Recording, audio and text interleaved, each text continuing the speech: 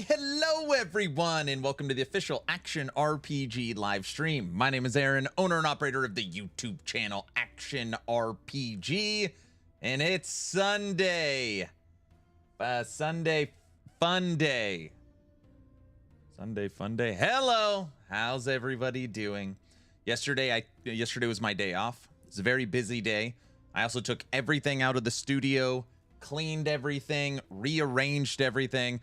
I had to take the banner behind me down because we're redoing the background, so I just kind of pinned some stuff to the wall for today. So we're in a little cleanup, reconfiguring to make more sense for Subathon 4 on August 21st. How's everybody doing?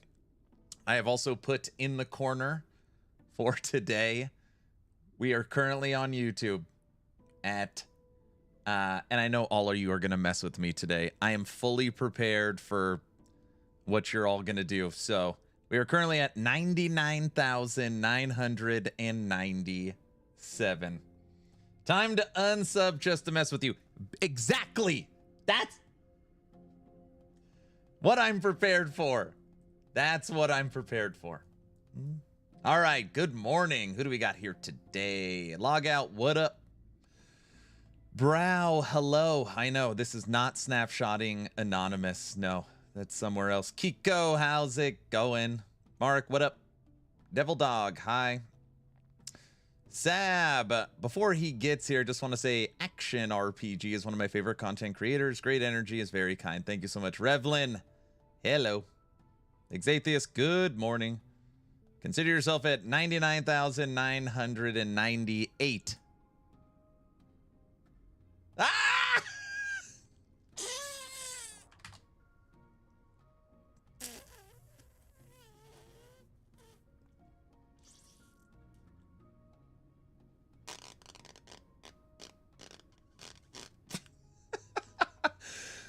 Oh my gosh.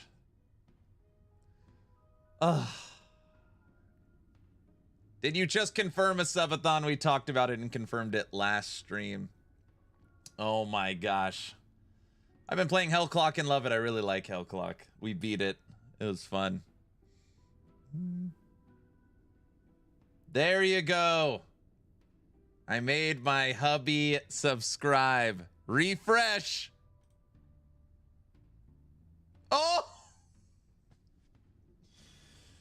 100,000 subscribers on YouTube.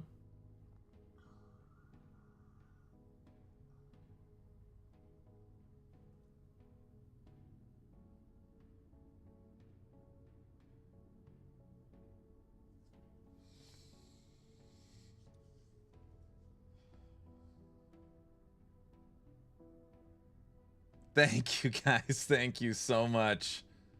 Oh my gosh. Party time. 100,001. Dude, I better get the screenshot before you guys all start messing with me. All right, good. It's done now. Now to push to 1 million. Congrats. Time to celebrate with a trip to the bazaar. Thank you guys so much. Sell your channel at Crafton. 899,000 to go. Congrats. Thanks, everyone. Dragon Warrior, thank you. Logan, thanks. 3,000, thank you.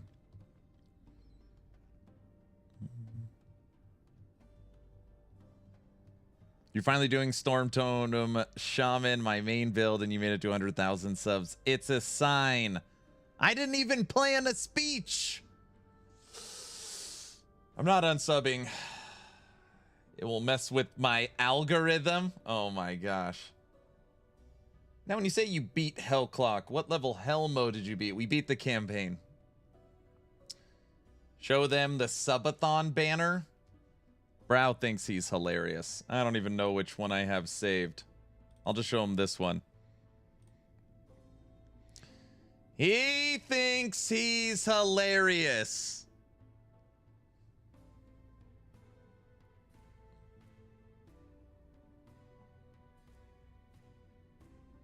I like it. Muppet is going court. No, it is not. Congrats, enjoy, buddy. Hey, thanks, Bamster. Muppet Aaron is core. It is not core. My mod team keeps trying to find how they could VTube this Muppet so that I could switch between this and me when I'm live. I was like, you guys are literally insane.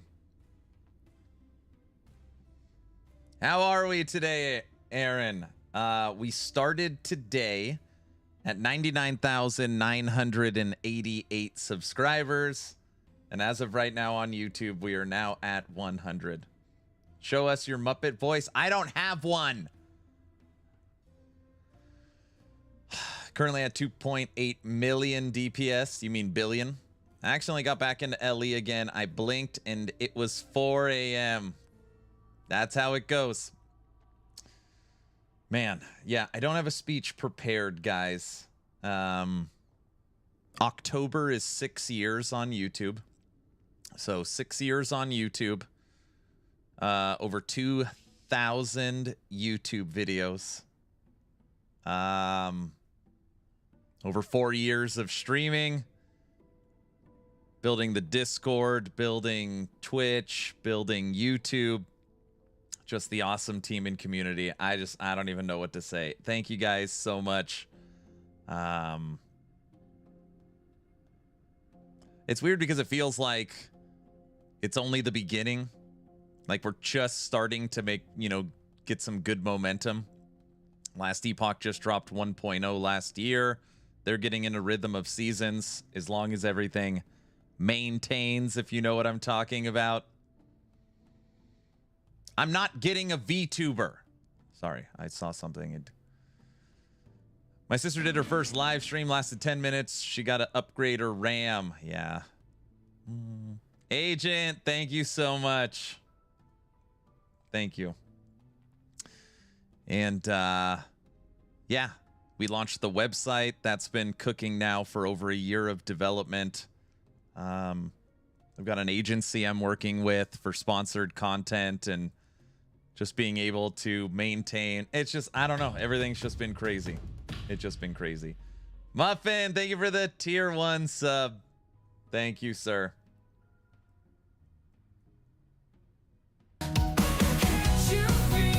Muffin Man's presence so surreal. Congrats on 100,000 subs, Aaron. Thanks, Blaster. Muffin, we get a T-Rex. We're not doing a Muppet thing. Get out of here. We do have the Subathon 4 song is already all baked and ready to go. Congrats, dude. Thank you, man. Thank you.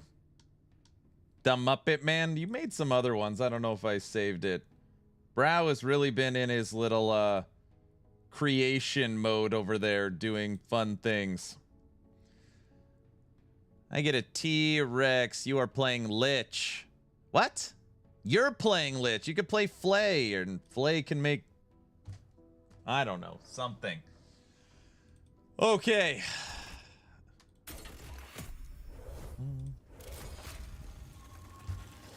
How long to get a character to Aberoth? That's just, there's so many factors that go into that. What character? Are you following a build guide? Are you playing blind?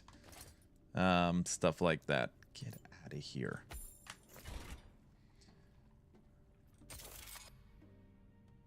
Man, I can't get over this, looking at this 100,000 subs thing.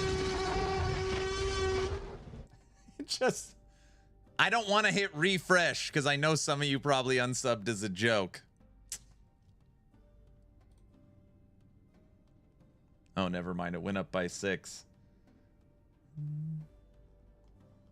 So, Raptor Pack, Triceratops next season. Duh.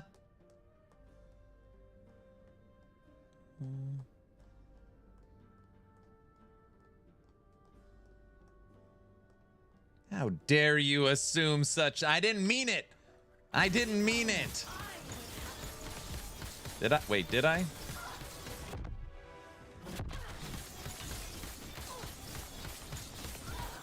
Muffin, how are we feeling all server side stuff? Even better than season 2.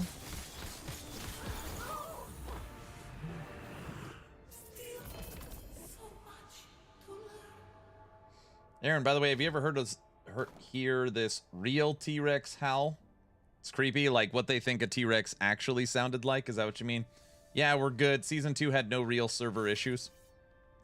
So, if season 2 didn't really have many seasonal issues other than some EU stuff, would you say that it should be the exact same, or have you built even from there more like, and we're even more prepared now? More? I like that. All right, everybody, we got to see if the streamer client is still working after the acquisition. We got to see.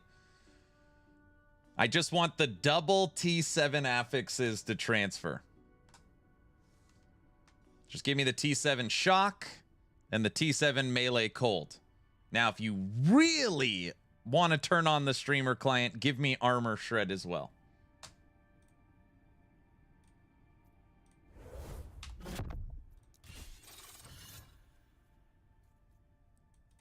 Oh my.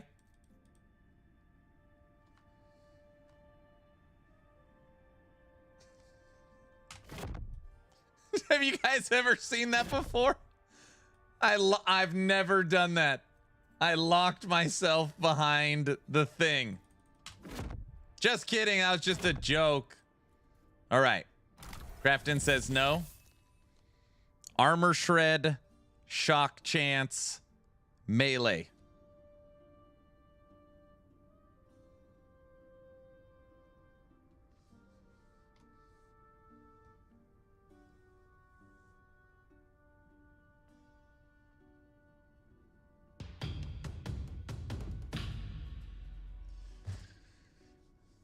It's a scam. Rigged streamer client. It's rigged.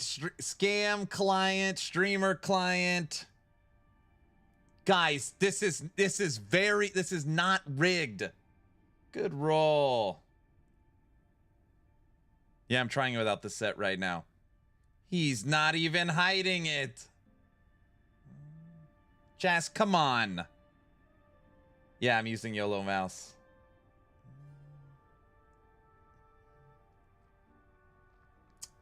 Steve, congrats on 100,000 subscribers. Thank you so much. All right, we'll take that. Base damage, which supports storm bolts. Shock chance, which gives us base damage. And some armor shred since we're melee attacking.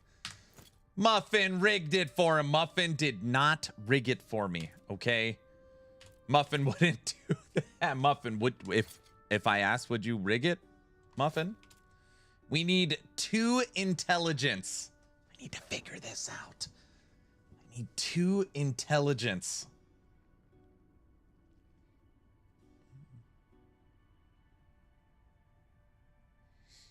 I still miss my muffin builds. Your muffin builds.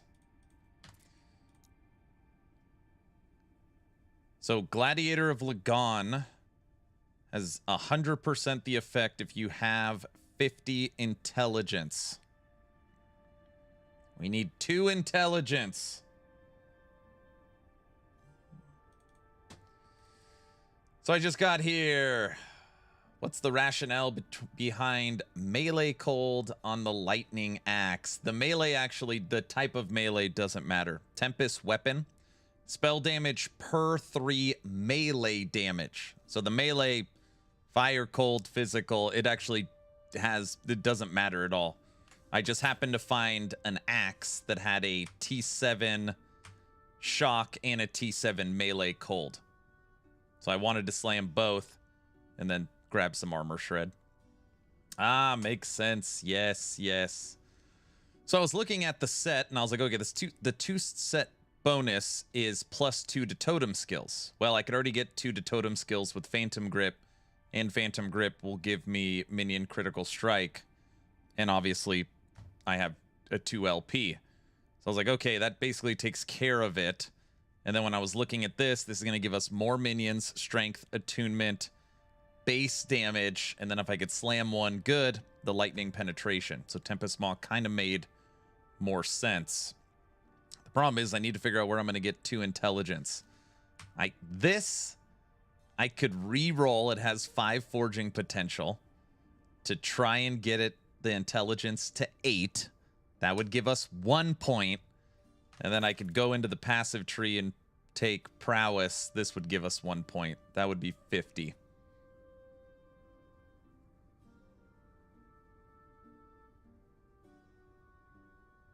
$100,000. Congrats. All your hard work in one big number. Thanks, Bob. Main issue with Outset is making enough crit chance fit. Let's go see.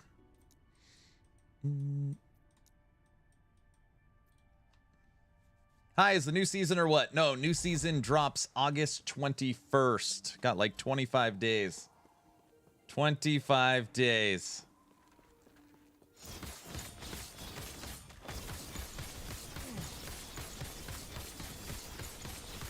All right, I saw 452,000, 460, 476.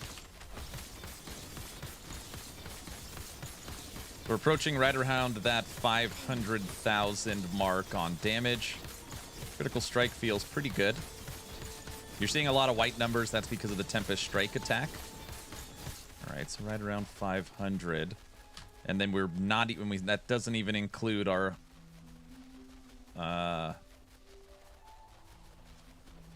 Gladiator of Lagon buff we still don't have. Mr. 100,000 must be happy. I feel weird. I don't know how to describe it, Kaiser. Like, I don't even know how to act. I don't know. I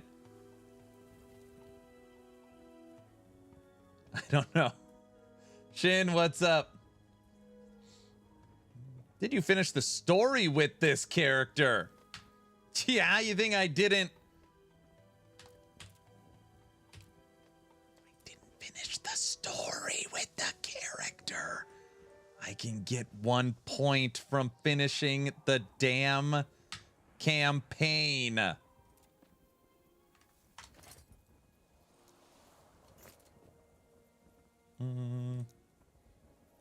Man, I can't even tell you the last time I played the frickin' campaign.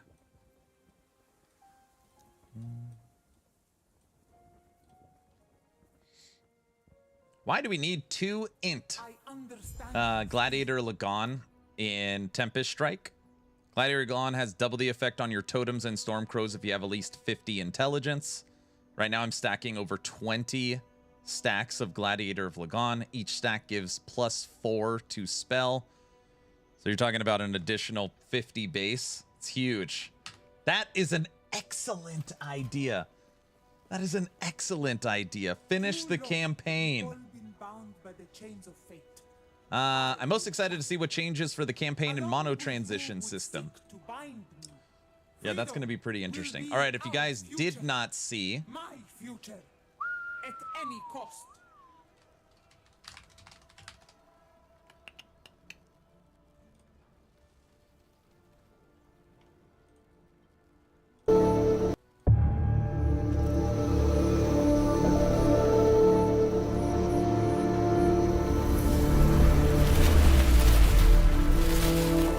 Nico was on it.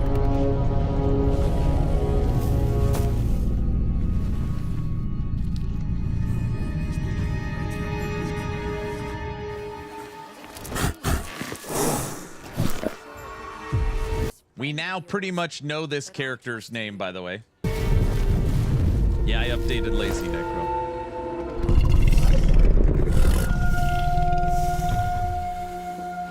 Clever girl. I know it took forever.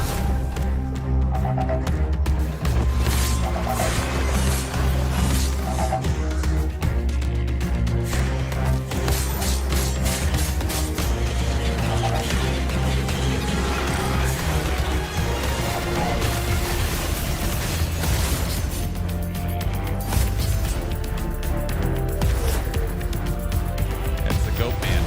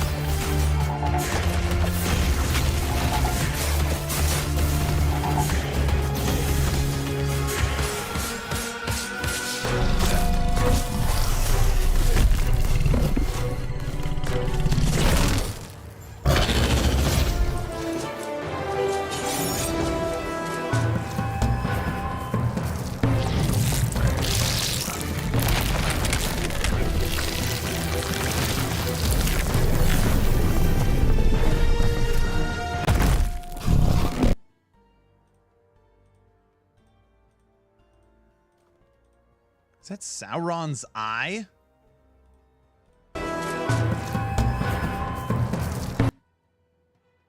What the hell is that? I don't know why that just popped into my head.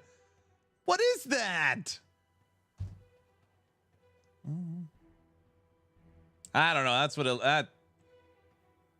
Never mind.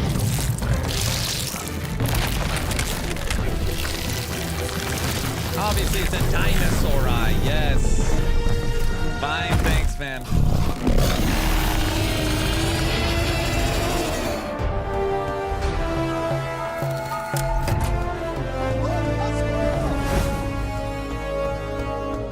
August 21st. Rawr. Listen, this might come as a shock. I don't remember the last time I finished the campaign. I for sure have not finished the campaign this entire season 2. Not one time on one singular character. Try me.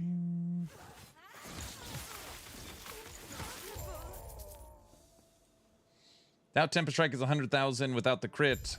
A lot of it is certainly the Totem. It can work though. 5% base, 9% skill, double Phantom, 22% base crit chance. Just doing the mathing. Yep. The Players Club, Aaron, 100,000. Kudos. Thank you so much. Just hit it today. Just hit it today. Isn't it 100,000 followers? 100,000 subs would be 300,000 a month. This is YouTube. These are YouTube subscribers. Followers is a Twitch thing. But I get your point. It's certainly not 100. It's not 100,000 Twitch subs. I don't hate LE. I hate to think of what the new owners will do given the industry / publishers' emphasis on wanting all the money immediately. Yeah, I mean, we'll just have to wait and see and track what they do. At least for the time being, creative control is in EHG's hands, but as we know, that could change at any moment. I have a video that'll be dropping tomorrow, which is basically a lot of Judd's responses, so directly from the game director and founder. So that'll be tomorrow morning's video. And, you know, kind of my stance on it right now is I follow the game very closely. All their socials, all their streams. I know the development team very well. And if something changes, like, we will know immediately. So it's not going to be like Crafton will be able to sneak something in and we won't be able to tell. So if we get the game on console, if we get better seasons, if we get a bigger studio, if we get better quality, if we get better visuals, if the game overall has its kind of new unlimited budget, we get a better last Epoch, awesome. What brings you here? And if on the flip side of that, it goes the opposite direction, we will call it out. So no, I'm not going to go all doom and gloom quite yet. We'll just wait and see. I don't know, just wait and see. We get paid to win mechanics. Judd talks a lot about that in the video that you'll see tomorrow.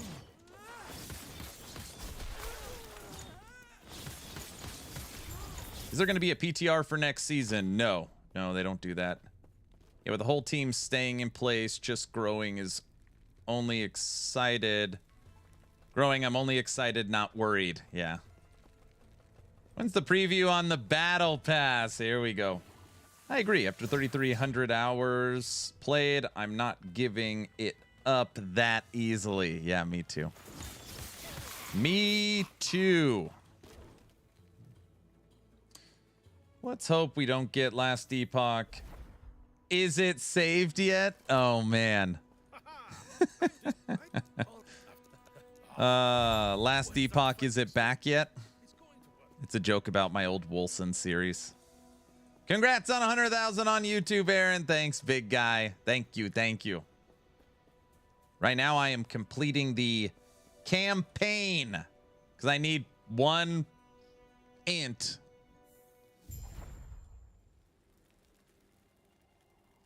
We're min-maxing this character. I love a good old battle pass. I'm not saying I want a battle pass before people jump all over, you know, get mad at me. I've seen lots of people say, hey, are they going to put in a season's journey or a battle pass or something every season I could work towards earning stuff and supporting them?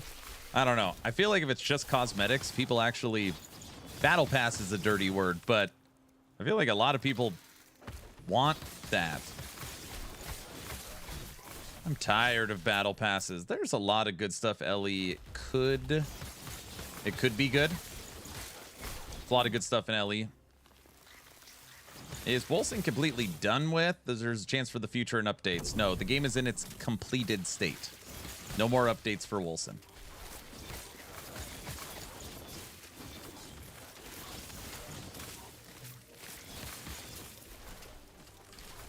Wolcen currently has 3 games, if you guys don't know. Tower, Noir, Project Pantheon, something else, and then supposedly they're working on a 4th game.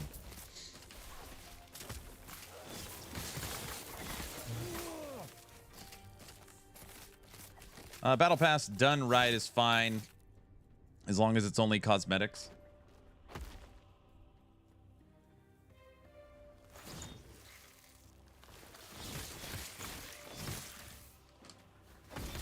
Missing the goal of playing last Epoch. I wish there were Steam achievements or in-game challenges. Yeah, a lot of people say that. I was a little disappointed. They have been talking about, since the game went online, of adding Steam achievements. And it has been said that they have been working on it. And normally if they say they're working on it, that means it's planned soon. No Steam achievements for Season 3, unfortunately. Yeah, one of those is definitely a game. Oh, Wolcen? Yeah.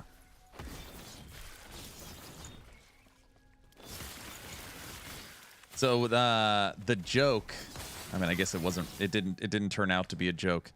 On April Fools of this year, I booted up Wolcen Lords of Mayhem.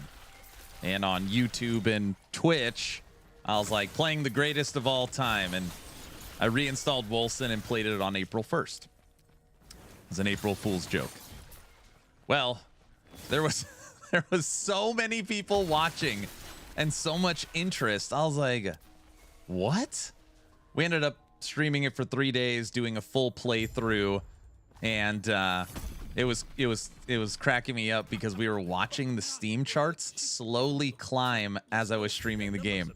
It was like 20 players, 30 players, 60 players, and obviously not that many. But I streamed the game for 3 days, and a lot of people are like, why does everybody hate this game? Visuals look top-notch, character customization, cinematics, the game's beautiful. Why is it so universally hated? And it was a pretty interesting stream session that week.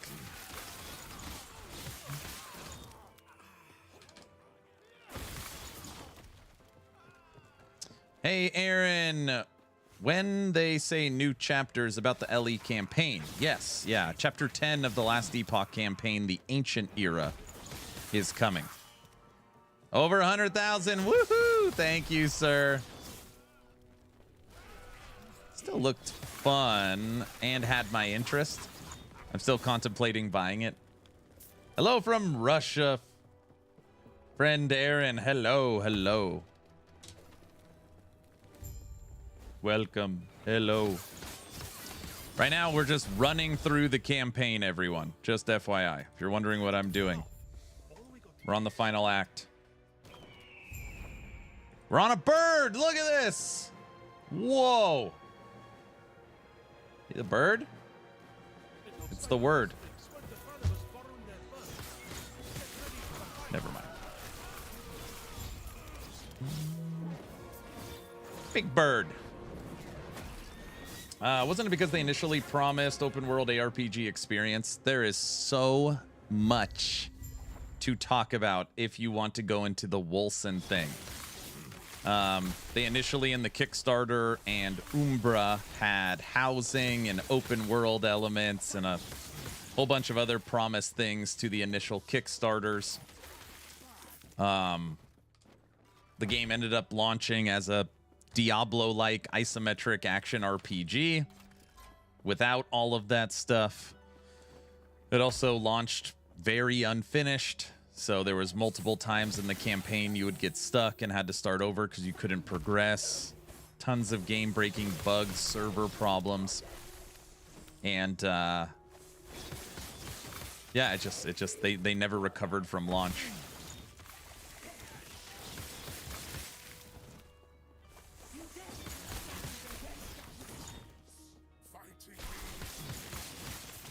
Hello from Romania. Congrats on 100,000. Thanks, Lawrence. Thank you. But multiple things can be true at the same time. Wolcen was a dumpster fire at launch, but current estimates are saying it sold over 2 million copies in its lifetime at $40 a pop. But the game could be a huge financial success and not be great. Oh my gosh. Ah!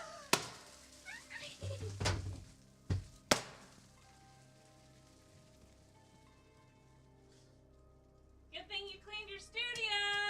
I just cleaned my studio. Wow. Dang. Here, let me get some more. Happy? 100,000, even though you didn't wait for us. You just went and straight. What do you mean I didn't wait You're for supposed you? to wait till you have less than 10, and then wait for us to do the hoppers. You know? So yeah. This is what kids are for, right here. How many people are watching? Only 134. Okay, okay. Wait, no. Look at all of these. Let me do it in the front too, like that, like in the camera. Wait, where's the camera? Right here, like the row at the camera. You know? Gotta really get it. Like, okay. Yeah. Thanks, girls. You're welcome. Who's Also- gonna clean all this? Oh wait, I'm here back. Where are you going? Hey, you're gonna help clean this. Right? Dad, you have to clean all this. What do you mean I have to clean it? Oh, there's one in your drink. There's one in my drink. It's funny. Yeah. Why'd you change your studio? Oh, do you have more? Do you have more?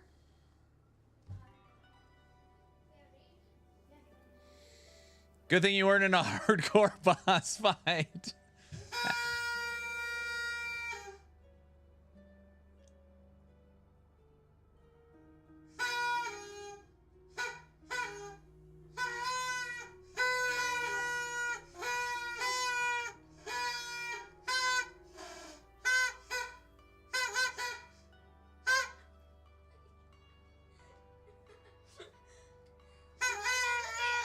I cleaned my whole studio yesterday.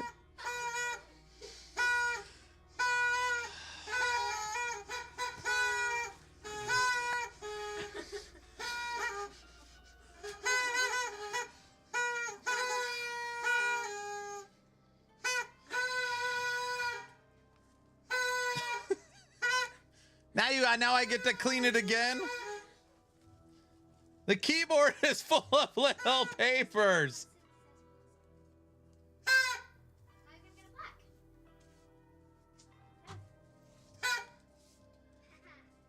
YouTube's gonna email you.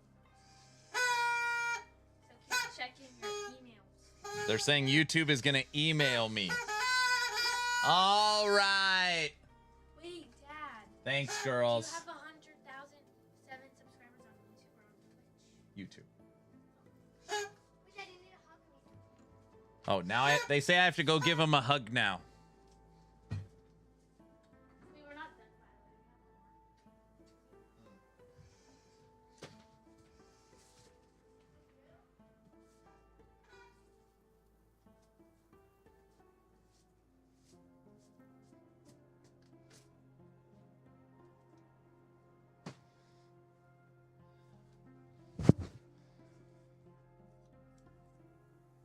Children are a blessing, or something. Oh my gosh. I could feel the paper going down my shirt.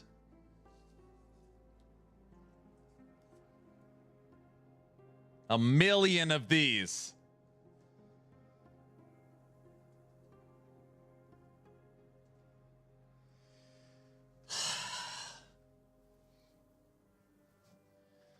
It could be ice. No, it's not ice. Oh my gosh, it's driving me crazy. That was so nice of the kids.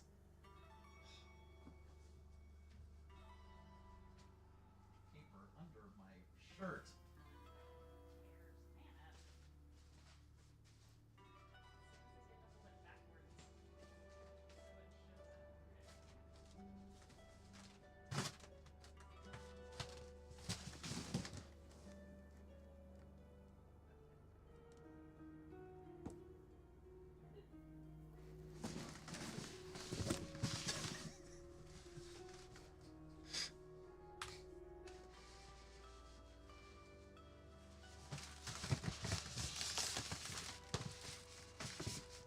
I'm required to do my kids went out and got all this stuff. Woo! 100,000 subscribers on YouTube. Woo! All right, is that good? Missing 3 zeros. Oh yeah, it looks like 100. Oh, yes. It's 100. They forgot the K. They needed a K. We have 3 zeros, but they won't fit. See?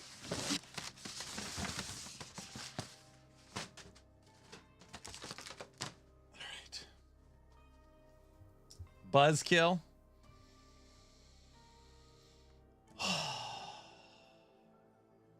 Where's the cake? Dad, I got you new water because yours has the thing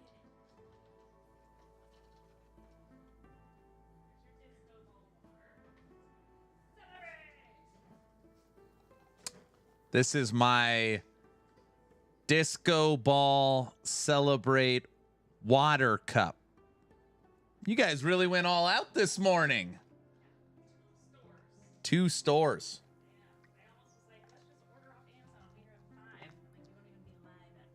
Uh-oh. You want me to do it? Oh, yeah, you should do it. Why? Get ready. Whoa! Oh my gosh. It really exploded. Away from the keyboard? Away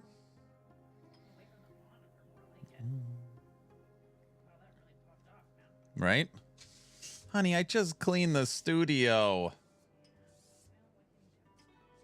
Sorry for your success. Jeez. There's papers under my shirt. I got it.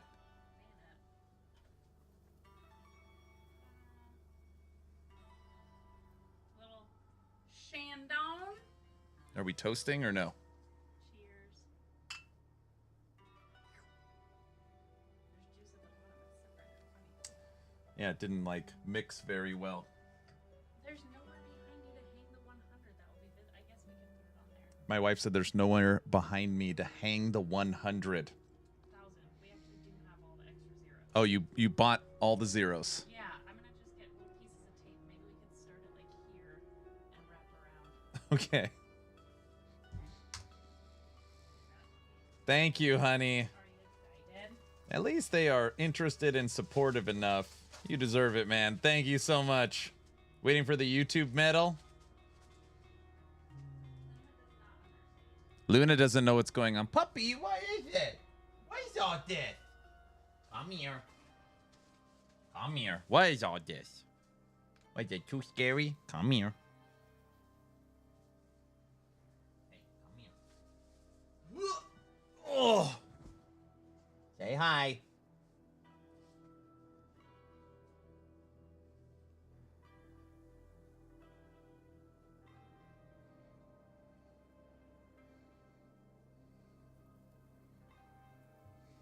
Okay. Good puppy. Don't eat those. Hey, don't eat those. Don't. She's eating them.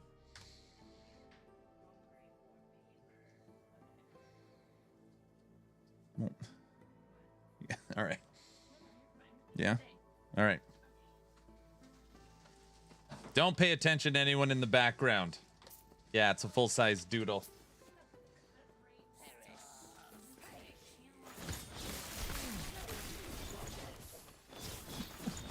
Fence cam is the real reason I'm subbed. That's what it is. Oh crap! Wow, the cake fell off. Celebration. I wanna try. Where's the tape? It's not gonna work, baby. Mom, where's the tape?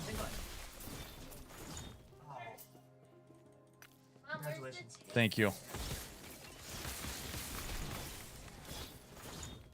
Tell her to rub the balloons on the kids' heads and then stick them to the wall. That's a good idea. Oh, let me try. She's rubbing it on her head now. It didn't work, guys. Why'd you change your back? I just rearranged the studio. We're redoing it so now the door's not in the shot or the window, and it's just easier. We're rebuilding it. Is there a cake? I don't know. There's donuts. There's no. There's donuts. There should be more confetti. There should be more confetti. The dog's eating it.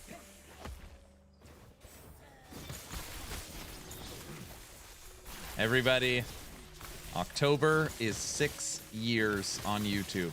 Today marks the passing of 100,000 subscribers. We did it! Dad, just hold this up. Go back in the basement. What? Just hold this up. Why? I already held it up, honey. Yeah. I held up the 100. You should have got 100K. It would have been easier. Okay, well, we just thought that maybe. I do like all the zeros. We just got to figure a way to put them up. I wasn't part of the planning committee for this. Ghost, what's up? Luna, stop eating those. It's supposed to be actually. What? When YouTubers mostly get like this many subscribers, they like do like a party and they have like a countdown on their TV and they like get ready to blow up the poppers. My 12-year-old daughter says I screwed up, and when regular YouTubers do this, they throw a party and there's something on the screen and you watch the countdown and throw a big bash. Look, I made it stick. No. Well, I'm not that hip. What do you mean you know? Where's the song? What song? Dog's gonna poop confetti? Yes, it's going to. Nice. That's the one. Roam like the confetti. So happy for you, man. Thank you. This calls for some celebration polka. Wait, Don't ruin the balloons. I know. What are you?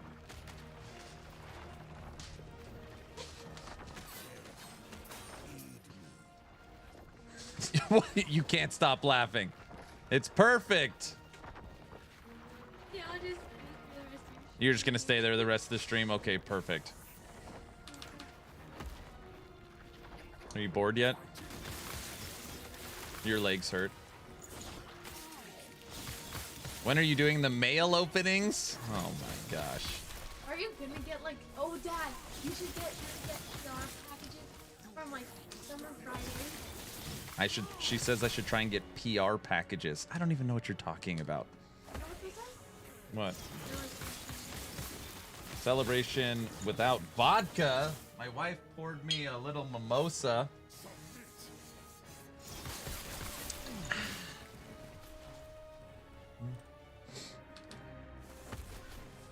Wow, they can really see the numbers good. No, but see, it's like I have all of the zeros on. Like, Thorn totems are summoned by a melee hit. okay, I'll figure it out. Yeah, you need to think more on it, huh? Thanks, honey. Dad, I found the tape. What is all this in here? Were you hoping to find Wait, so where would it go? I don't know. Can you like dress this here? No.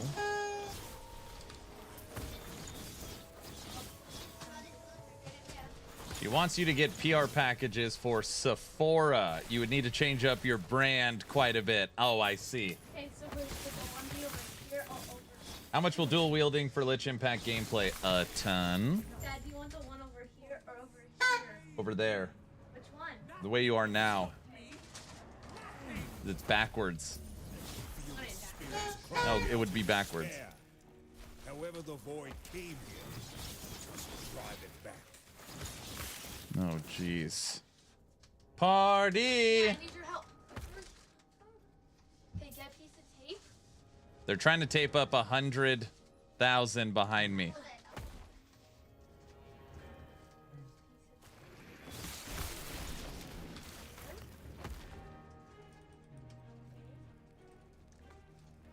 It's not work. Oh no, it's not gonna work. I mean, it's gonna work. It's gonna work. They've got it figured out.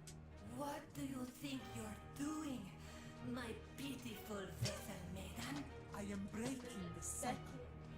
I refuse to be your sacrifice. No, I'm not done. Disgraceful. Rage, Money guy, thanks for the tier 1 sub. child. No, it's fine. This is not rage. For millennia, the vessel maidens have died, so you There's could live. confetti on the tape. Now They're feel not even close to unending getting one abyss number of up their right now. despair. Yes, we are. So the subathon clock starts at 100,000 then, right? What? Why don't you show 100,000 hours, yeah. the torment that now fills? They're on the sink. I was about to get it. Take the She almost had it. No, did you see me? I was holding it up. Of my mind. Take a sip of your water.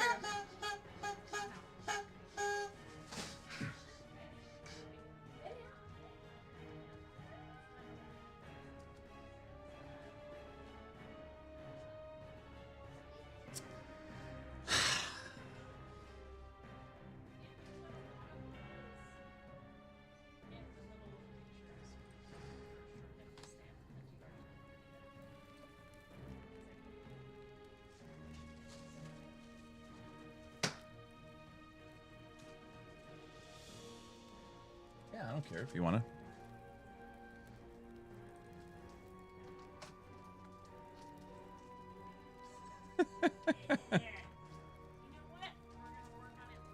We're gonna work on it later. Prepared. I blame you. Why? What did I do? No idea you were gonna hit 100K today. She said it's my fault because we weren't prepared because she didn't know we were gonna hit 100K today. So it's my fault?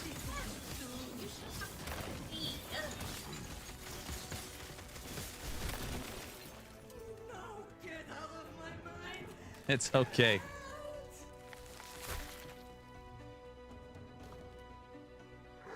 Shows you at 100K. You can make the question mark away from the title. No, I'm too afraid to refresh it to see what it says. All right, let's refresh. Oh my gosh, it's gone up 10. 100,000, 17. Congrats. I was here before you hit 100 or 1,000. You were here before then. That's why you have the founder badge. You stop this sucker. This would be so much easier if you had died with her. Dude, the kids went all out. Lose. This is over. Lose. I took everything out of my studio, rearranged everything, made it make 100% more sense before Subathon 4, August 21st. More comfortable, less to deal with. Cleaned everything. We're rebuilding the background. My kids just annihilated it. But it was worth it. It was worth it.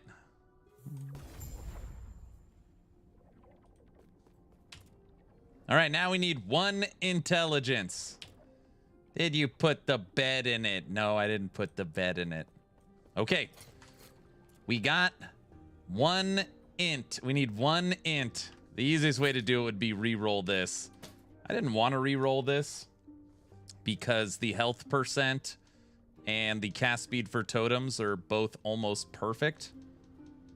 But I need 1 intelligence.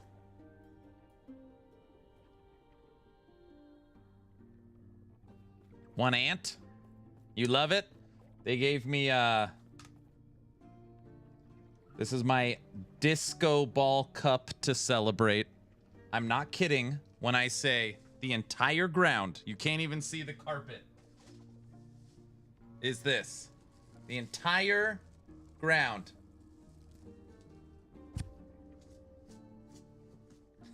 It's confetti.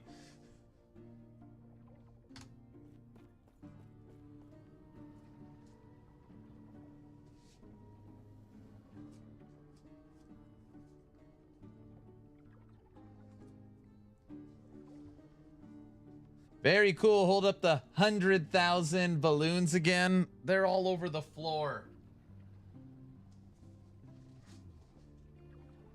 There's a 1 with a lot of zeros on the ground around me. All right. We're going to brick this item, which is great. Only 5 forging potential. We just need the 7 on int to go to an 8.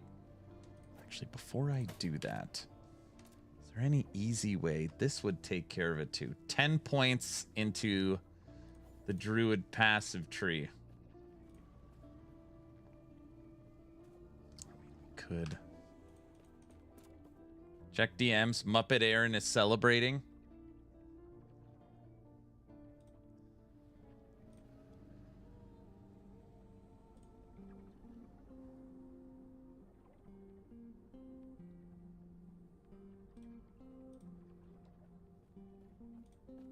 I don't want to show people this, bro.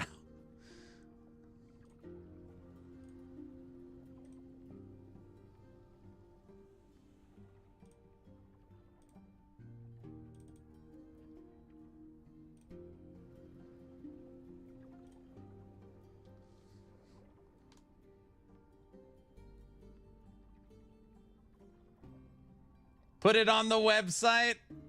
That's in general Discord. That's not funny. This is not funny, guys. Core? That's amazing. What?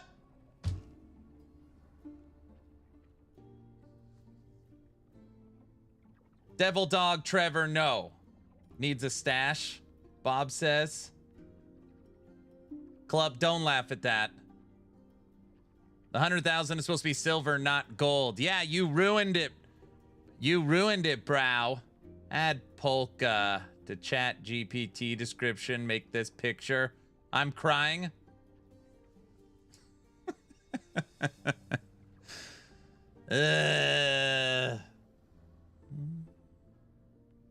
Make this an animated emote. Rye, come on. This isn't even close to accurate. Needs to go on the wall of the studio.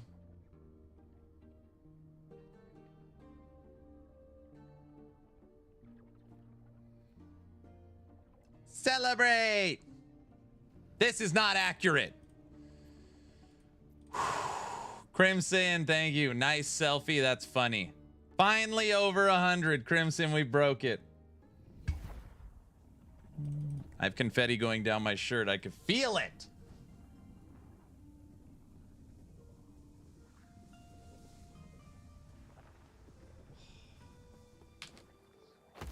Why does a Muppet Aaron have more zeros than you? I have all the zeros. They're just on the ground around me. 100K. You were the content creator that got me into last Epoch and deserve 100x more. Thanks, James. 50 ain't done. Now showcase it. No, it's at 49. Hello, traveler.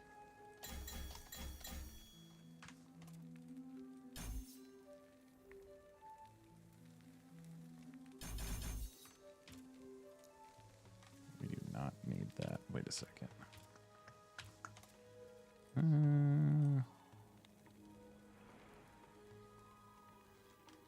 Hello, traveler. Dad, we have a plan. Just try and go with it. Mia, you're on this side. Okay. 0, 0. You hold the 1. Wait. Okay. Wait, Mia, you're on the Now, wrong Mia, side. go to the other side of Dad's head. You guys put him closer to Dad's head. All right, Dad. So your head is the other Sienna, 0. Wait, hold on. It's gonna be like that. Wait, but where is the other 0? Babe, get the other 0. It's by your feet. And like put it to your face. No, wait, there should be one more 0. No, yeah, there's another one right here. Okay. 2 more zeros.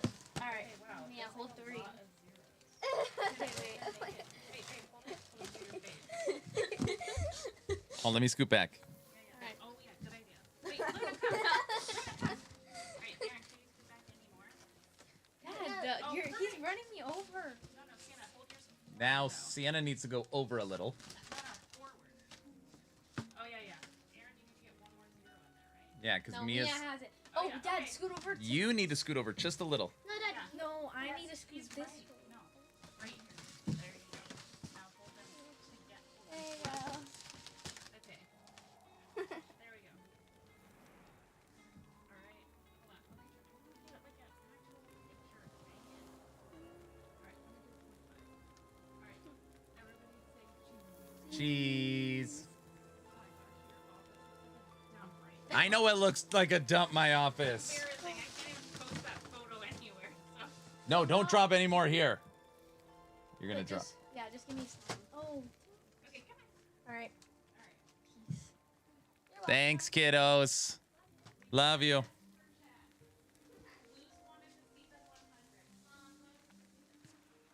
The wife said Luz wanted to see the 100, so we did it for her. There you go.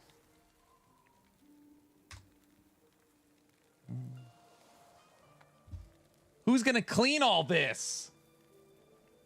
Am I supposed to clean it? So subathon for 100,000. Yes, we're doing another subathon August 21st. I just watched your oldest video on YouTube to celebrate. Oh, have fun. Yeah, thank you.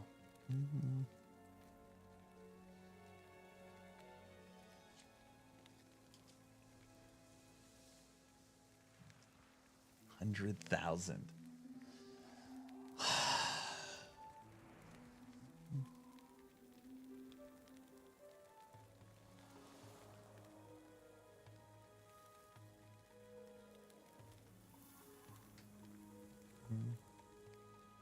I installed this game a year ago and never played it.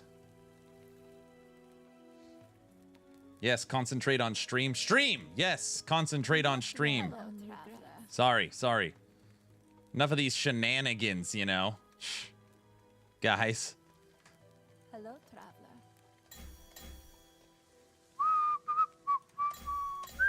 One more point. One more point.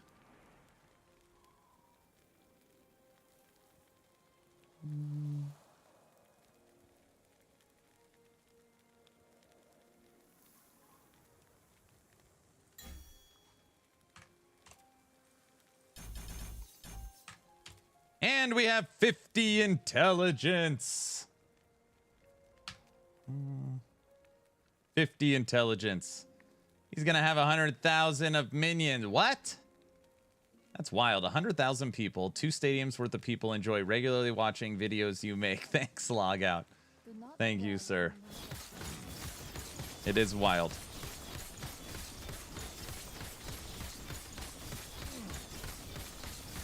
560, 616.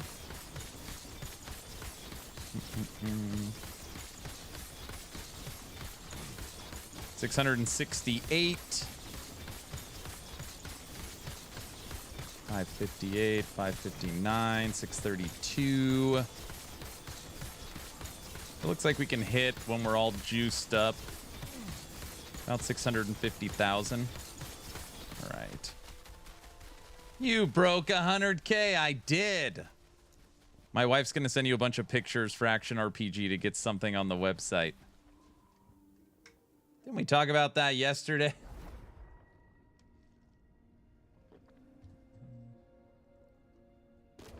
$652.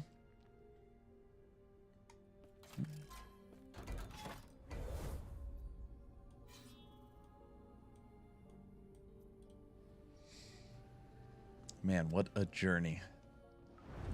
Tech, how are you doing today, sir? The kids went and bought a bunch of poppers and confetti and bought balloon numbers of 100,000 and blowhorns and champagne behind my back.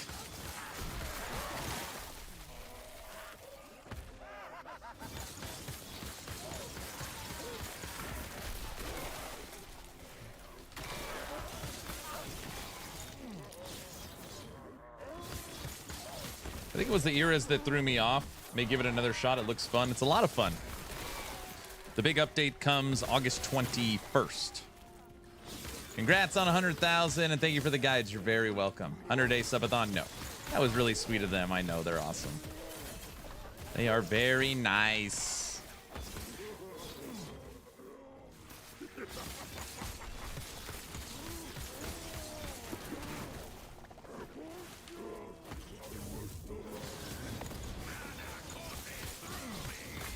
We are going to the lake later, I think. Oh, that'll be fun.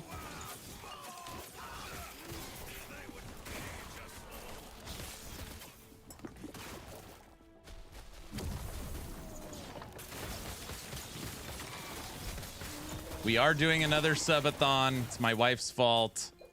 She got chat all riled up last stream. August 21st is subathon 4. Brow has been hard at work building stuff. Oh no. Yep. Congrats on 100,000 followers. Thank you.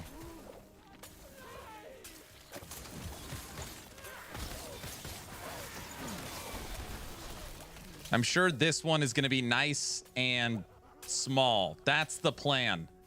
I want 5 to 8 days max on this subathon. Low key. I already talked to Crafton. That's what they were thinking too.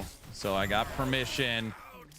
Everything's gonna be fine. 150 days. Small like 30 days. Relaxed. That's what she said. Oh, brother. Instructions unclear. Pinning Drayden. Crafton will end the subathon contract. I got a few bucks saved already. Oh, brother. Guilty what? What did I say? I got permission.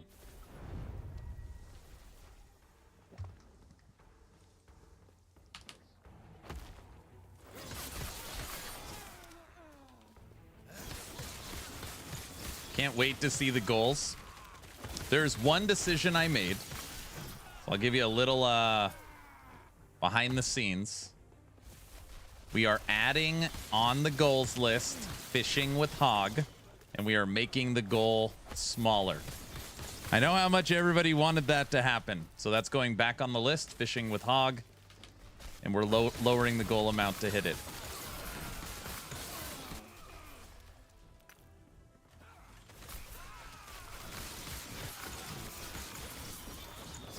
$200 subs to go fishing with hog. No, it's not that. 5 subs. 100,000 YouTube subscribers. What can go wrong? Oh, jeez. What's up, Neon? Happy Sunday.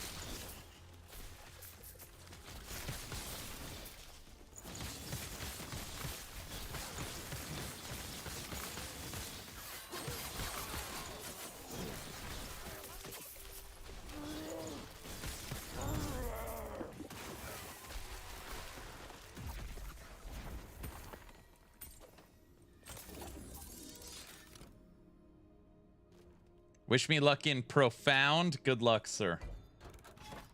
Do you fish? Do I fish? I mean, I don't really fish like Hog. We do a yearly camping trip where we troll and fish, bait, trout, rainbow trout.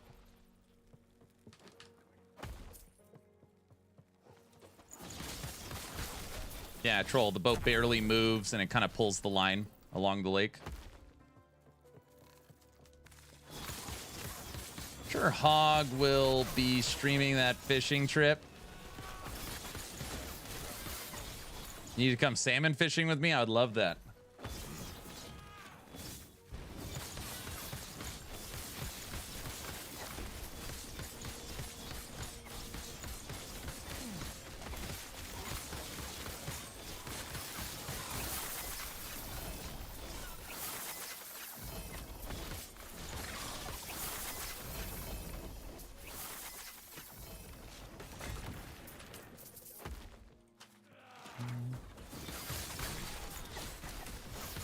Better dust off the bear suit.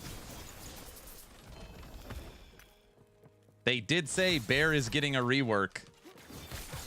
Dude, what if we can't play spell bear anymore?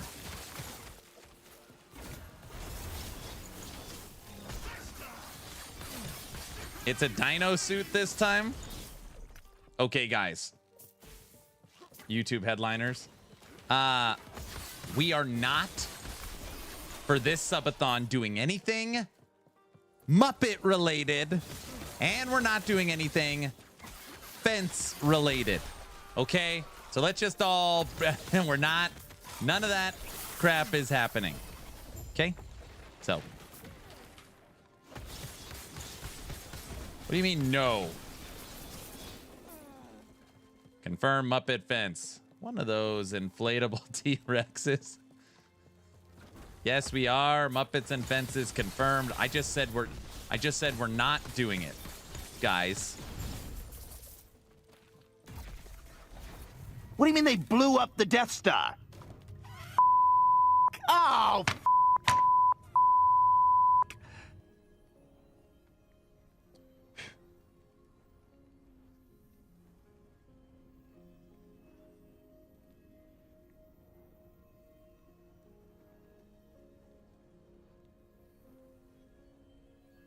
Oh my gosh.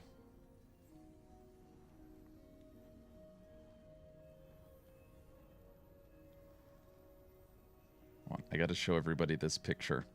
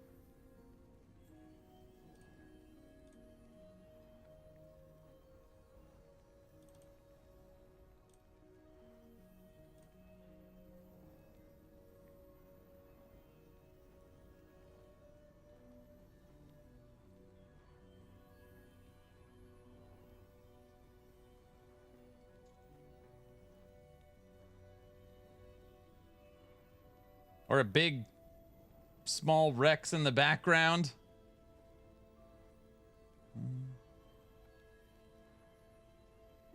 $100,000. Look at this. It's all over my desk.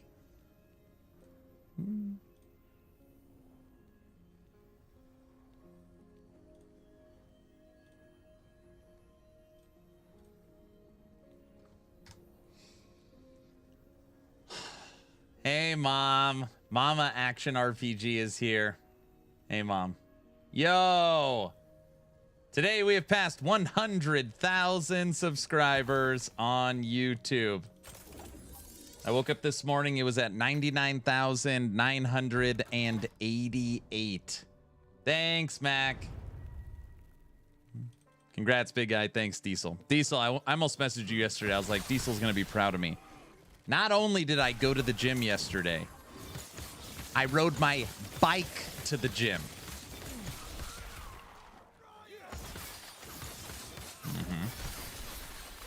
I was like, I think he's going to be proud of me.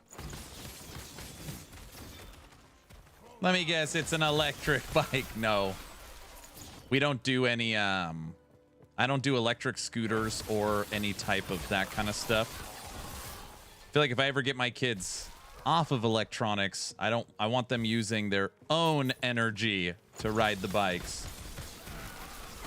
How far was it? It's not crazy, but it's like a 15-minute bike ride. I was still like, dude, I'm so out of shape.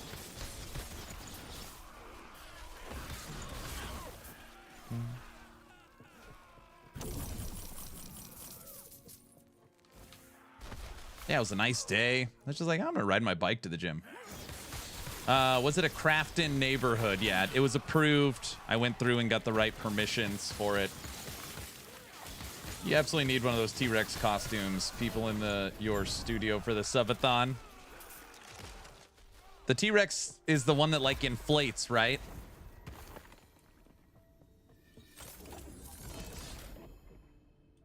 Subathon when? August 21st. August 21st. All right, let's move up to 500 corruption. Wait, really? Yep. Ash, we're not doing the fence again. Yeah, Brow already set it up. You didn't see?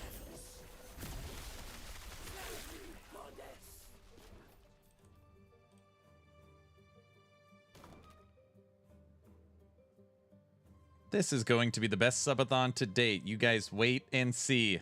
This time we promise to be cool, Aaron. Okay, good. It's not a Muppet-a-thon. No. Lose, that's not funny.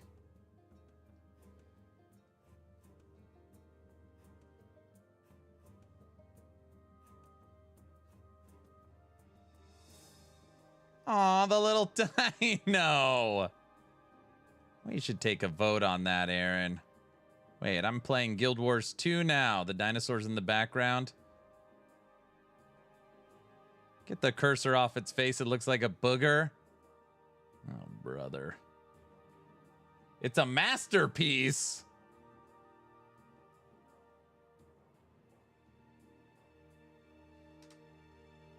It's not a masterpiece. Don't say that. Looks like it's from the boxing game. Felt that? Felt boxing? Something. Jeez. 500 corruption, the more dangerous. All right.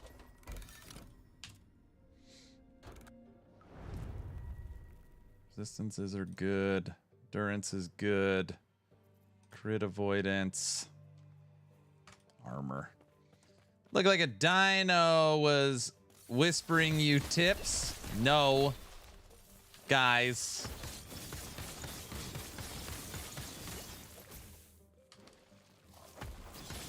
Needs a meaner look and an evil smile. I see.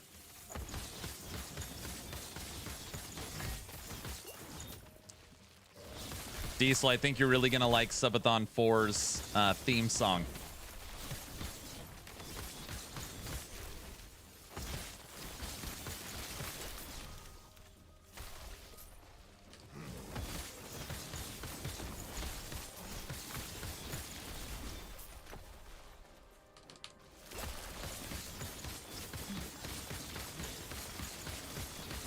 I think.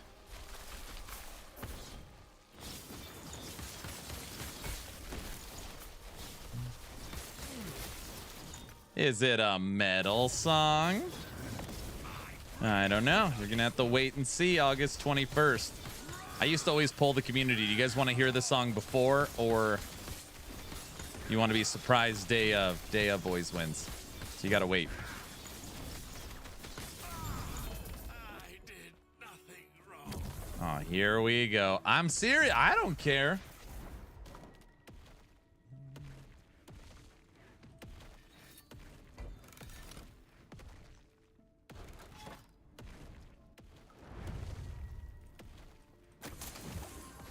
You're looking forward to the shenanigans?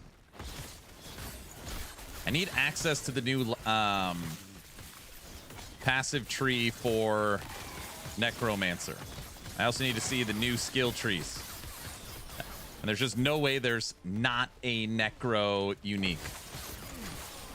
Oh, by the way, if you guys have not seen this...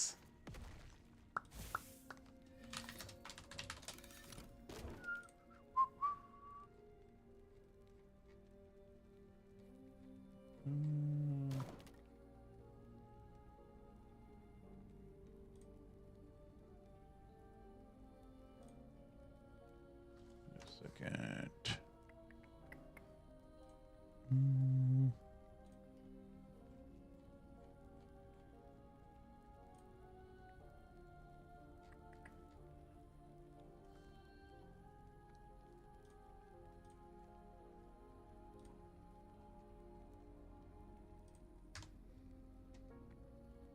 Wait, boom.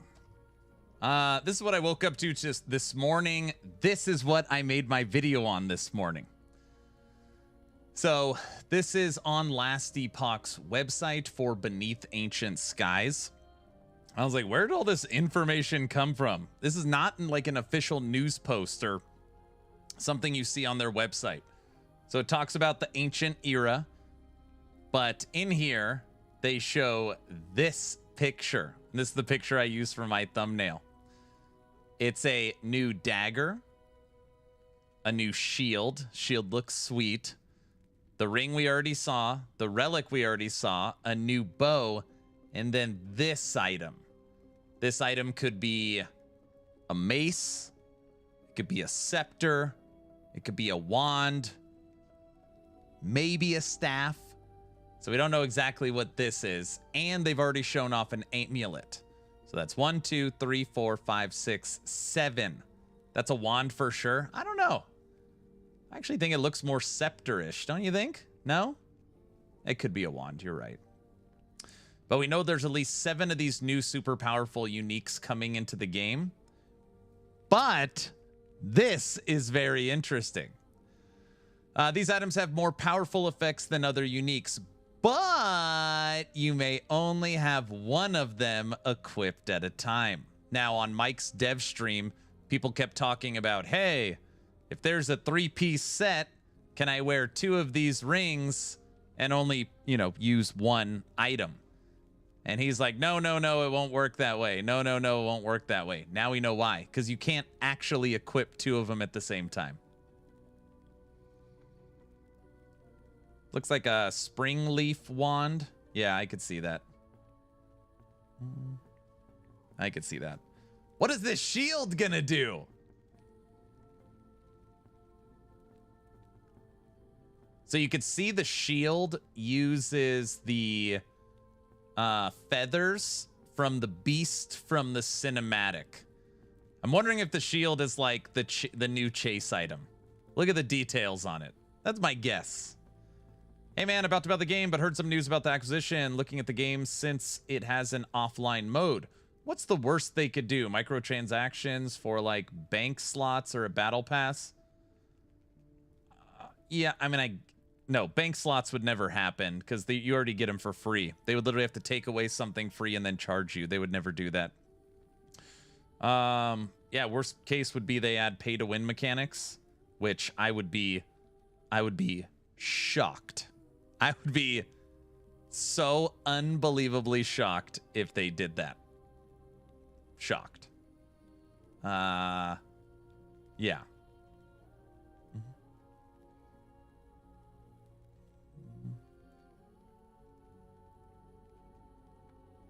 Even if Crafton screws up everything that is currently out, it's 100% worth the purchase. Looks like Triceratops. Yeah, that's what I said in the video.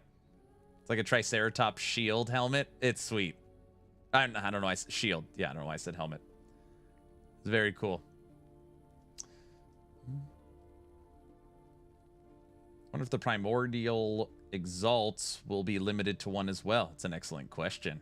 That's an excellent question. I wonder if the Primalist can use that Primalist bow. I have heard a rumor. Mike has talked about how they want bows to be accessible through Primalist to unlock the Hunter class. And yeah, kind of like how dual shields, you're really one of the shields is classified as an axe. They could totally do that with this bow. Yep. What do you think about the rework? The rework for Lich and Necromancer? Is that your question? On here as well, it was never discussed before that they have enhanced minion AI. So you guys know minions right now are all over the place and they slide like crazy. So they've enhanced minion AI.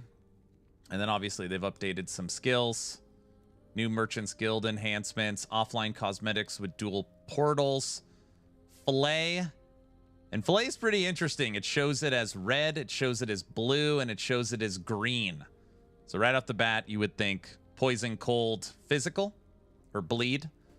It shows these red balls coming off of it. And then it looks like it shows, what's the shot for Warlock? It's auto-triggering, what's it called? In cold form.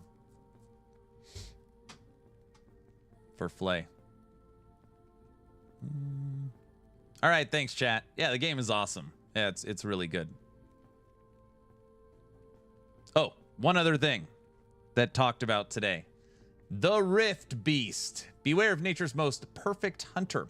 It will stalk its prey silently and tirelessly, patient and ageless, preparing for the kill. Scarven Bloodhorn. So we're guessing that this quote, lore, is by the goat man in the cinematic.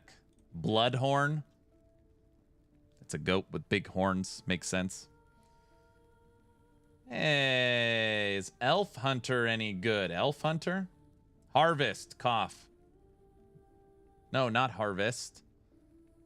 The, oh man, I'll just look it up. I can't remember.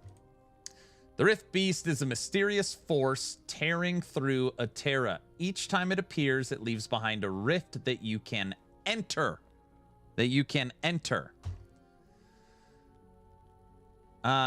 Inside are shifting, unpredictable realms. So you're playing in the monolith, you come across a rift, and when you go into the rift, it is likely procedural side zone content, is my guess.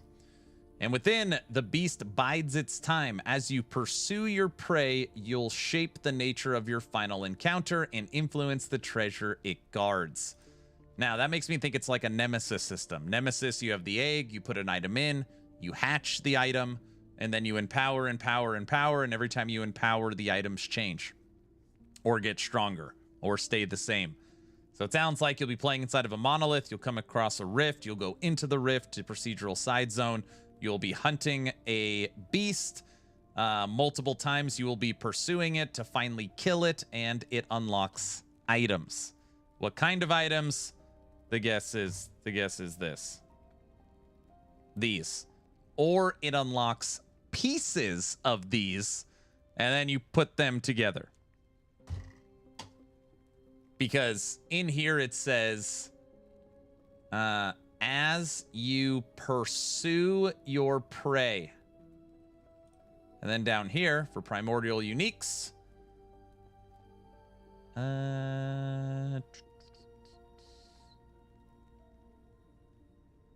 those who choose to wield their powers must be steadfast in their pursuit. See that? They got lots of pursuing. So anyways, we learned about new items, at least 7 of these new uniques. We learned about how the Rift Beast works a little more. And we learned about conversions for the new skill Flay and automated skills that will come from it. And new AI for minions. Some decent news for today. That's some good news. Wait, what? Hold up. What? Were you not listening? Flay is auto-triggering.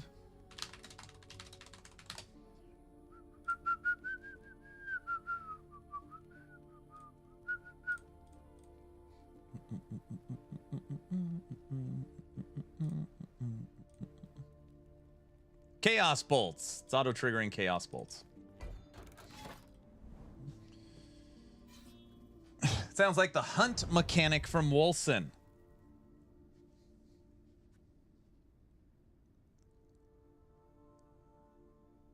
It sounds exactly like the hunt mechanic from Wolcen. You are correct in that. Yes. Mm-hmm.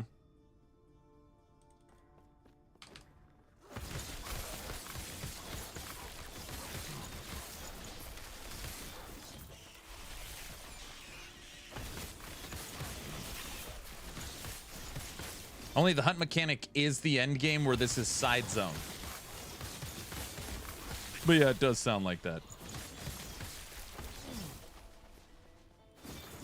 Woo! Congrats on 100,000. Thanks, Beer Me. I appreciate you, sir. Thank you. I woke up this morning. We were at 99,988. We needed 12 when I woke up.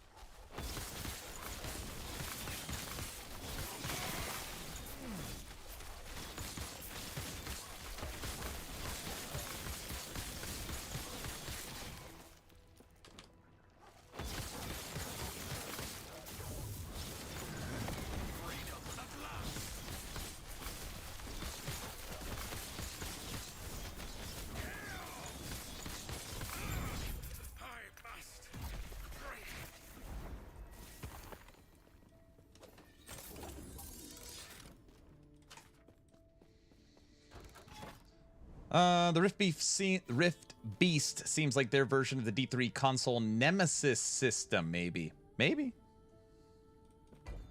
So now it's like you'll be inside of a monolith, and you will have tombs and cemeteries, exiled mages, champions, Nemesis, Rift bosses, caches, shrines. It's 8. A boss or objective.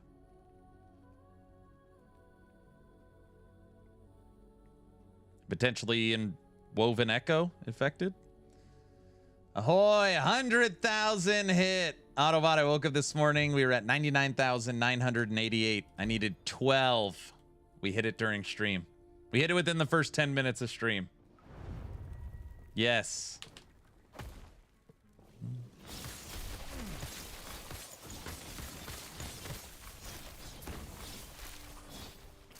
Warframe? What are you talking about?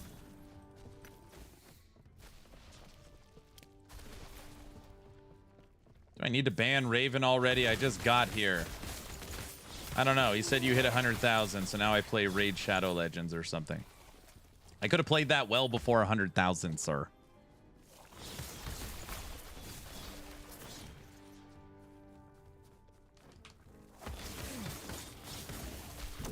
Autobot, what you missed was that my kids went out with my wife to the store and bought a whole bunch of stuff.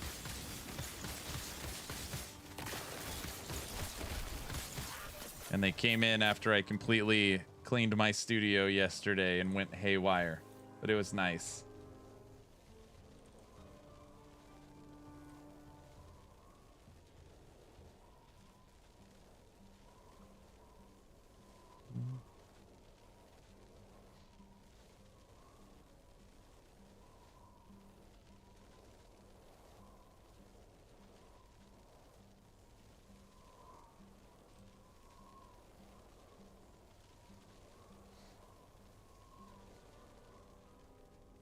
Think of the revenue you could generate with Raid now that you have 100,000. Not taking a Raid Shadow Legends sponsorship. Aaron, the issue I have with selling out to Krafton is that they are a South Korean company, and you know what they are known for. We don't need LE to eventually turn into Undecember. Do you?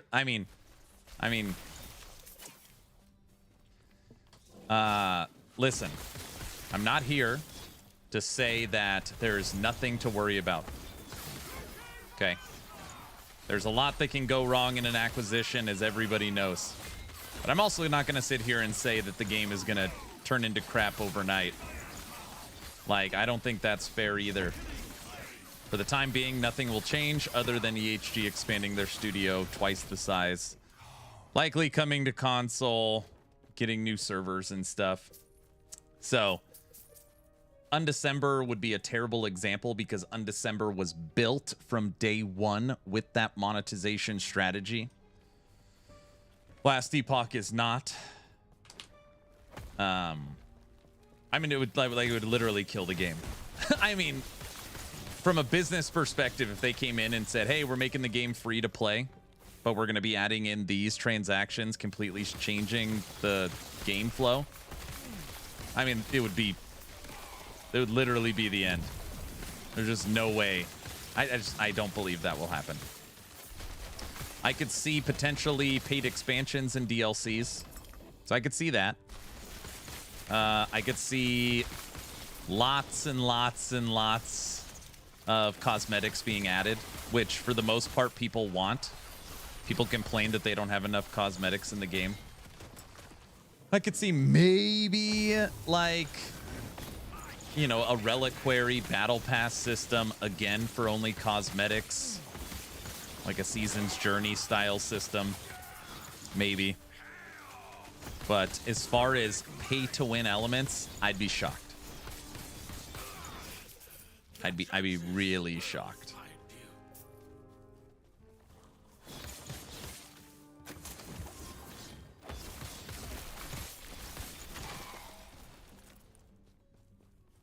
It's really easy to buy the game that has predatory microtransactions and extend those predatory microtransactions. It's another thing, buy a game that continues to grow and become successful and then change the entire game, upsetting the player base. It'd be a really bad business move. Pay to snapshot confirmed. You heard it here. Exactly.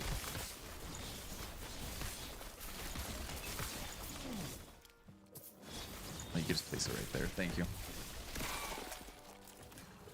Tomorrow's video I'm going to be releasing is Judd's kind of statements that he put out. I don't think a lot of people have seen it. Talking about and answering questions from the community on the acquisition. So that'll be tomorrow's video. It was going to be today's video. But once I saw the update of Uniques and Minion AI and the Rift Beast mechanic, I said I'll move that to tomorrow.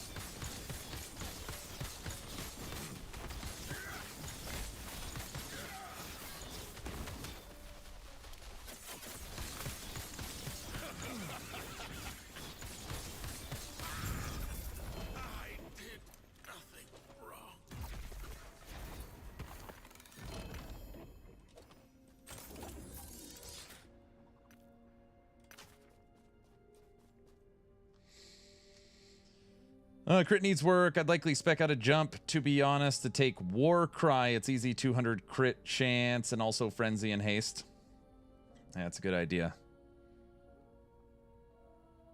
There you go, Aaron. A special hoof song to celebrate 100,000. All right, let's see what you got put together here.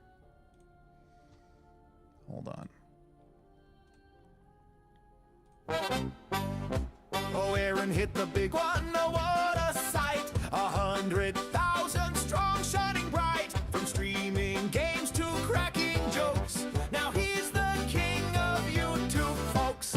Thank you, thank you, thank you all. Every sub, every view, big or small. Aaron's dancing, he's over the moon. This is your party, the polka tune.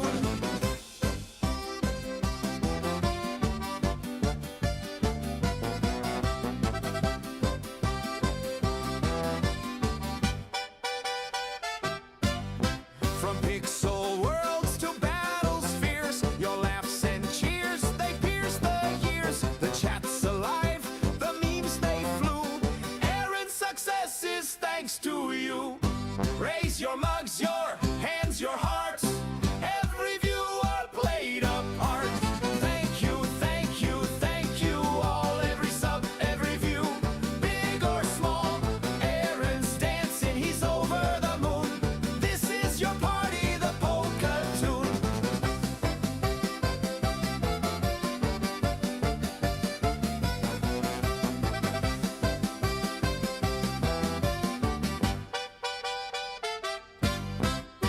Click that sub with a mighty tap.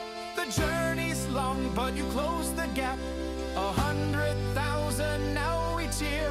Let's make it million this next year. Adeo. Thank you, thank you, thank you all. Every sub, every view, big or small. Aaron's dancing, he's over the moon. This is your party, the polka tune. Thank you, thank you, thank you all. Every sub, every view, big or small. Aaron's dancing, he's over the moon. This is your party, the polka tune. Oh, what a nice song, sir.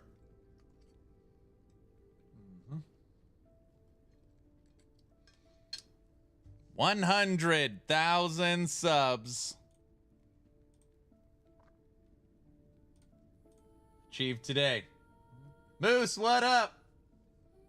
Donkey, hello. Fear Me has gifted 20 memberships to the channel on YouTube. Thank you, sir. The Polka Muppet Show. Okay, listen. Muppets are gone, all right? I know a lot of people like this. It's just not going core. You hear me? We're not doing the Muppet thing. Gosh. Guys.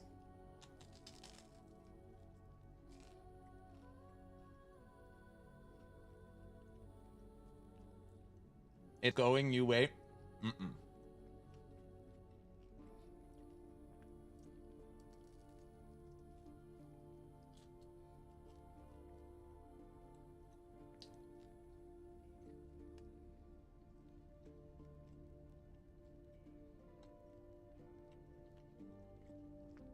Oh, Raven, now I get it. You're talking about Warframe because Solo's here. Like, why do you, I thought you were playing Guild Wars. Like, why does it keep talking about Warframe?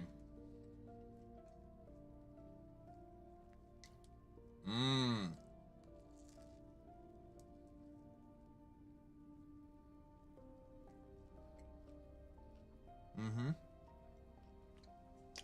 That is good. All right, other Aaron, take over.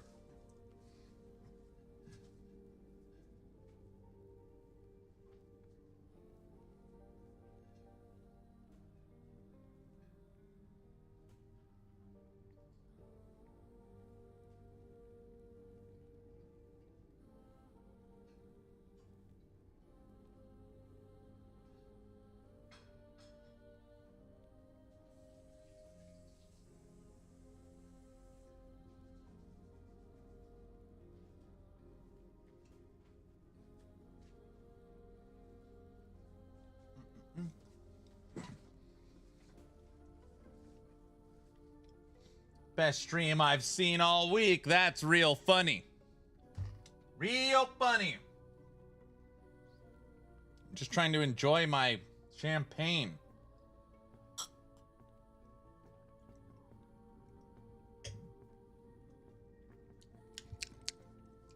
Yummy. Is that actually the best movie and acting ever made? What? Watching Ace Ventura Pet Detective? Ace Ventura Pet Detective. Alrighty then.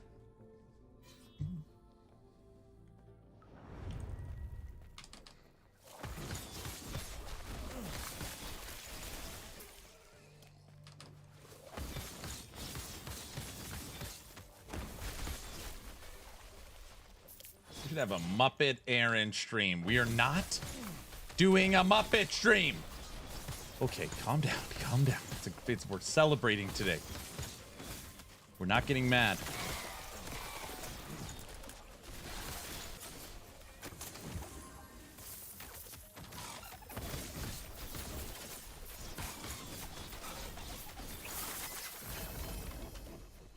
Three LP pride.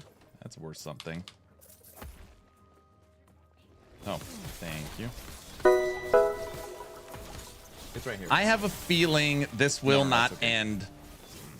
All right, thank you.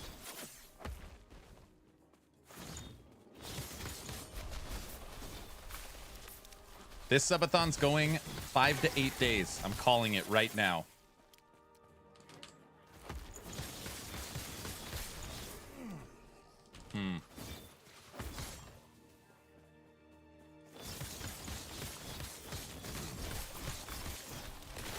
What? Oh, tell her thank you. My wife, who I love very much, just brought me a coffee and said, "Here you go. I don't think this is going to end." And I said, "No, the subathon's only going to go 5 to 8 days." And she said, "I'm not talking about the subathon. I'm talking about you doing this the rest of your life." I thought it was just a midlife crisis. And then walked away.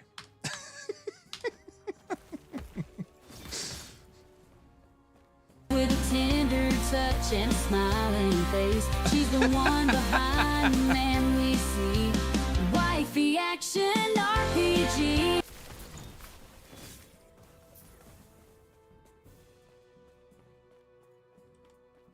Autobot, that's not funny.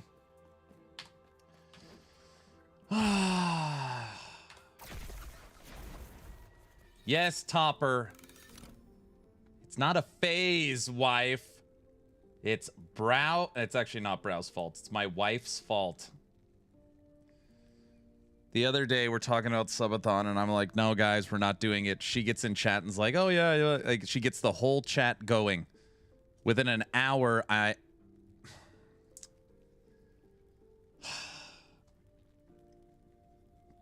Subathon 4 kicks off August 21st. This is not gonna be like the other ones. Why does that Muppet look so spot on accurate? It's...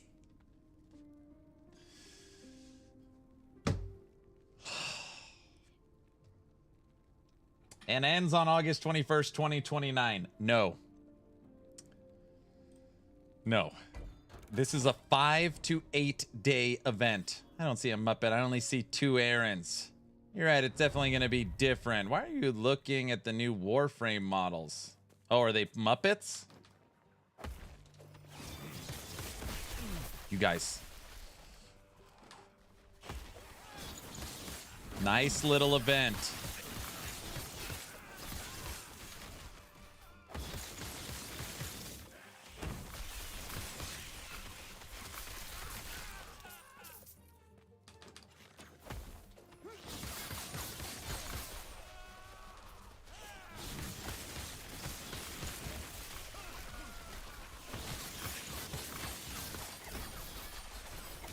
It's a Muppet-a-thon. There's no way it could go more than a few days. Very funny, Autobot. This time it's different. I am more prepared this time. It's not going to go that long. Different this time. It's low-key.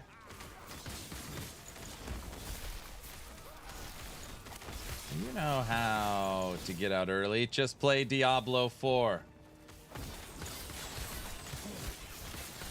Few weeks minimum.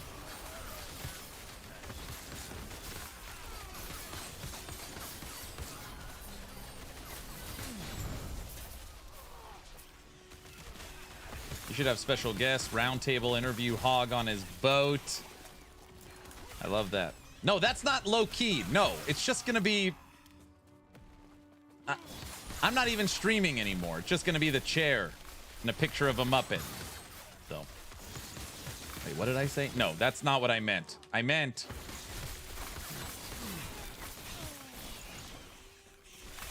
So Tuesday, yes. Escape from Tarkov stream.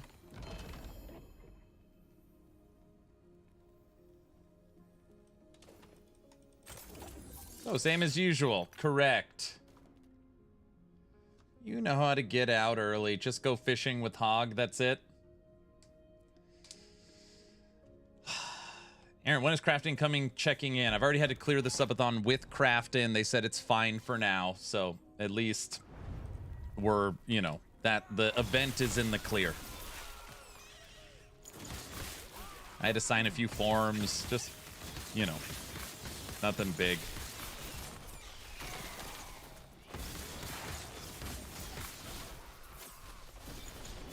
And you fishing with Hog will bring in a lot of subs.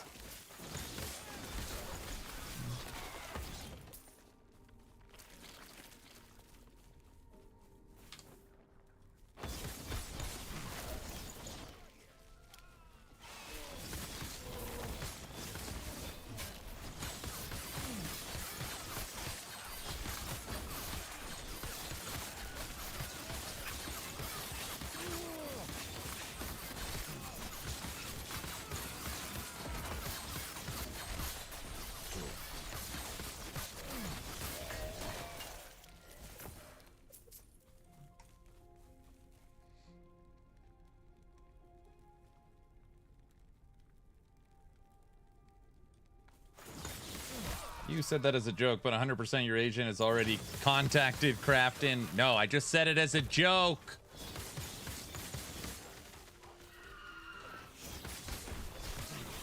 Just a hee ha ha joke.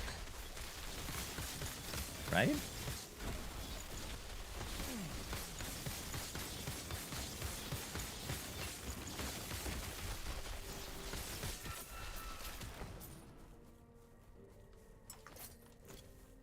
Why is Crafton calling me?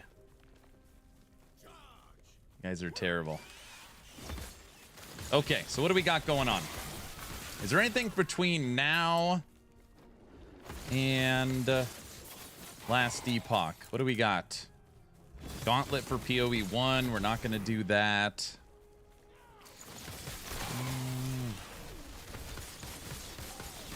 Torchlight season. Health block.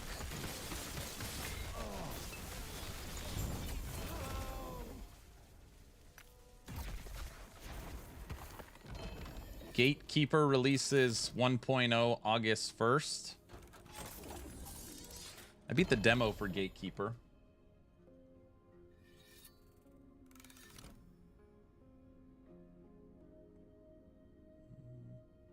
Yeah, I beat the demo.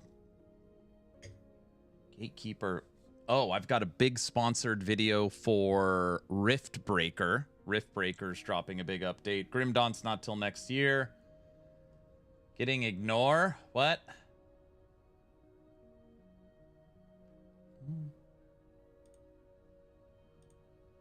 Aaron, check DMs.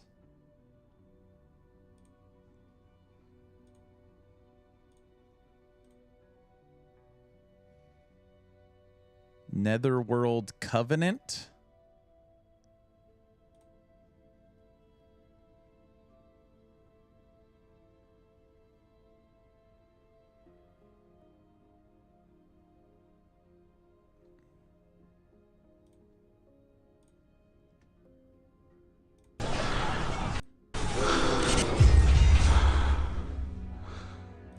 I don't want to get a copyright claim today.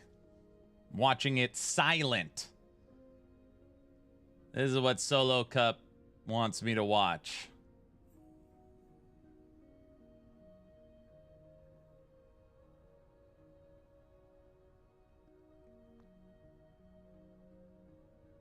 It's a rogue.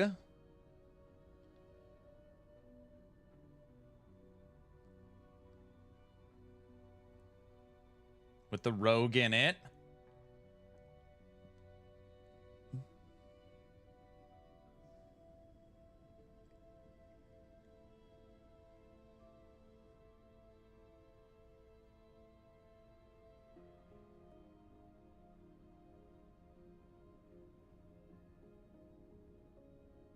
You got Raiden in it. Early access RPG rogue-like. Playable download, 18 bucks, single player. You think I should play this?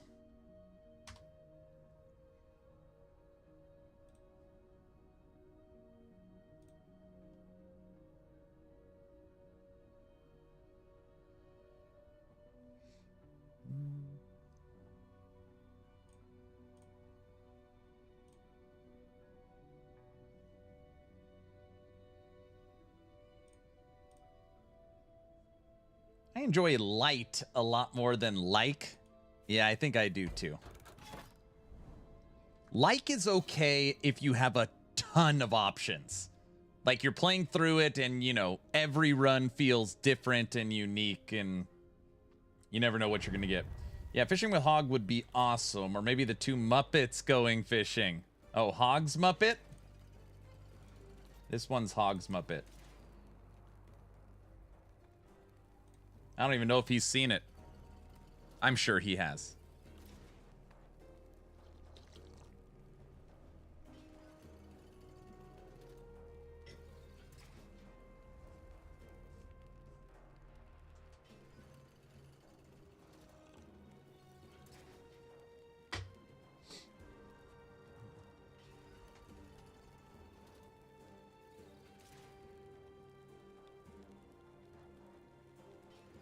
Donkeys super chatted 50. Seeing you reaching 100,000 subs when I've been following you from 50 subs is so heartwarming. You deserve it all, and all the luck to you and your family. Man, thank you so much. I appreciate it. Donkeys, thank you. It means a lot. Thank you. Send that to him? All right, if he hasn't seen it, I'll send it to him. I'm sure he's seen it. Someone must have sent it to him.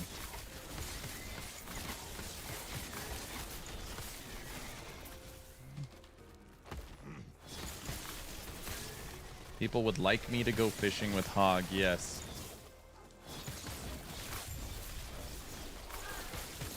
I will. My wife's only mildly nervous that I won't come back alive. Trying to get Logat into Witchfire instead of Destiny. I liked Witchfire. I'm sure it's had some updates since last I played it. You should get him to try Voin.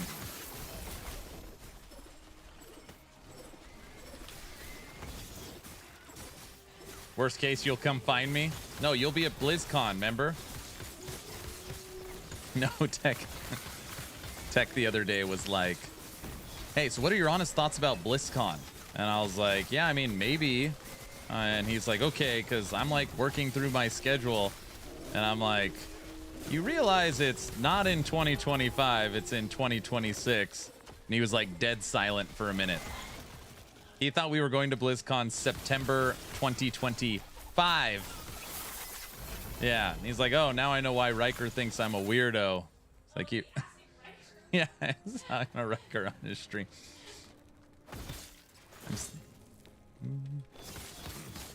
He says it's an honest mistake. Yeah, that's true.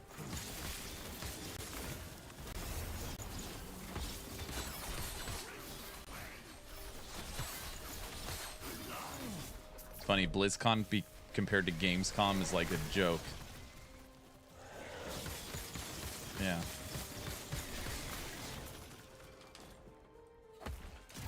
Okay.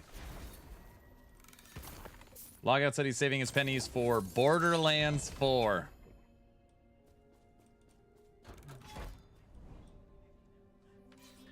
That's nice of you.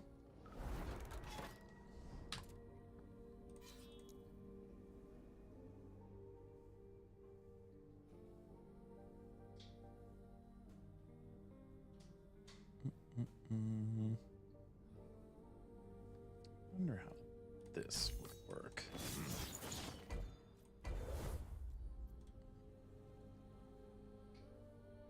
Borderlands 4 is awesome. Can't wait for that one also. Is there any early reviews on that one?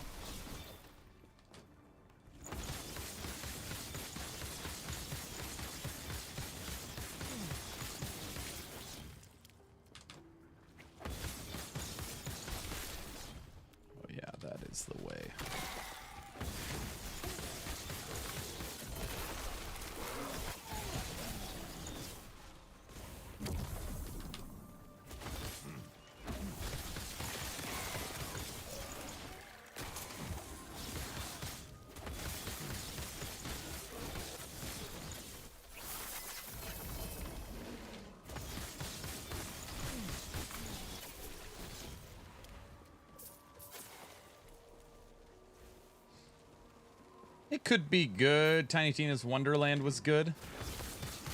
So somebody fill me in. Why was it that on Steam they were getting review bombed or something? There was some controversy with Borderlands 4. Something was going on. Hey, Solo. Ghost, thanks for the Prime sub. Today we are celebrating.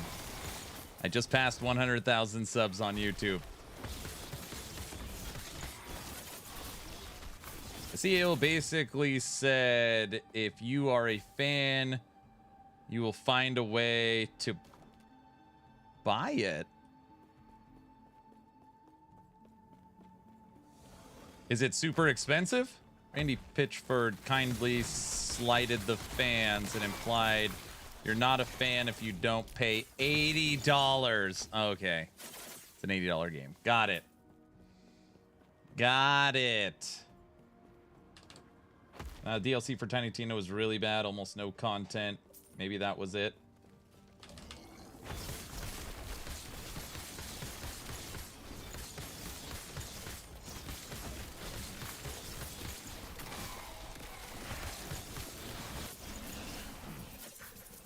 Is $80 kind of the new standard for AAA pricing?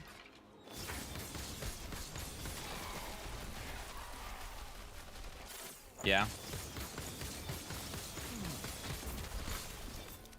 They want it to be.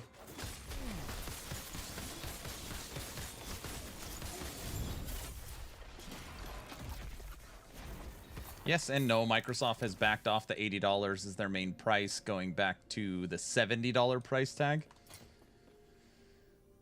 I feel like it's been $60 for so long.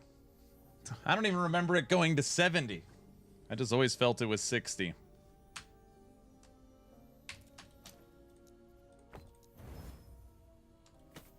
T7 health percent.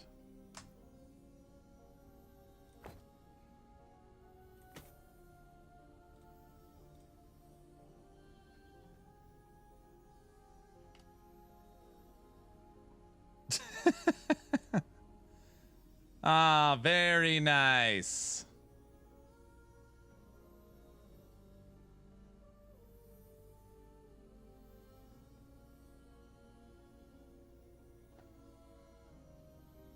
Nice job, Tech. You're famous. I'm not famous. Get out of here. Oh, man.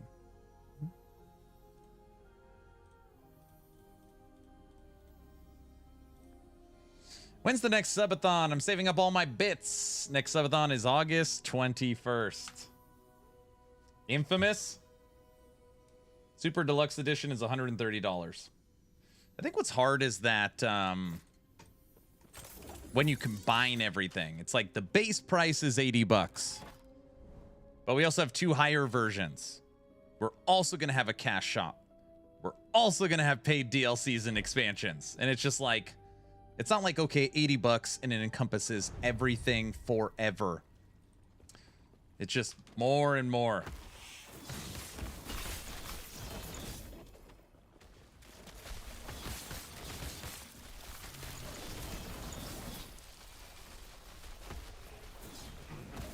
I'd buy that for $1.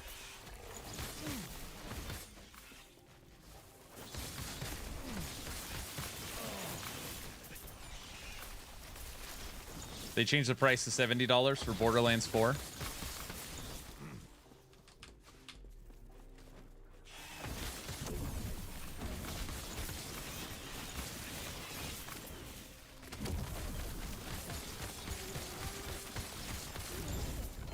You have to die. It's part of the learning experience. Don't. You took that from what's it called? Oh my god. You ripped that. I don't even remember the name of the game already. What was the game I was playing? You killing newbies. I wasn't killing newbies. They were fair fights. Stop running. I'm teaching you. I can't even remember the name of it.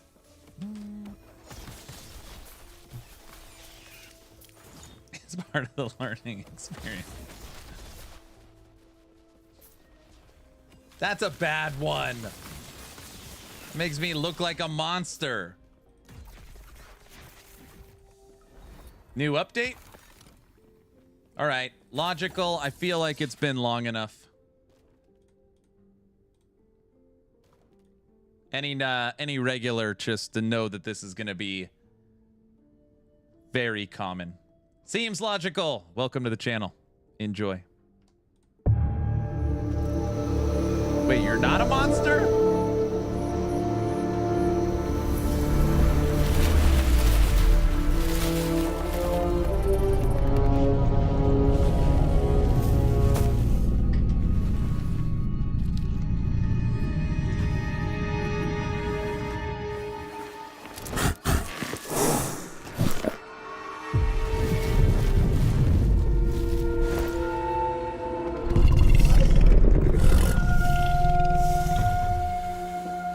Clever girl.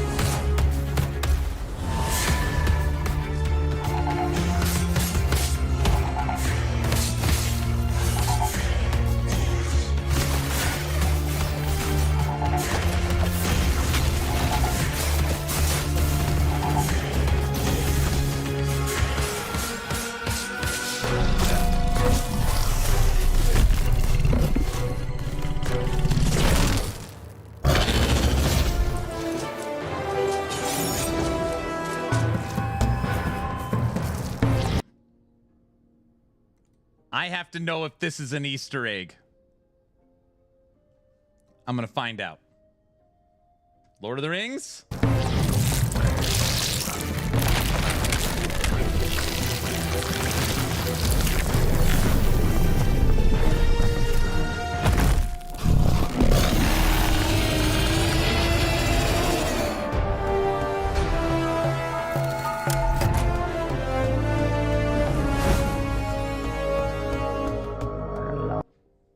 Beneath Ancient Skies, dropping August 21st.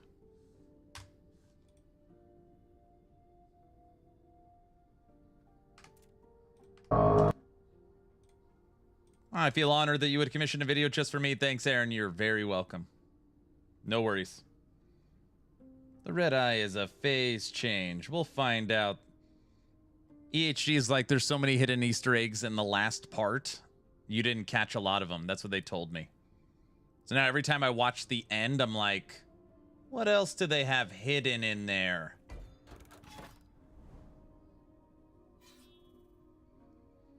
All that hype in the trailer only to remember how boring the leveling through campaign is. Do you find other action RPGs have better leveling? Or is it just they all suck? What do you think?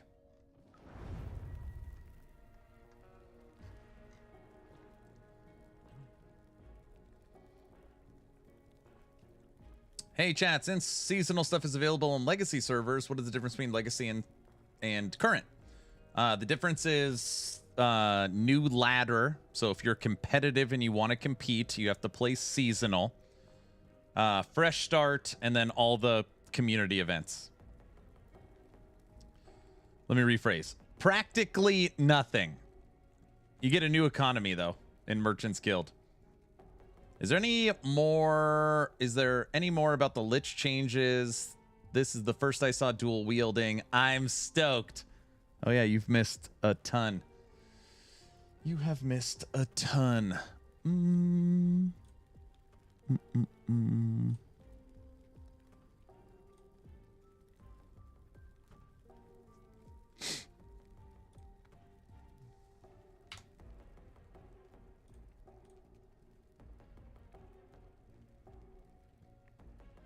Okay, for a casual, nothing much.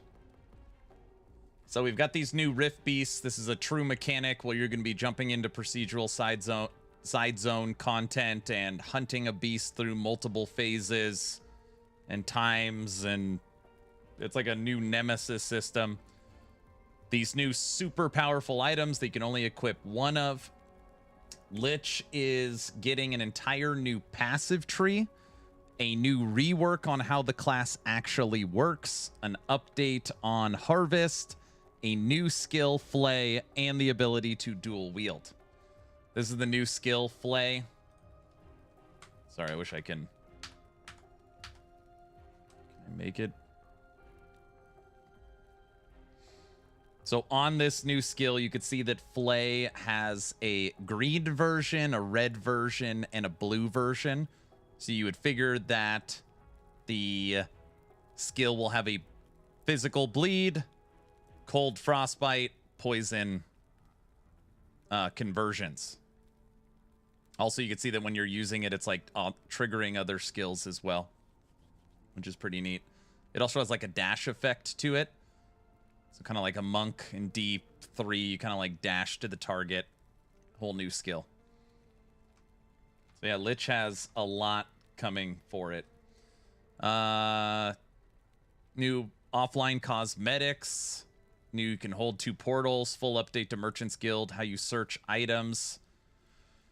Full update on minions, including the removal of snapshotting. New chapter, the Ancient Era, that we'll be going into. So yeah, quite a bit.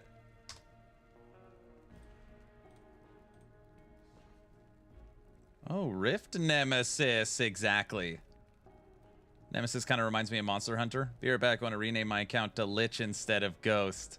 Do you have out new changes in the Necromancer? Maybe S tier? I'm not sure. I don't really follow tier lists. I just try to play what's fun. But the removal of snapshotting is a massive W for last Epoch.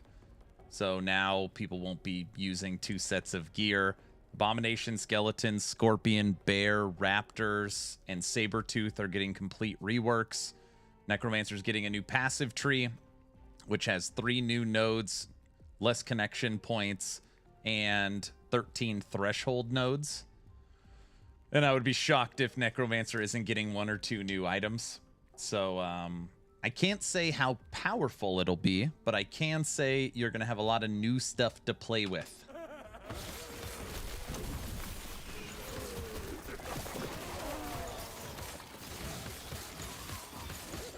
Rogue is still left in the dark.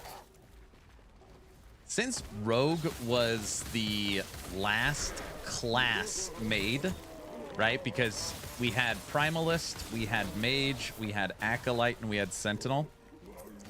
And it was like 084, they added the Rogue as like the last class before game launch. It's like the newest, and it always gets the least attention.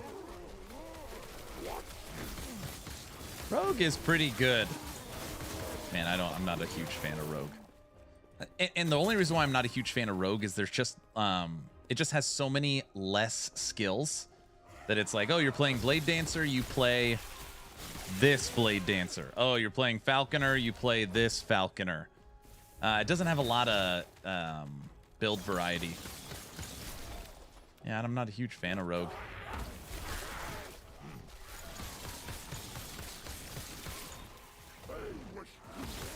I agree, it needs more items. You should go look at the Rogue skills and then go look at the Mage skills. Mage has like 5 extra skills overall. It's insane.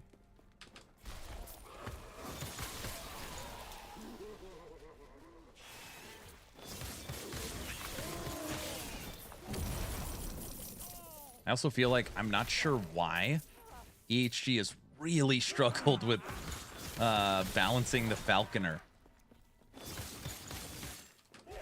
It's always like, hey, someone killed Uber Aberoth in 3 seconds. Let me guess. I'm going to watch a dive bombing falconer. What is it? It's a dive bombing falcon. It's always the same. It's always the same thing. And it's funny is they did nerf it. They nerfed it last season.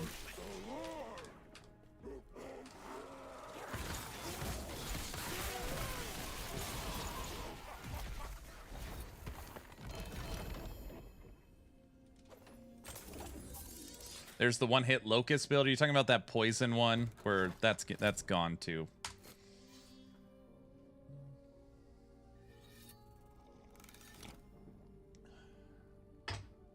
The one that uses Serpent Strike? Yeah, that's gone. What is it? One of these nodes, like Scales Forever or some crap.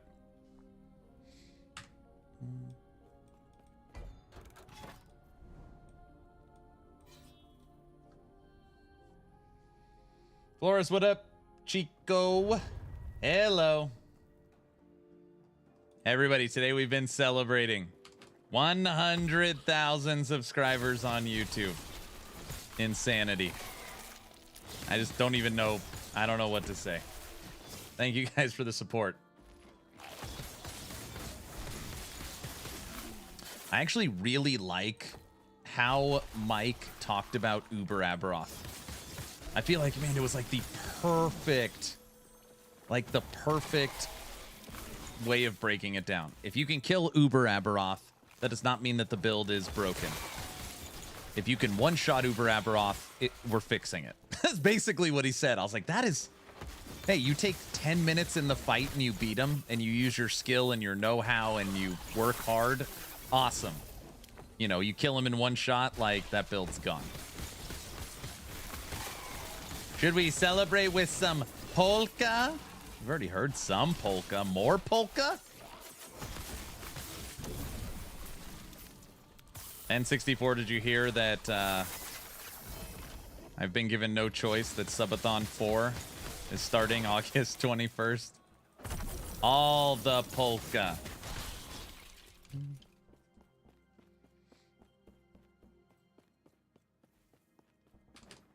We all knew it was coming. Oh, come on. It's my wife's fault. And you guys, you're just relentless. But we're going to do a nice, this is going to be a lot smaller kind of event. It's going to be just damage on Tuesday style event. Nothing like 5-8 days done.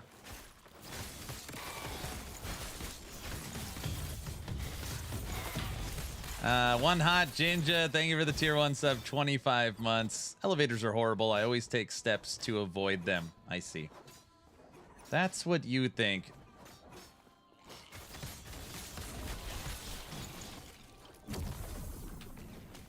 It's going to be a smaller event.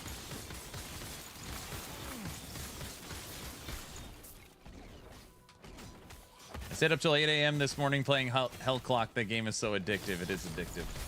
You beat the campaign? I'll be too busy playing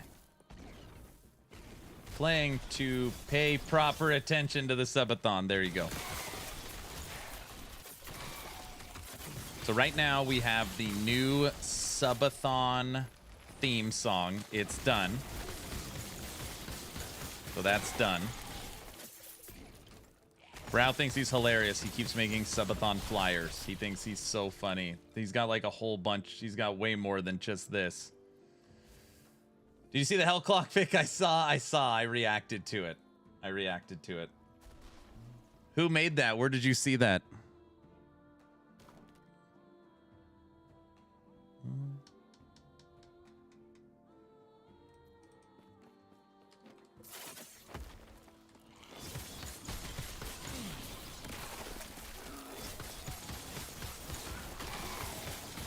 A sub from the Rikers Discord. I see.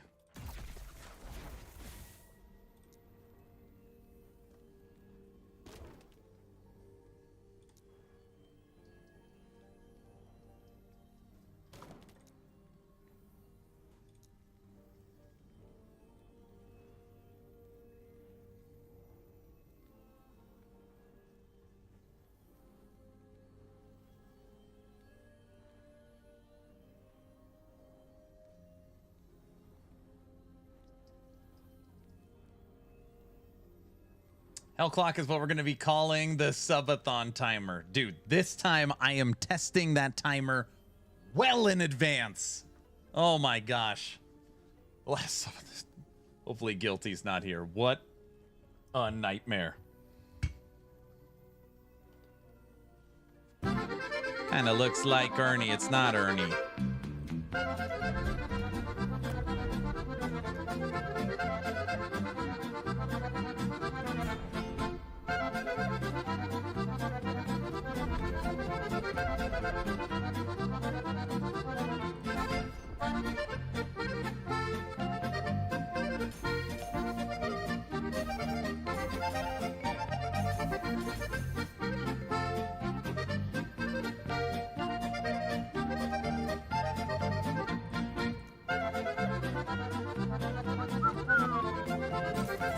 I ripped the season 3 logo and muppeted it. Sent you the DM. I don't want to see it. Guessing you are doing a minion build for the new season start. I am doing only minions all season. Okay, that's not true. I'm going to be playing a lot of minions. Basically, I just need to play Raptor Pack, Cocaine Bear, Sabertooth, Squirrels, T-Rex, Scorpion, Skeletons, Abomination, Golemancer, Lazy Necro, Wraith Lord,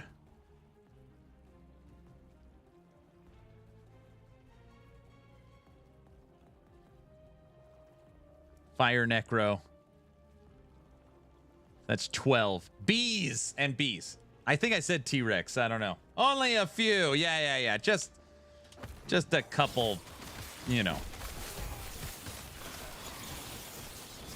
You forgot Forge Guard. Forge Guard? You know what's funny? They have not mentioned one single word about Forge Guard. Nothing. Not in any stream. Not zero Forge Guard stuff. Poor Forge Guard.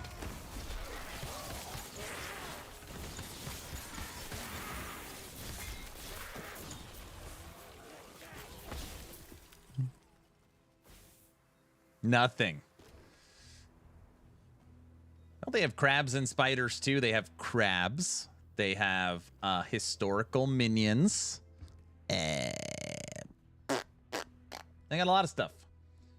Forged Guard is no longer a minion class by next update. It's like a spell cast. Forged weapons count as spells. If they honestly said that, I'd be like, yeah, that makes sense. They're moving away from it.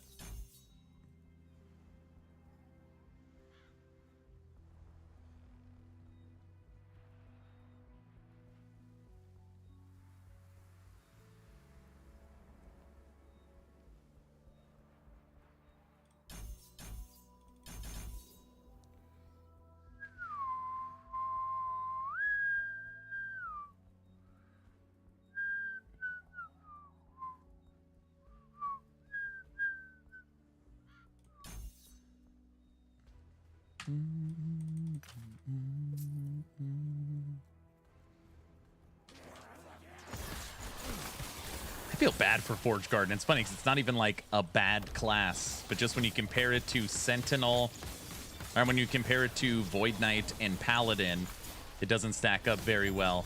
And then you compare Forge weapons to Necromancer and Beastmaster, it doesn't stack up very well. It's good. I mean, it's still a 1,000 corruption build, but just plays different.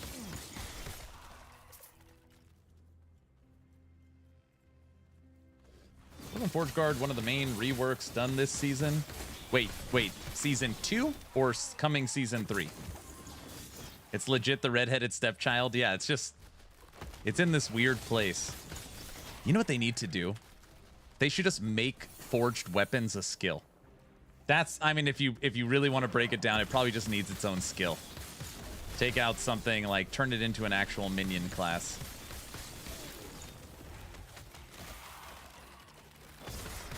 Forge Guard's been reworked actually a lot of times. It got the only class that can hold a shield and a two-handed weapon. Updated its passive tree.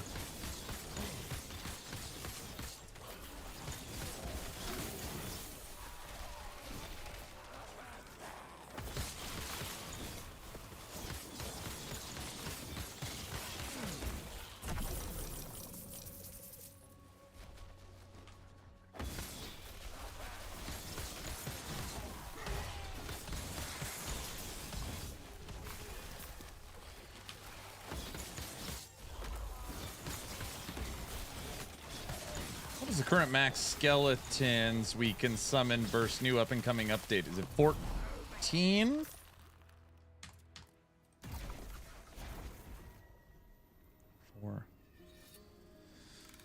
Four, 5, 6, 7, 8.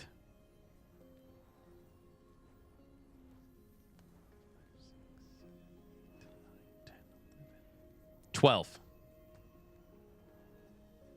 13. 13 skeletons right now. Because you got the one on the weapon now. 13. That's 4 for being a necromancer. 2 in the passive tree. 2 rings. Weapon. Body armor. And then you take skeletons, which you can get plus 3.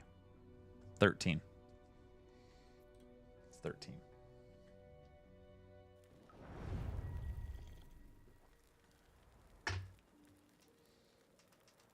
Hope it goes up to 18. I think you're looking at it wrong. Trust me, I'm all down for a bigger minion army. Skeletons have 2 major problems. Basically, no item support, so there's nothing to really scale it insane. And they're just like paper.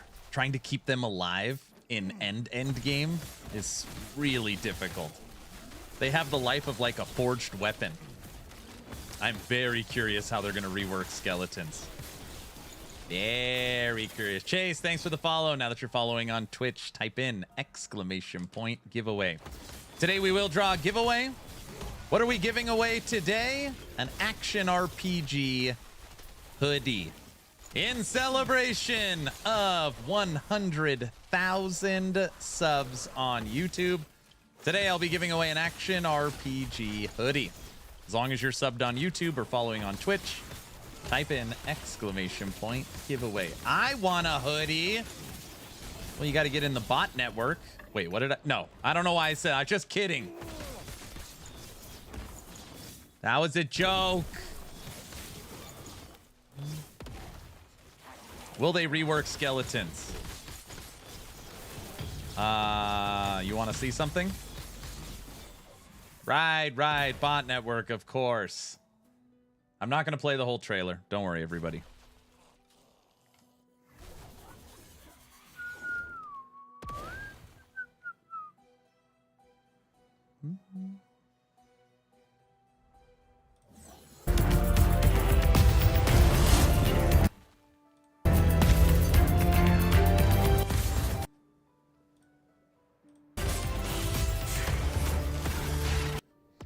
Quality of life updates. There is 2 skills that are being completely remade. You'll see at the bottom of the screen right here. What are the 2 skills? Abomination. Skeletons. And you can see on the screen, it shows an army of skeletons with Abomination. The other minions that are getting complete reworks: Raptor, Sabretooth, Scorpion, Summon Bear. Cocaine Bear is back.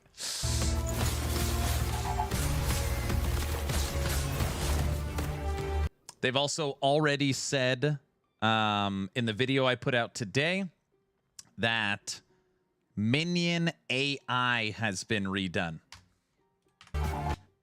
Minion AI. Glad A-Bomb is being remade. I hate that skill. Takes too much setup. Abomination.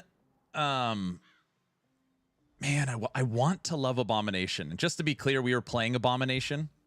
I believe that's what my Necro is currently spec'd into. It's really strong. It's an easy 1,000 corruption build. The problem is it's basically like... There's like one way to play it. You always take the permanent Abomination. You know, you always take it, eats your skeletons and mages. It's like a very... It's got a massive skill tree and, you know, you only play it one way.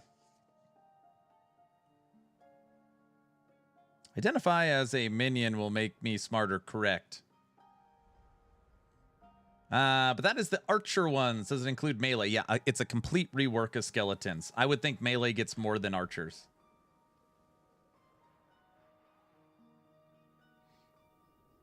What is your opinion on boost for melee skeletons? Have any decent video? No, I have nothing. Snapshotting's gone. Yep. Have they fixed snapshotting? Gone! Deleted! Hasta luego. They're doing a full minion rework because of snapshotting being gone.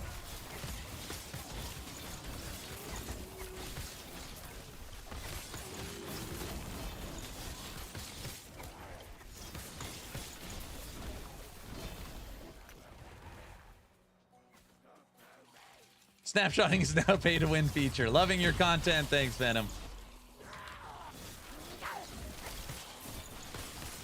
I hate that the fact in Grim Dawn you can't control what type of skeletons you summon. That one's kind of interesting. I love the way they look. If you guys don't know, in Grim Dawn, if you pick Necromancer and you summon a skeleton, you get a random assortment of skeletons.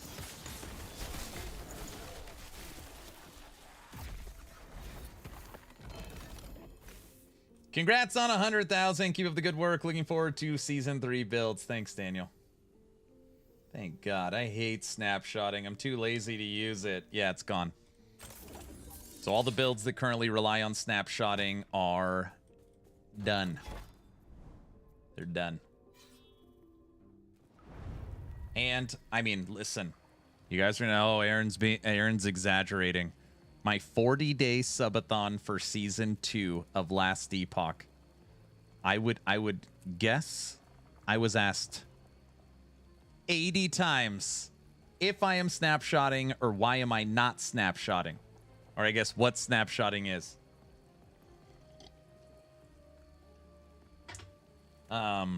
Because of some changes, it went mainstream. Snapshotting went mainstream as like it's a required mechanic. Like, oh man, I'm so happy it's gone.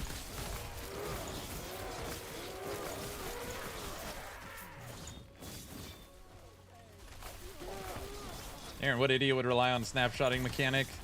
People love these games for power fantasy. What is the strongest I could possibly be? I want a one-button build that deletes everything. Oh, guilty. Speaking of snapshotting,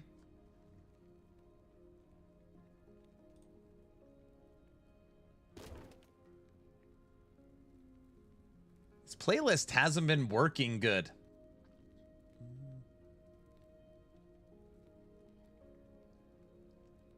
Gotta figure something out.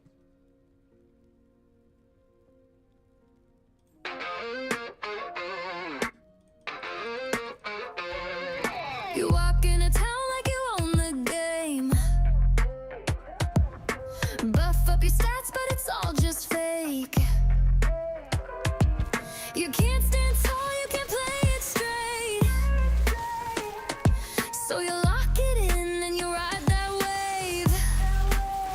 Oh, you say you're just clever, but we know better. You can't build it right, so you bend the fight.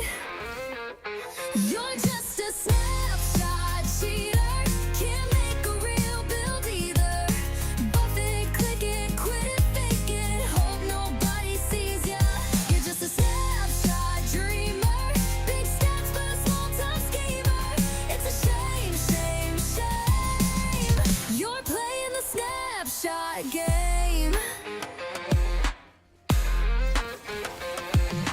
Got all your gear just for one cheap trick. Swapping your rings, playing magic quick. Brag on the boards like you're top tier slick, but deep down you know it won't stick. Oh, you say you're just smarter, but you're just a starter. Can't win fair and square, so you glitch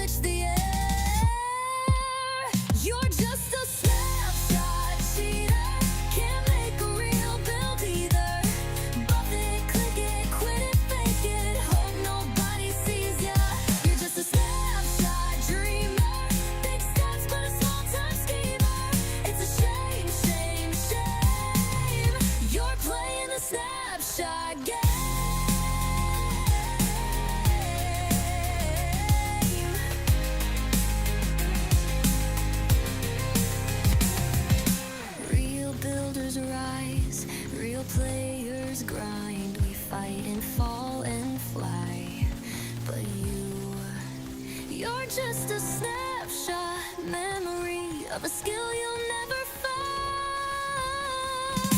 Snapshot cheater can't make a real build either.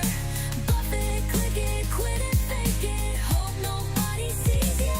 You're just a snapshot dreamer, big stats but a small time schemer. It's a shame, shame, shame. You're playing the snapshot game.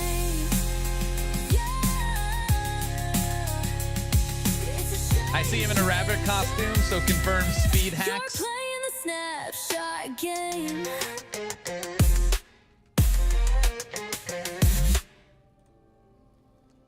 Okay, the rabbit costume was not speed hacks. All right, that was the subathon was on Easter, so I was a bunny.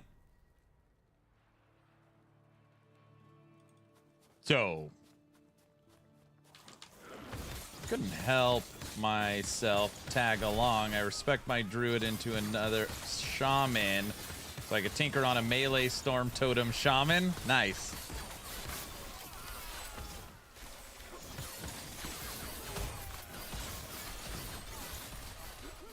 $100,000.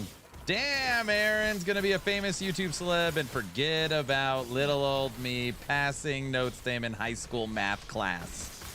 It was English math class. And who the hell are you? Just kidding. Just kidding. Moving forward, this stream will be taken care of by Muppet Aaron, my new VTuber.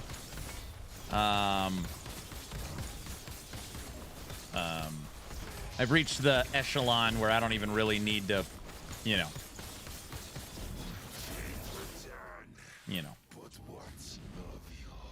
So this is the real me. He'll be taking over real quick. You understand what I was getting at with snapshot players probably try max roll their games. Yes, I get it.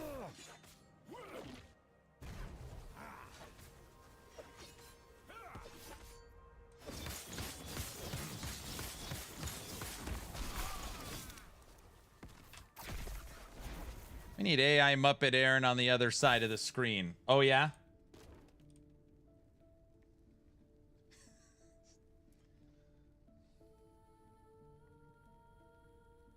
No, we're not putting Muppet Aaron on the screen. Oh, my gosh. Just calm down. Okay. No, no. I almost did that. Crafton sounds like a... No. I love that he has an identity now. Muppet Aaron. Okay, listen, Logout.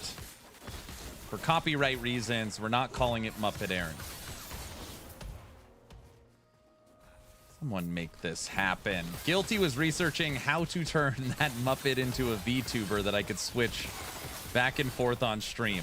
Like you're playing D2R and you could go to old and new version. I was like, you are literally insane. Can we call him Better Aaron? That's funny. That's funny.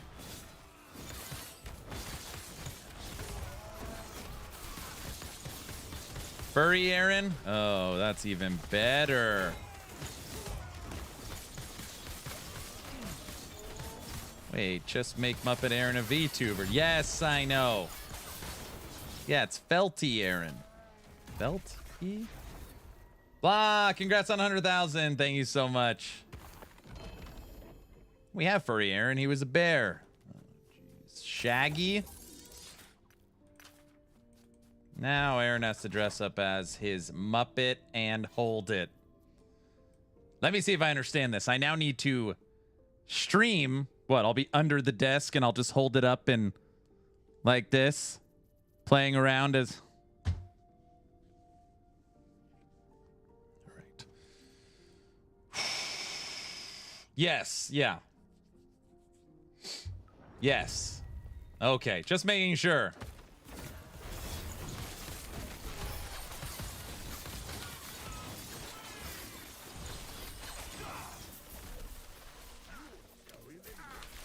He already dressed up as a Muppet.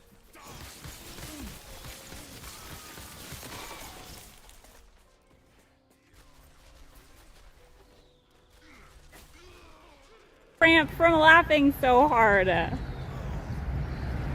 Woo. Defect. Oh, I can't believe.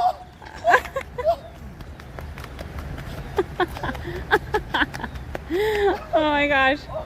He's having his like. Okay, now run out of the river. Oh my gosh. He did it, guys. I don't think it's gonna get better than that. Mind you, his shoes are also falling off.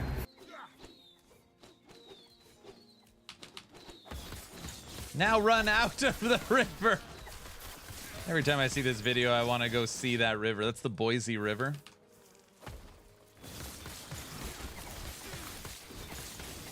Don't worry, the river will be a lot warmer this Subathon. I'm not going back to the river.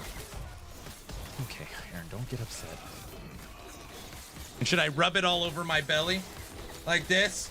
Woo-hoo-hoo-hoo-hoo!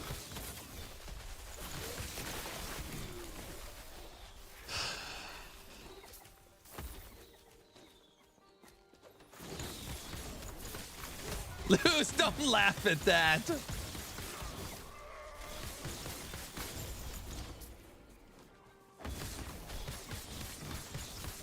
Can you wear the costume on the boat with Hog? We're not. It's going to be a 5 to 8 day small little subathon event. Okay, we're not doing what we did before. This is going to be different. It's going to be quieter, not as many people watching. It's just different. Someone should AI him sitting down and being eaten by a shark. Oh, in that video?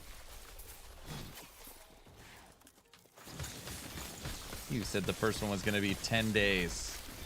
The first one I said would be 3 days. I said the second one was going to be 5 days. And the third one was going to be 10. Okay, it didn't work out, but this time it's different. Everyone's all mad with the acquisition. No one's going to play. No one's going to watch. It's different.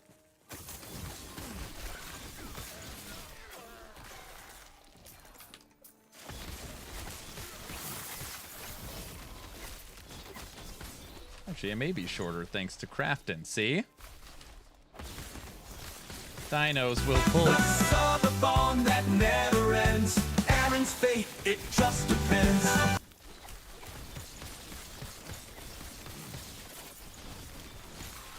I think the first Subathon track is still the best. I think it's still the best. I like the last one, but I don't think it was not as good as Subathon 2.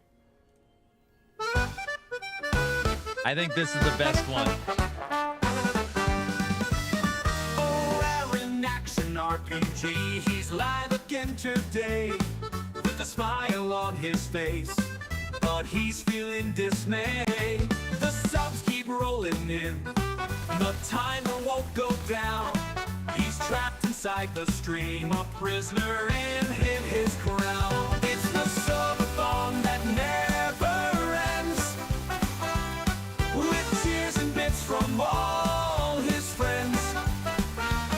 He's stuck here in this endless game, but we keep adding to the flame.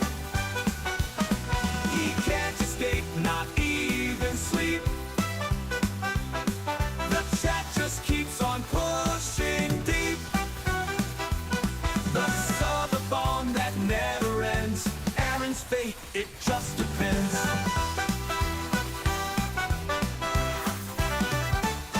He thought it lasted a day, maybe 2 at most, but now it's week 3, and he's turned into a ghost, playing games till dawn, then reading out the chat. Your cursor is bigger than my future. No. And even where he's at. It's the Subathon that never ends, with tears and bits from all his friends. He's stuck here in this endless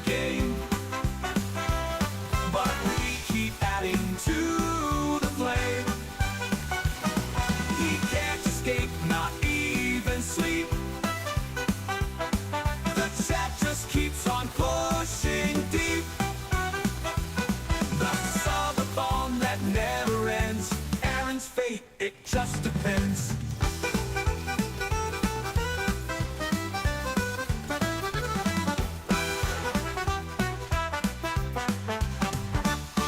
He tried to take a break, but the timer said no way. He danced and sang and played, and now he's here to stay. Will this ever stop? Will he ever be set free? Or is Aaron bound forever to this dream eternity? It's the Subathon that never ends, with cheers and bits from all his friends. He's stuck here in this endless game, but we keep adding to the flame. He can't escape, not even sleep. The chat just keeps on pushing deep. The Subathon that never ends. Aaron's fate, it just depends.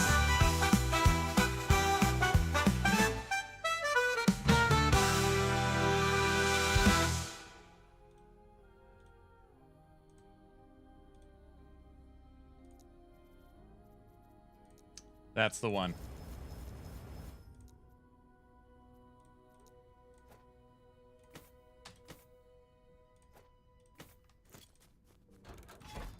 Had to try. Sorry, sir. Everybody, for celebrating passing 100,000 subscribers on YouTube today, we're going to be giving away an Action RPG hoodie. As long as you are following the channel on Twitch or subbed on YouTube, type in !giveaway.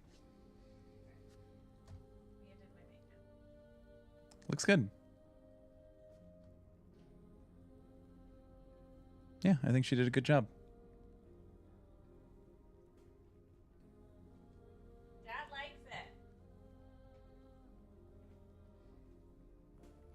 If you agree to make a fishing with hog... If you agree to make the fishing with hog only happens if the subathon is under 7 days, I'll help you kill it. Oh my gosh. Yeah, I was like, it took me a second.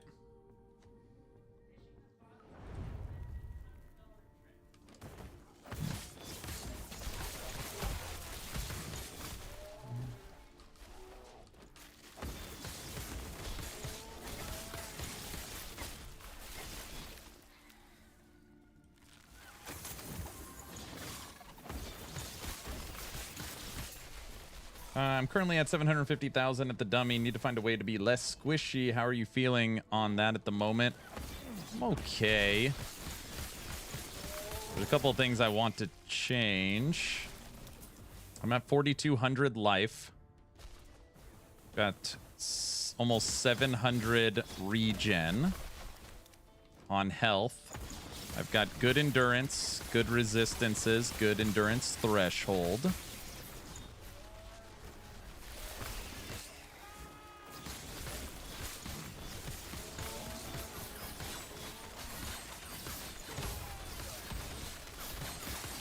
Armor's only at 2,000. That's not great. I could for sure lower my damage and up my tankiness, which might be the right thing to do. I can switch out my Pale Ox.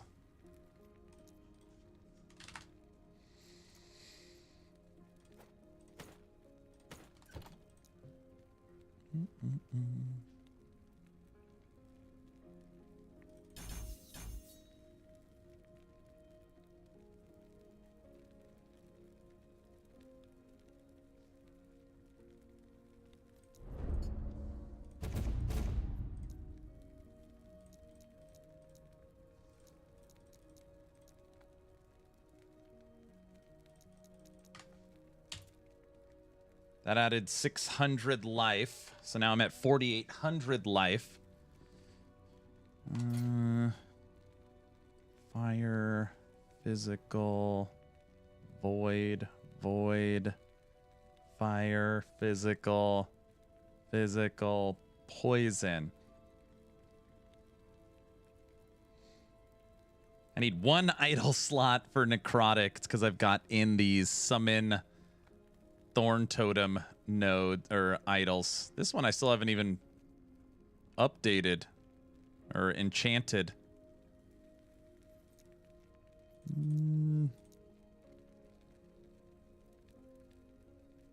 That's good. That's good.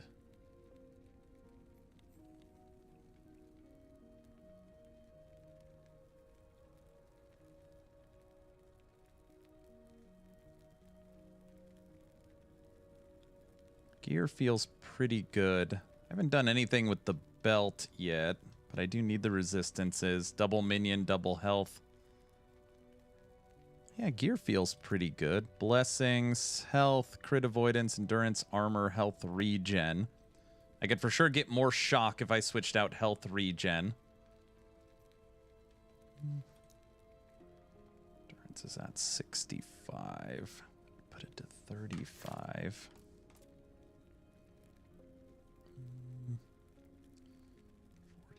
45.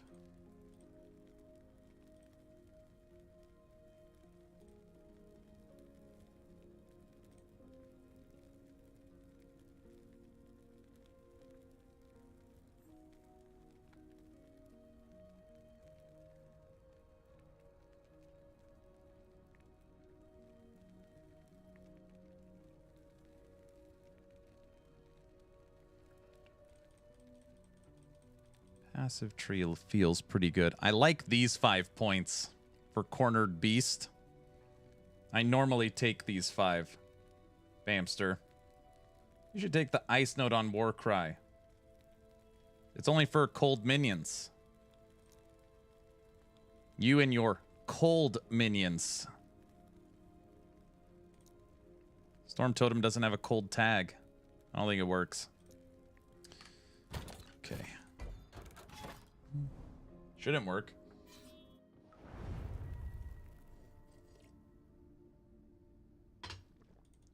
All right. We're streaming until 4 today, because I've got church this evening. We're going to stream for another hour and a half. My wife also said that during the subathon, movie nights will be all Jurassic Park themed, or dinosaur themed.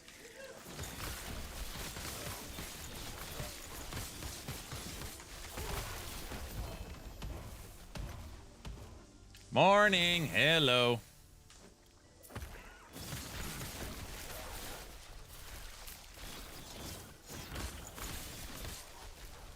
Hey, Hoofprint, how's the RoboCop game?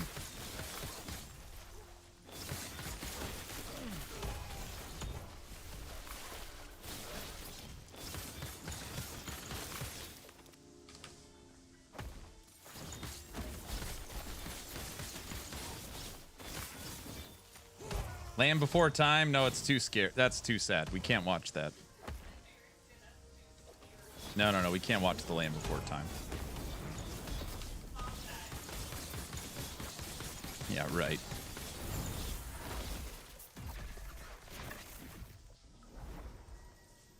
Let's start with the love-making dinosaur movie. Oh my gosh.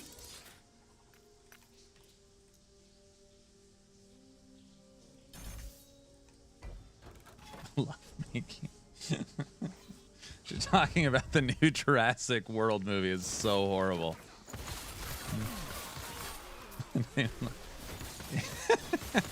You'd have to watch the new Jurassic World.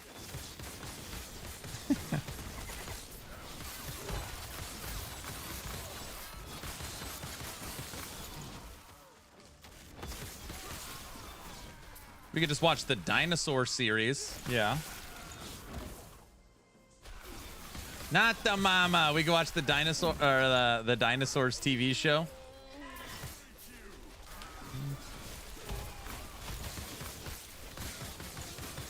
Have you watched the State of Action RPGs 2025 from YDoc? Yeah, I commented and gave him a sub. So yes, so it's funny. I told my wife and my mother-in-law who lives with us this. Yesterday, I'm at the gym. I rode my bike to the gym and was working out.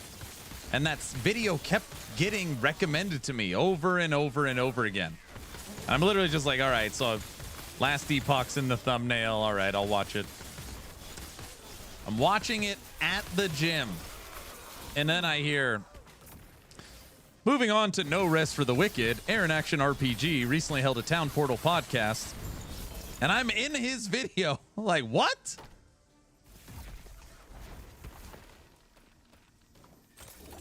Which reminds me, I need to reach out to the Hellclock guy about getting the Hellclock CEO on the podcast this week.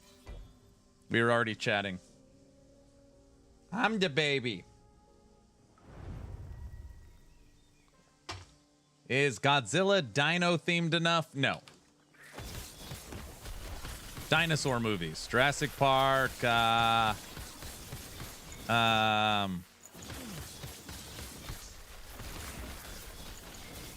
Isn't there Journey to the Center of the Earth? And not a very good one.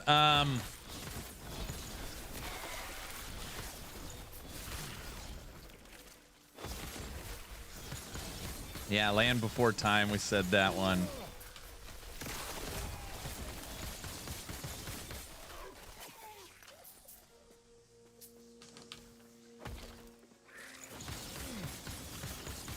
Godzilla is not a dinosaur. That's a monster movie. It's literally the monster verse. Kong. Right? King Kong, isn't he fight T-Rexes? Right?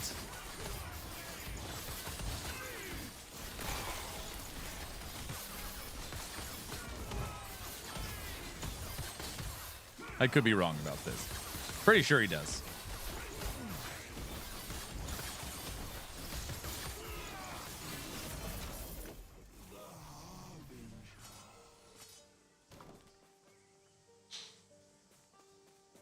One T-Rex? Godzilla's a mutated space lizard. Yeah. How about that one movie with Will Ferrell? A Will Ferrell dinosaur movie? It is ironic that everybody loves dinosaurs and Jurassic Park makes $1 zillion. And when we're trying to think of any dinosaur movie that is not Jurassic Park, we think of a movie from the 80s, The Land Before Time. Why is not every other studio making dinosaur movies? Godzilla is not a dinosaur.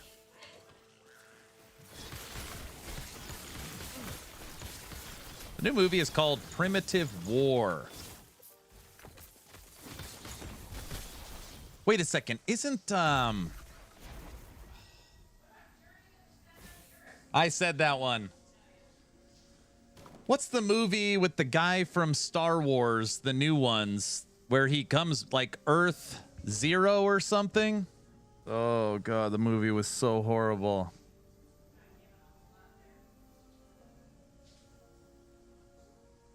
$65 million. Is that what it's called? 65 something? Yeah, that movie has dinosaurs. What's the Star Wars guy's name? I don't know. Adam Driver, yes. It was called 69-420. Yes, correct. Mario 90s has the Groots. 65, yeah, it's called 65. That movie was horrible.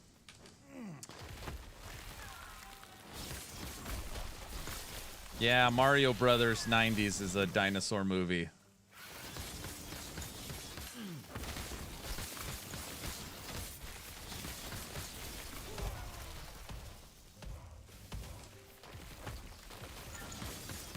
Yeah, I said Journey to the Center of the Earth.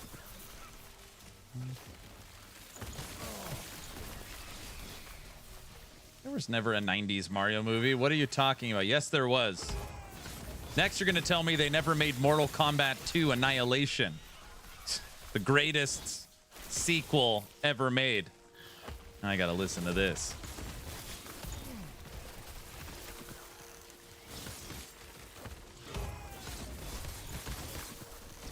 We are not watching that.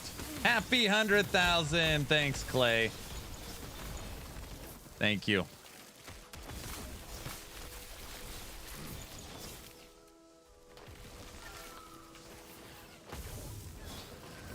The greatest sequel? Yeah. Mortal Kombat Annihilation? What better sequel than that? Shh. Guys?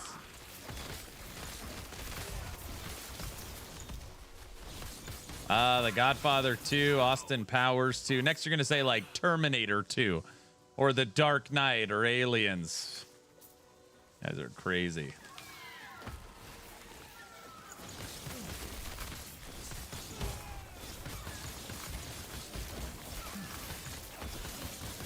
Ice Age, Dawn of the Dinosaurs, you literally Googled that. He Googled it. There's no way he thought of that on his own. I won't believe it, even if he's telling the truth. Yes, it has dinosaurs. That's true.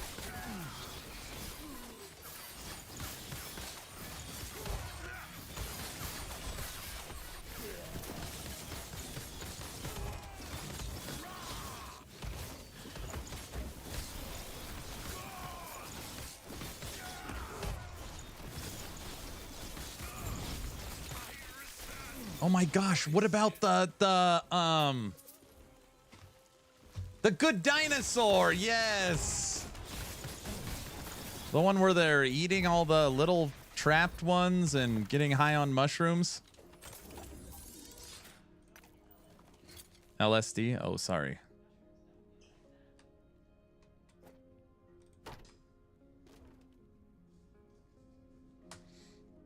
Toy Story 2 has a dino in it.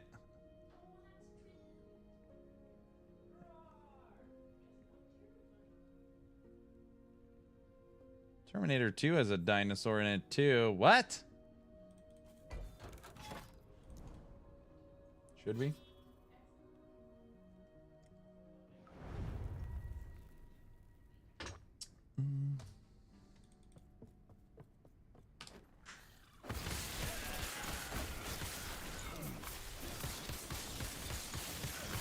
Maybe we could just watch Jurassic Park, the first one, over and over again.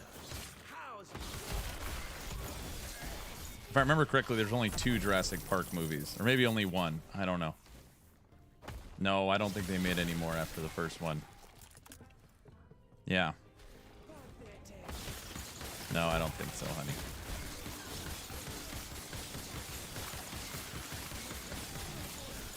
The girl gets attacked on the beach by the little dinosaurs? I don't remember that. Must be a different movie. What? I think there's only 1. There are 3 Jurassic Park movies. I think they only made 1, if I remember correctly.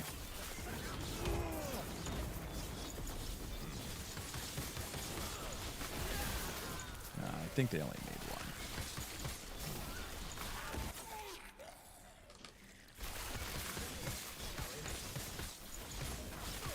1. Three of them, and then they made Jurassic World. No, I think that's a different franchise. What?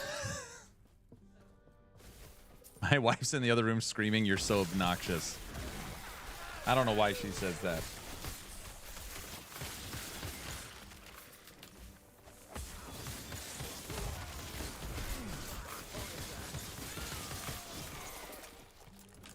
Next, you're going to tell me there's more than 3 Indiana Jones movies.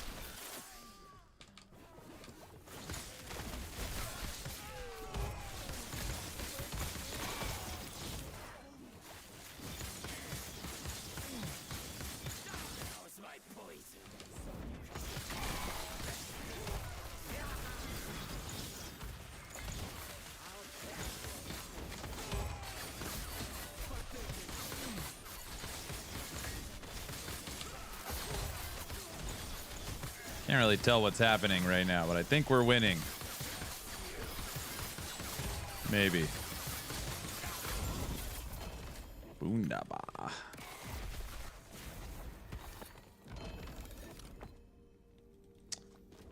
Big Bang Theory said Indiana Jones is irrelevant to the Raiders of the Lost Ark plot line. The third one starred Jeff Goldblum. Google it. There were 3. Yeah, right.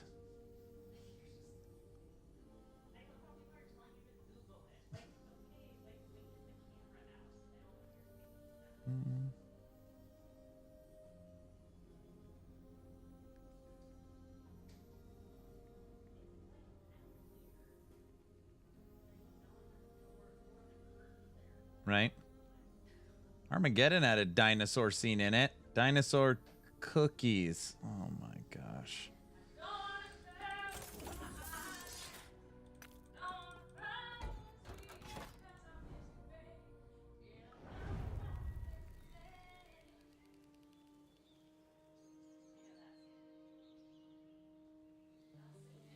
Big dinosaurs putting out propaganda? Yes. I hear her singing. Yeah, she's singing Armageddon.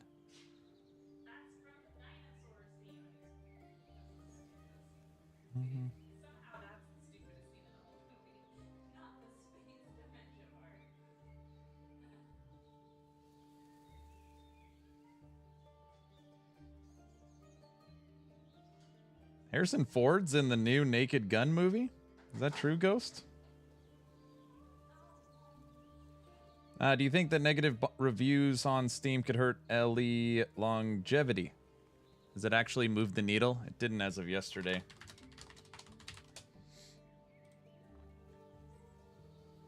No, not at all. I don't know how to... When you look at the Steam reviews, the recent reviews always get absorbed into the all reviews. Just like it did with PoE 2 when it was down at 33%, right? PoE 2 is down to 33%. But in PoE 2 situation, their 80% overall fell to like 71, 72. In Last Epoch's case, for the last month, they've been at 79. So their overall review score has not changed. I'm not saying that, people leaving bad reviews because of the acquisition is a good thing. I'm not saying it's a good thing.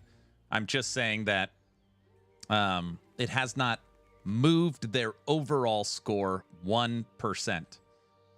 It was at 79%. It's still at 79%. Which means once this cycles 30 days, it does, you won't even notice it. If that makes sense. Just wait, let's see.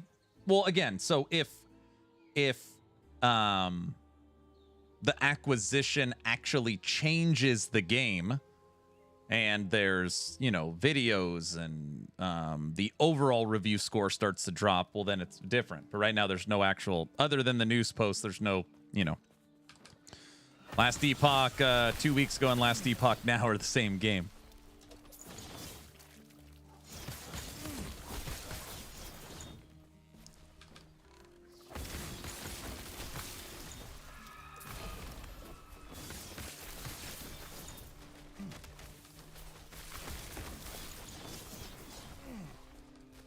It's misleading to review a game based on who purchased it. It's just anger. So it's like, I don't like the decision they made. So they screwed up Subnautica 2. So now they're going to screw up Last Epoch. So I'm going to review bomb it. I don't know. I have faith that Judd protected the studio and game. I hope so. Tomorrow's video, you're going to see Judd responding to the community. A lot of questions were asked, and he has directly answered a bunch of them. That was going to be today's video, but I pushed it to tomorrow. It's a little longer of a video. And, yeah, so that'll be tomorrow's video.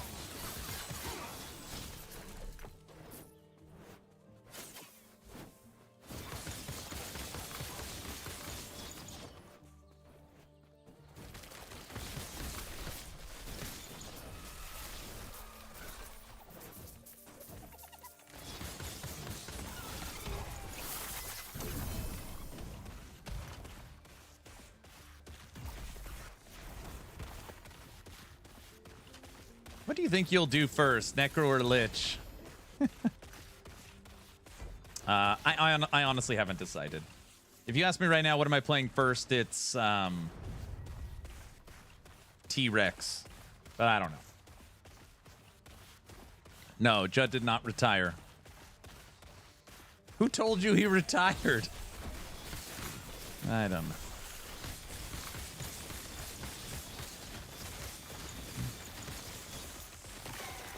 Judd did not retire.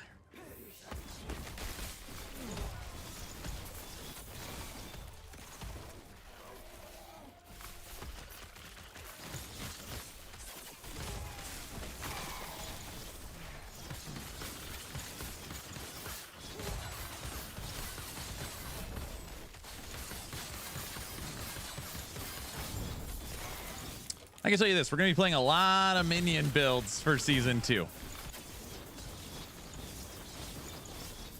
Well, I want to play something new, right? You know, it's always fun to check out something new.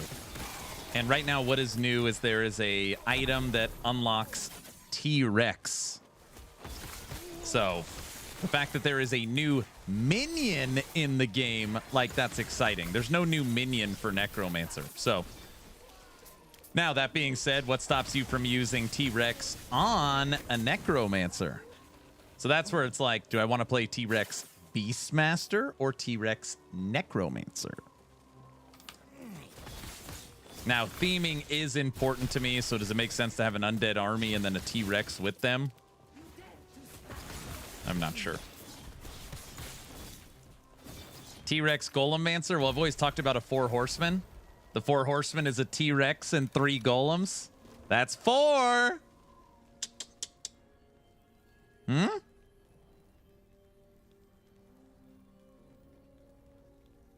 you guys are talking about, I forever I've wanted to make a 4 horseman build. Golem, Abomination, Archmage, and then I wanted Wraith Lord. That obviously didn't happen because Wraith Lord just eats the other ones. But if you take out Wraith Lord and you go T-Rex, Abomination, Golem, Archmage, you have your 4 horsemen. Yes.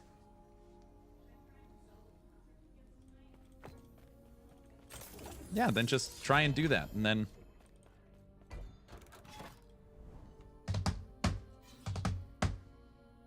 I hope we get more action RPGs like Last Epoch and not No Rest for the Wicked. Gosh, I don't like that ARPG genre approach. I don't get upset or criticize a studio that is at least trying to innovate and do something different. You know, it's not... I mean, talking with Thomas on the podcast about their vision and what they want to see, like...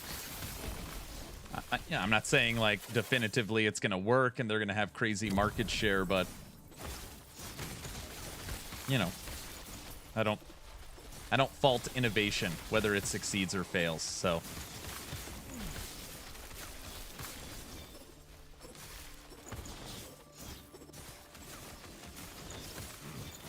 didn't Thomas say they would kill Diablo 4 and PoE 2? No, he did not say that. The initial marketing push from No Rest for the Wicked, when they announced the game, said Moon Studios is moving into... Don't quote me on this. It was something like this. Moon Studios is moving into the action RPG genre. We're going to push the genre forward with true innovations. Diablo, Path of Exile, we're coming for you. It was like... Holy crap, the studio that brought us the Ori series that is highly respected, Moon Studios, is calling out Blizzard and grinding your games.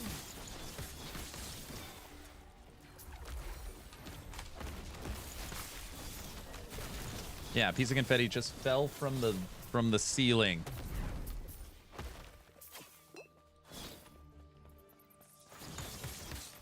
Oh, tell her thank you.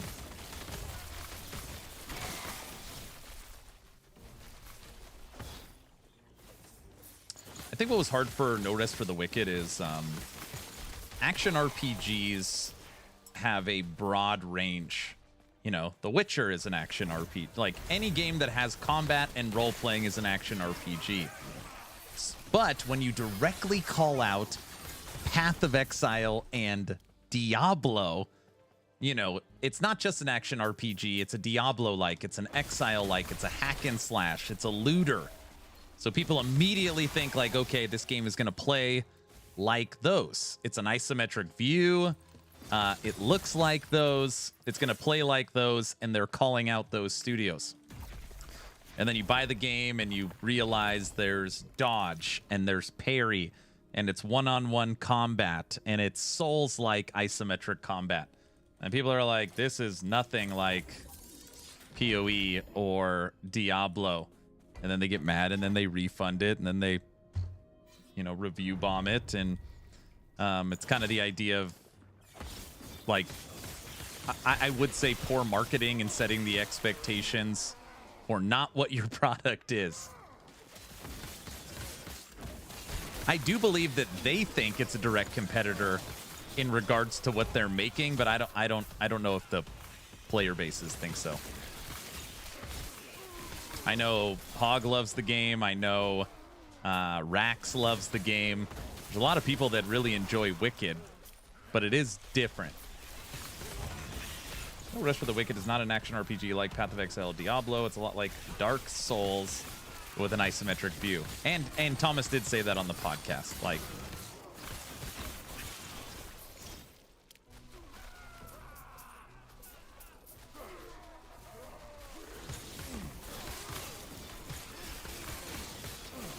I knew immediately what you were talking about. What's up, Moxie? Moxie, you ready for the Dino season? No Rest for the Wallet, too expensive despite early access.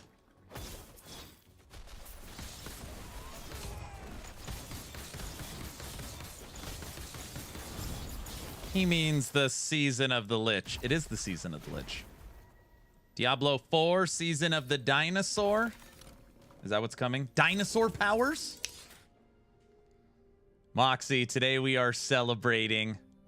I woke up this morning at 99,988 subscribers on YouTube. Not even 10 minutes into stream, we passed the 100,000 mark. On actionrpg.com, Tech already got the article up.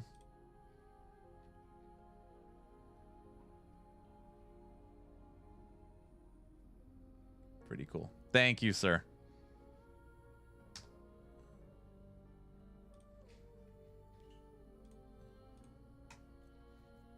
I was talking to Moxie. He was like, Borderlands 4, he's thinking about skipping it. He said he's too invested in other games. I don't know, something like that.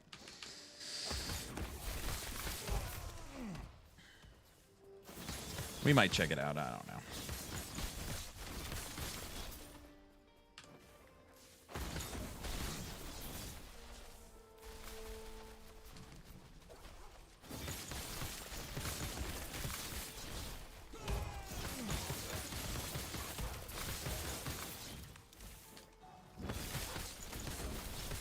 It's not April. Crafton bought Moxie too. Maybe. I don't know.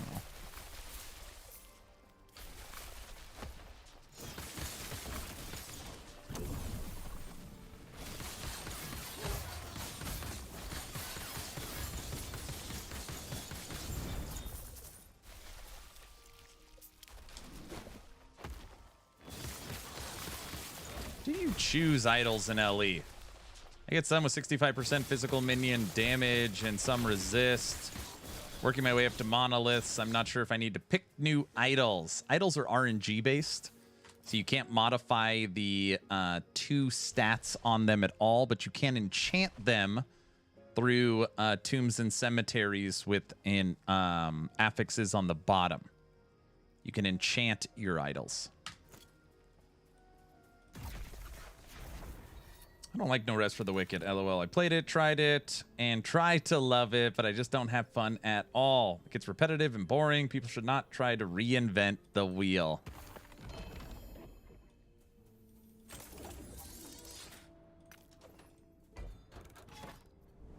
Do not reinvent the wheel.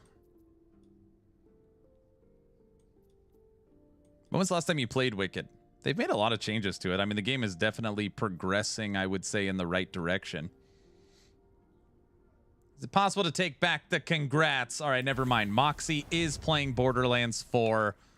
I don't know why I said that. It's definitely, that was not true. That was propaganda. I don't remember what, I don't know why I said that. I'm sorry.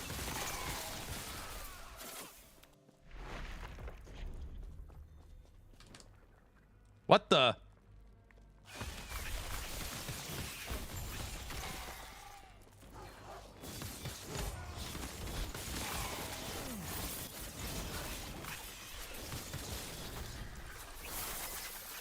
Dude, by the way, I sold an idol for 1.1 billion gold. I was like, what is this at the bazaar? 1.1 billion. We're back over 4 billion.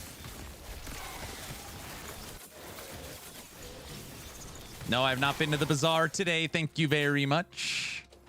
Well, that's not true. I have been to the bazaar today. I've not been to the bazaar on stream. That counts.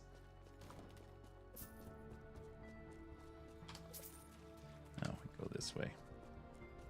No, you cannot take back the congrats. Aaron already thanked you for the congrats with the song.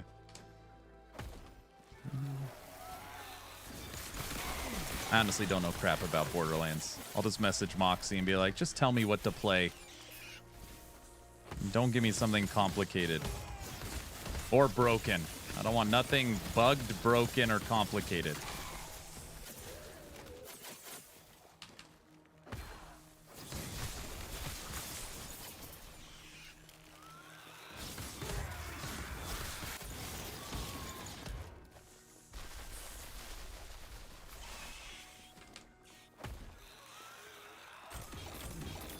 All of them are broken? All of them?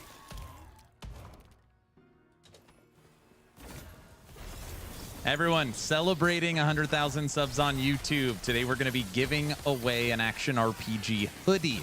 As long as you're following on Twitch or subbed on YouTube, type in exclamation point, a giveaway. Get into the giveaway. Yay, hooray, oh yay, nay. I want a hoodie. Oh, gosh. I told the HG, I want the T-Rex to be the size of the champion scorpion. It better not be this little, can't tell the difference between a T-Rex and a raptor. It needs to be this size, is what I told him.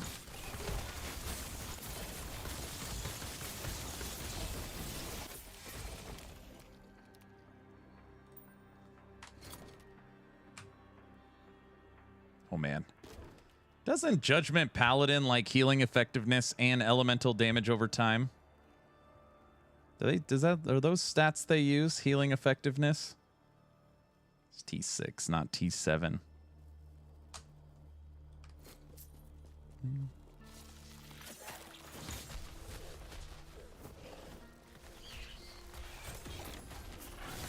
Are you gonna at least wash the hoodie before sending it to us this time? No, it's actually more requested they want me to wear it at the gym, sweat in it, and then send it out. What do you mean it's disgusting?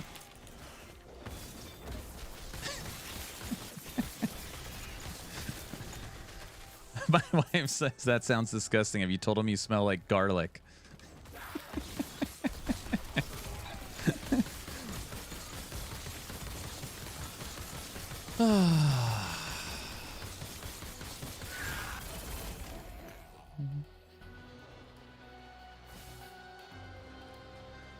That's not funny.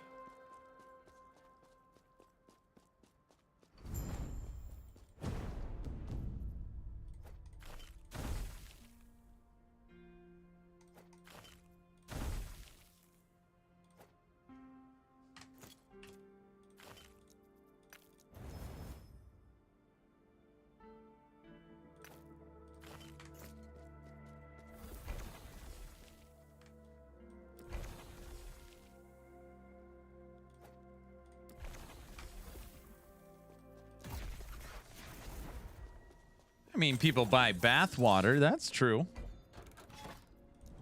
Mm-hmm. I don't know if I could sell my bath water.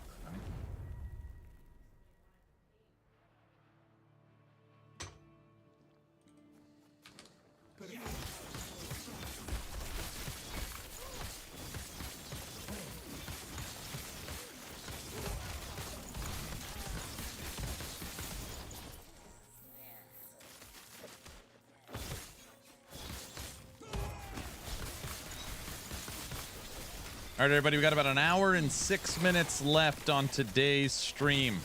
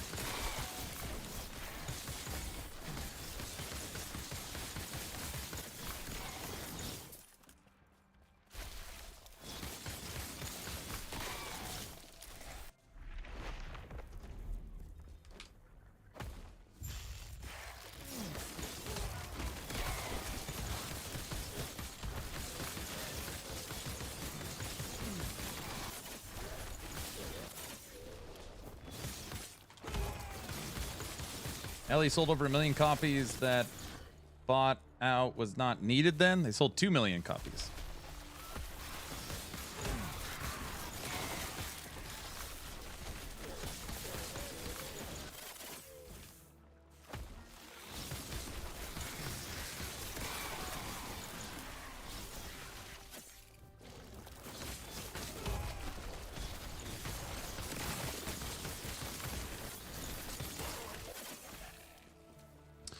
By the way, back to No Rest. Definitely a Souls-like. Wouldn't call it an action RPG. So many games are technically action RPGs, but we call them what genre what they most likely resemble. Cyberpunk, Borderlands are technically action RPGs. We don't label them as such because they fit another category better.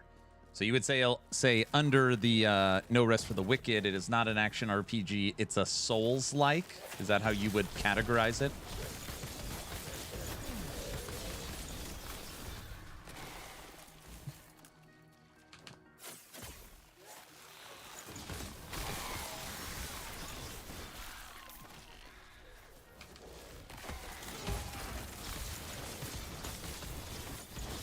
I just got an achievement for using 1000 FE. I have a problem. 1000 FE in crafting.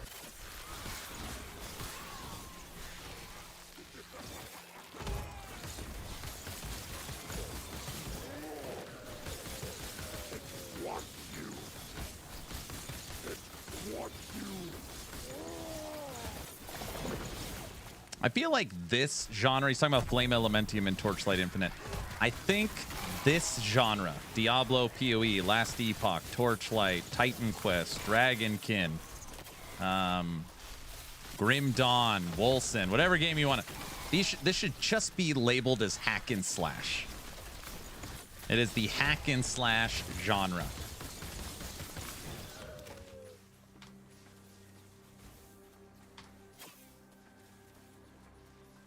Borderlands is a looter shooter. Yes. How long did you play Torchlight Infinite this time? 5 days? 4 days? 4 days. You know what ruined Torchlight for me? Hell Clock. Because of Hell Clock, I stopped playing. I was like, all right, we're going to take a short break from TLI. And we're going to jump over to Hell Clock. And I never went back.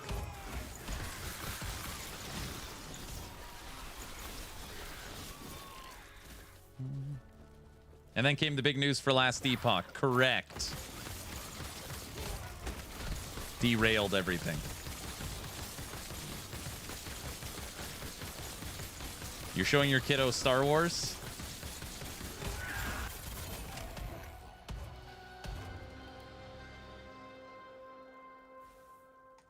Booyah. It's okay. Carino 3 was going nowhere else. Did I only... Wait a second. Maybe I only... Did I even play Torchlight on stream 4 days? Was it 3 days or 4 days? 3? Was it 3? I don't know. I got to 1.5 billion at 3 days. So in 3 days, beat the campaign. 8.0 maps. 25,000 survivability, 1.5 billion damage. Yeah, T8. 3 days. We had a pretty, it was a pretty successful feeling start to the season. And then I just kind of, yeah. No. Totem cast speed. No.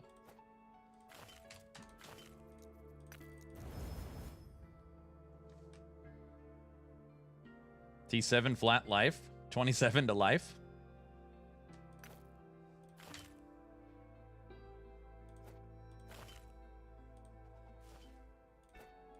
Oops.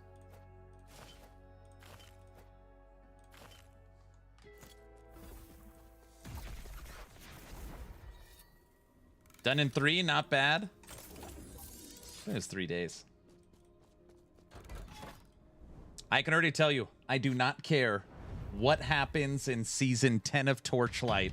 I am playing Carino 1, Ranger of Glory, deck stacking, lightning shot.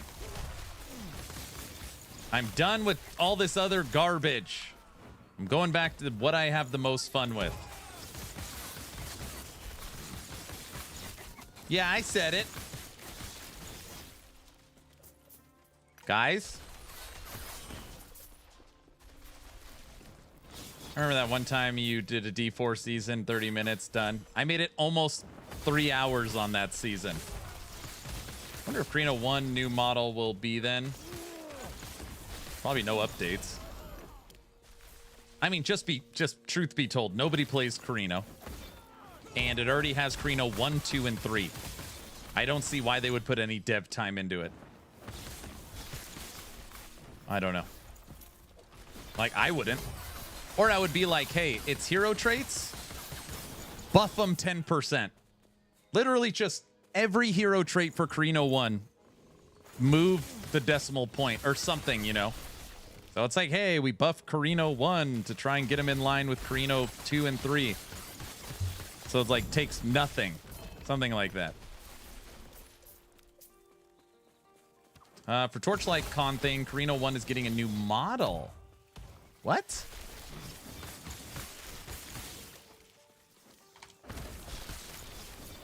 Aaron, do you think Last Epoch will focus on crafting soon?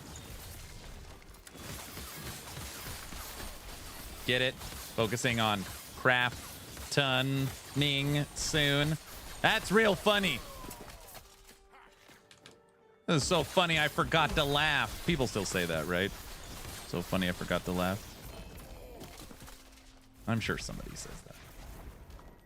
Yes, it was Trevor. He thinks he's so funny.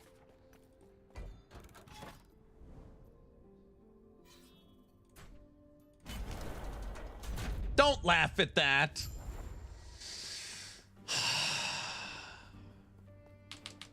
Are we excited for the season of dinosaurs? You guys. Okay. I've been getting lots of how can Aaron shill for Last Epoch so hard.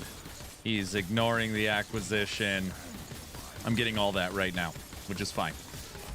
It's okay. I understand people are angry. I've covered this game for a very long time. This is the season of dinosaurs, T-Rex, and minions. It's hard for me to not be excited. This isn't the season of Sentinel. This is the season of minions.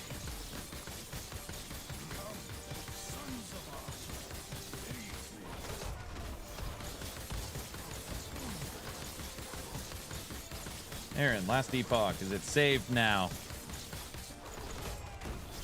Minions, ew! Obviously, Moxie, you've seen the trailer.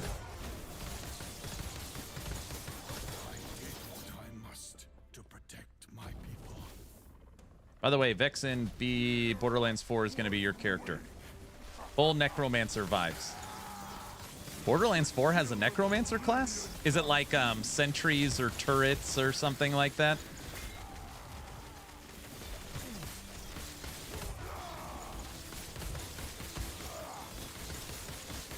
No, you summon Grim Reapers. No crap.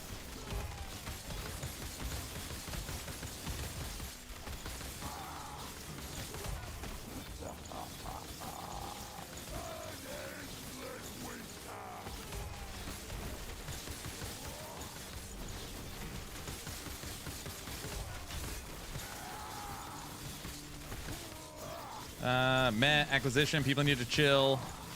Speak out against the bad changes, but worrying about changes that haven't happened yet is silly. But what about Subnautica 2? I don't know how many times I've heard that. Yes, I know the story. Yes. Yes. Yes. Bad situation.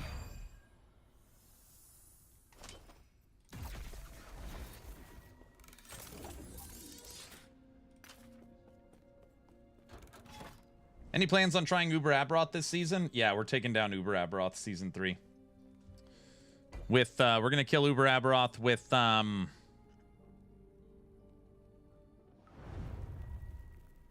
Cocaine Bear. Snapshotted, of course. In offline modded mode. 4 LP red rings. That's the plan. That's at least the plan.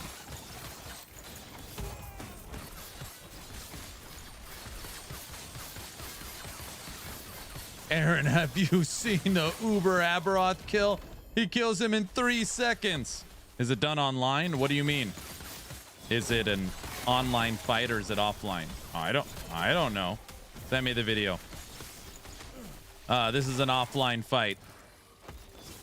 What does that matter? Well, they can modify the whole game files. They can have 4 LP everything, including perfectly rolled stats. Do they show the gear? No. Rip Cocaine Bear. Dude, Cocaine Bear's getting a brand new something. EHG labeled 6 minions as getting complete overhauls, which actually does seem weird on a few of them. But anyways, 6 minions getting overhauls. Skeletons, Abomination, Scorpion, Raptor, Bear, and Sabretooth. 6 minions getting complete overhauls. So far, with everything I have seen, Raptor Pack T-Rex feels like it'll be the best. If you want to play army. If you want to play army. Raptor Pack T-Rex seems like it's going to be a lot of fun. Aaron's new build is called the Craftin'. Oh, you need the crit build. That's it. You've all learned this. This one's for Moxie. Sorry.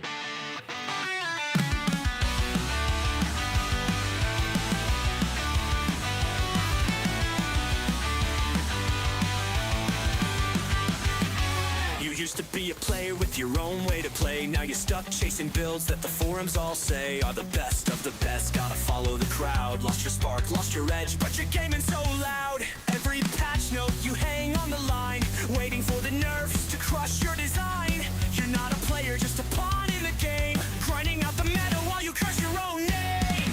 Meta slave chain to the build, all your fun's been killed. Copy paste the guide, don't think twice. Meta slave, where's your dice? Can't break free, you're in too deep. Reroll your soul, but you'll never sleep. You had a rogue that you specs for flare, but the damage was low, so you didn't dare. Now it's paladin this, sorcerer that. You follow tier lists like a rat in a trap.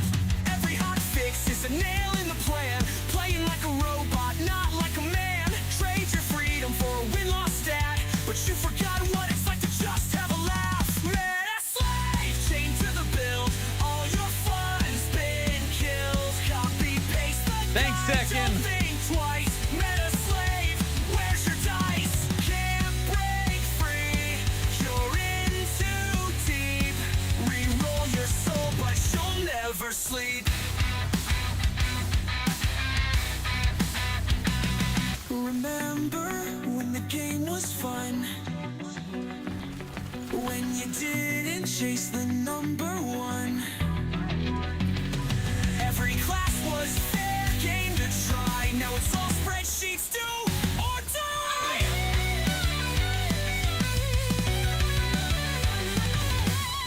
Just use the crit build. Why don't you match strict? This class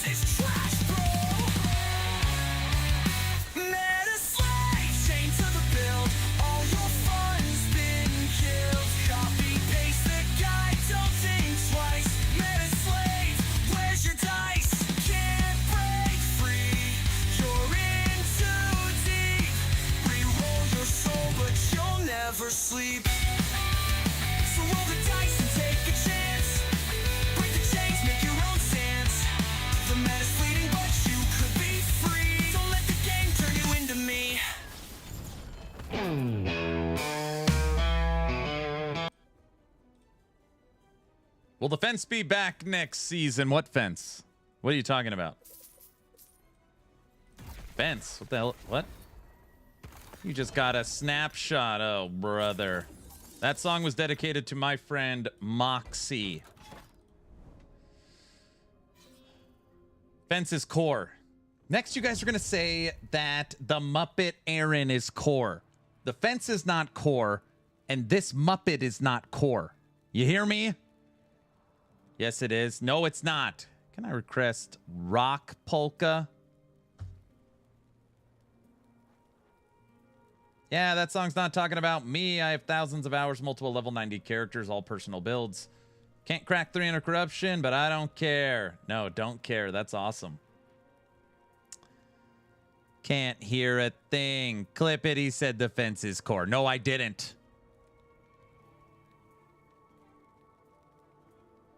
Tekken has requested Rock Polka. When you talk, I look at the Muppet.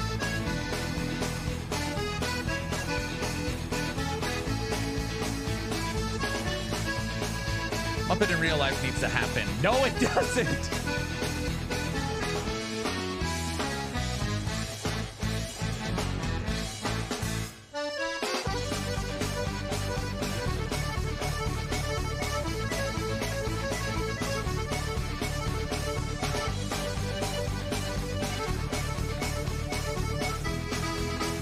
Muppet Aaron is core. We need a VTube on the Muppet soon.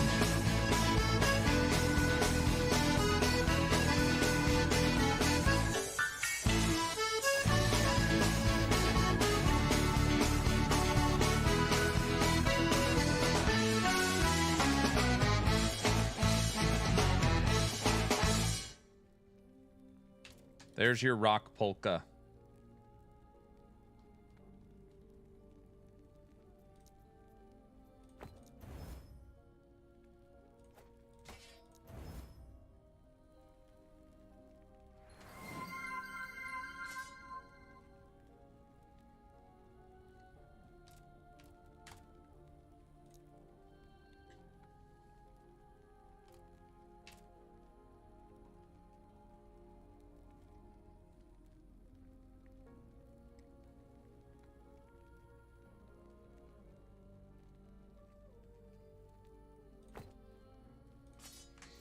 Also, congrats on 100,000 on YouTube. That's huge. Thank you, sir. Thank you.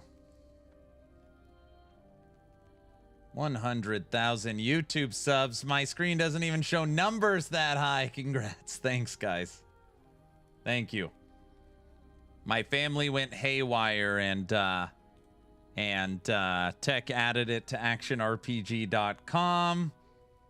In the main featured news post, my kids came in and shot confetti everywhere, and it was really nice. It was cool. I love it. I know. Thanks, guys. Thank you. Thank you. Okay. What did I want to do? I need one int. This has 5 forging potential and it has a 7 to intelligence on it. The problem is the health percent and the cast speed for totems is almost perfect. So I don't want to re-roll the ranges on them.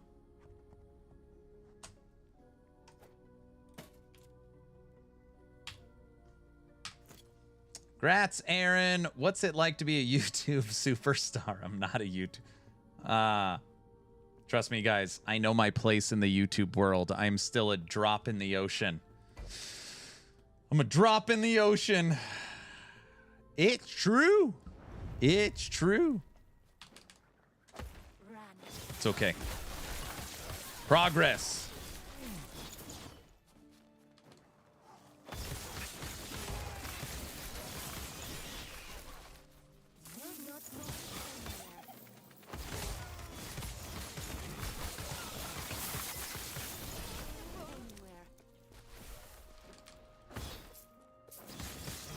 I'm very curious what season 3 is going to be like.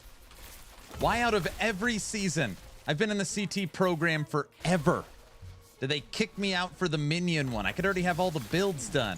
Oh, wait, no, that's why they kicked me out. All right, now that I said that out loud, it makes a little more sense.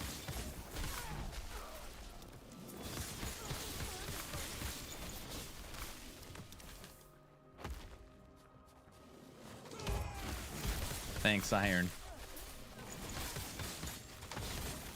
Just don't become a buyout, Aaron, then you'll be fine. I don't know.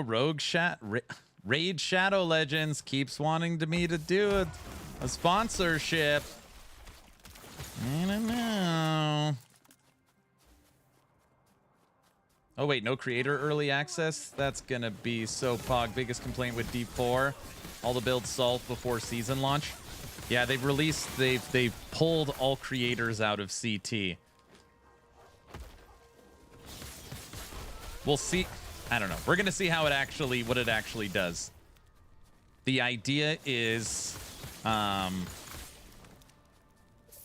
don't know. I've already seen reports of CT stuff getting leaked.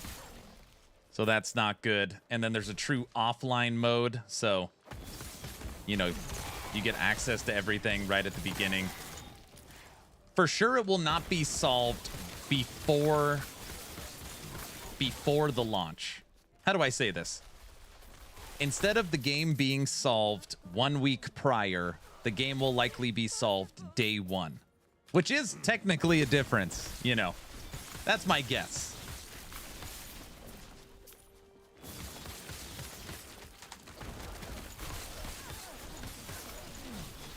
Frosty LaRue buys Action RPG YouTube channel for 96 million. Frosty, you want it? I'll cut you a deal, 50% off. Oh, when's the Raid Shadow Legends stream? Yeah, I see that happening. So, for sure you're not going to be able, but I don't know.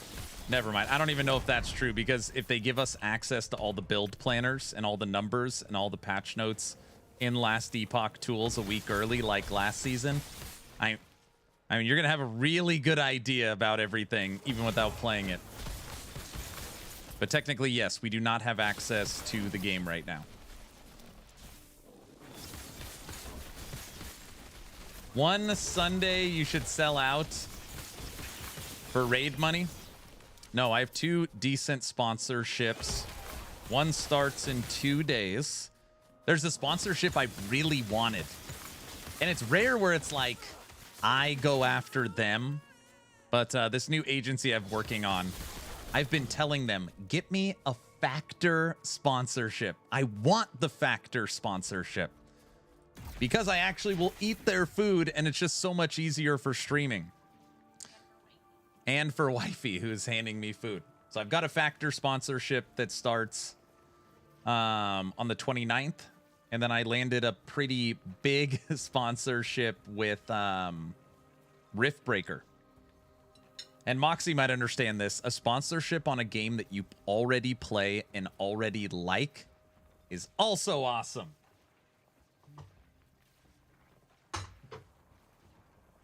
Riftbreaker. I like Riftbreaker. I've made a few videos on Riftbreaker already.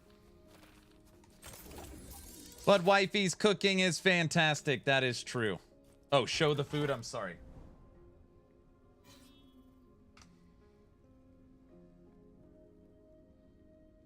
Ooh, look at that pot sticker sauce just sitting in there like that. Fried rice and pot stickers. That looks tasty. That looks delicious. Always. I know, right?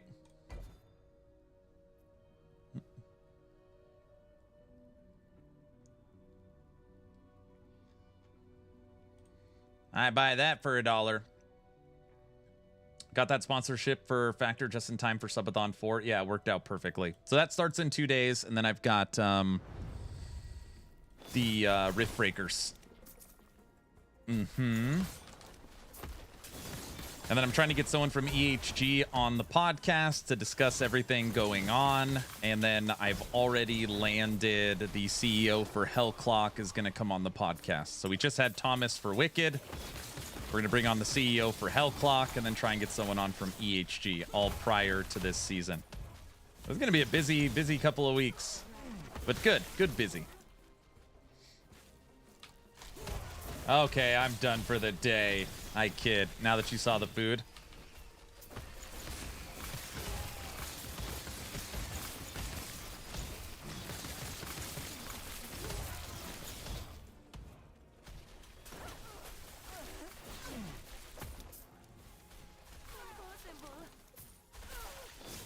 Hell Clock looks fun. I'll pick it up eventually. Yeah, they're going to have an update in September, and then another update in November, and then a DLC paid expansion Q1 of next year. The game is $20, so I would guess the expansion will be $10. And it looks like they're not doing a seasonal model. They're doing paid DLC expansions. A $20 game that I find fun, that adds tons of content for $10, seems reasonable. What? Aaron, you turned your setup again? Yesterday, I emptied my studio, cleaned everything, put it all back together, and we rearranged it so that you can't see the window. My window is now right here. I mean, literally right above the camera line. And my door is right here so that you can't see the door. And we had to rip down the curtain. We're redoing the background right now. So this is just like a temp background we have up. So this way I have access 360 around my desk for cleaning and fixing and stuff. And then I don't have to worry about people coming in and out because you can't see the door. And we have more natural light from the window. It's like it's so much better. It is so much better. So, yeah, I'm just rearranging and getting ready for Subathon 4. You gonna have a YouTube plaque in the background? I don't know. My wife wants to put the YouTube plaque in the background.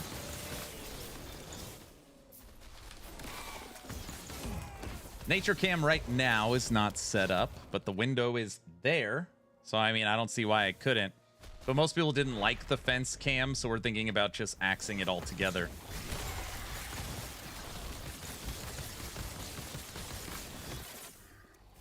Did Aaron say Subathon 4? Yes, Subathon 4 has been confirmed. It kicks off August 21st. Get a foot cam. No foot cam. Hold on.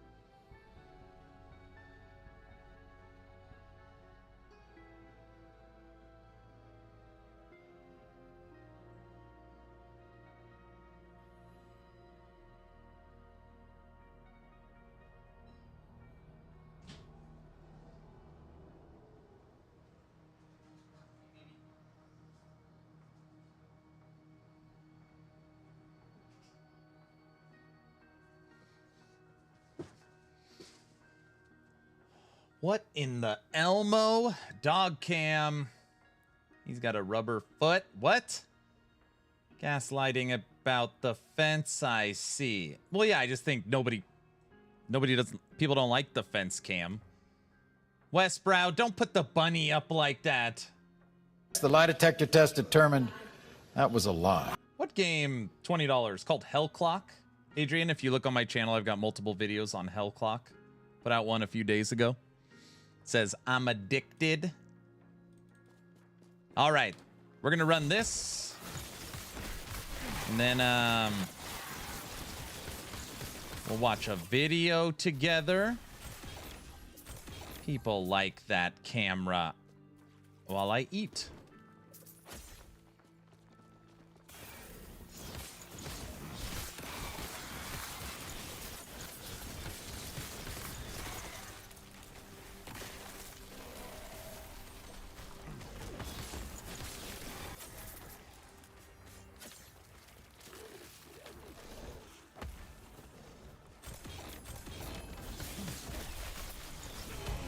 Aaron will have a raptor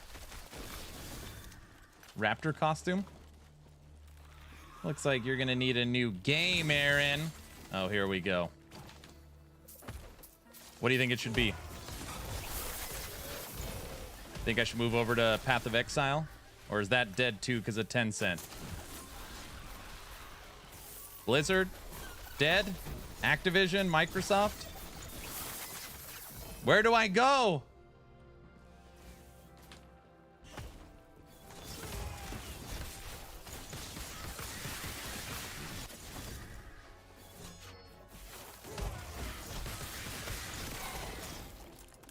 T-Rex suit day one.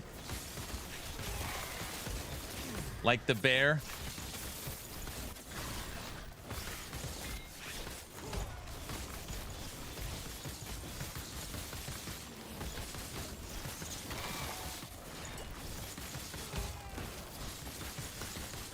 I've been kind of running through in my head what would be the absolute worst case for Crafton. What's the worst thing that could possibly happen?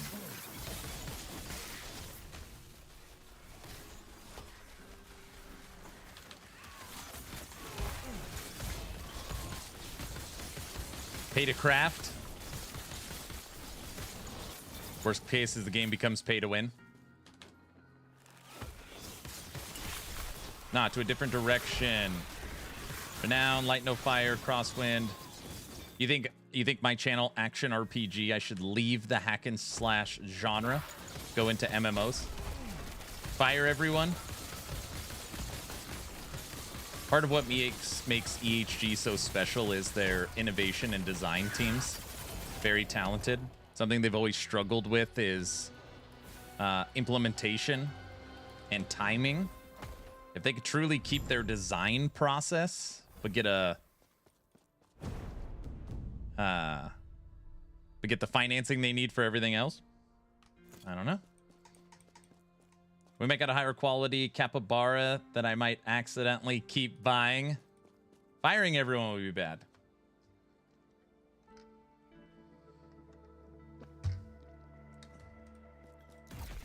Okay.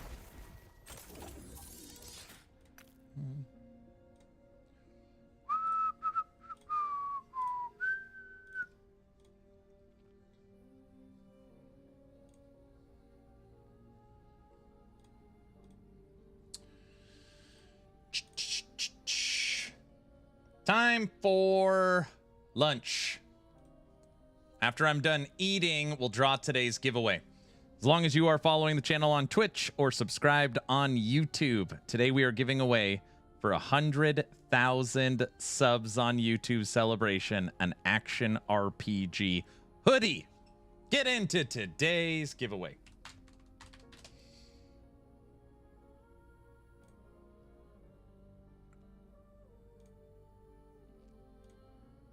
Support just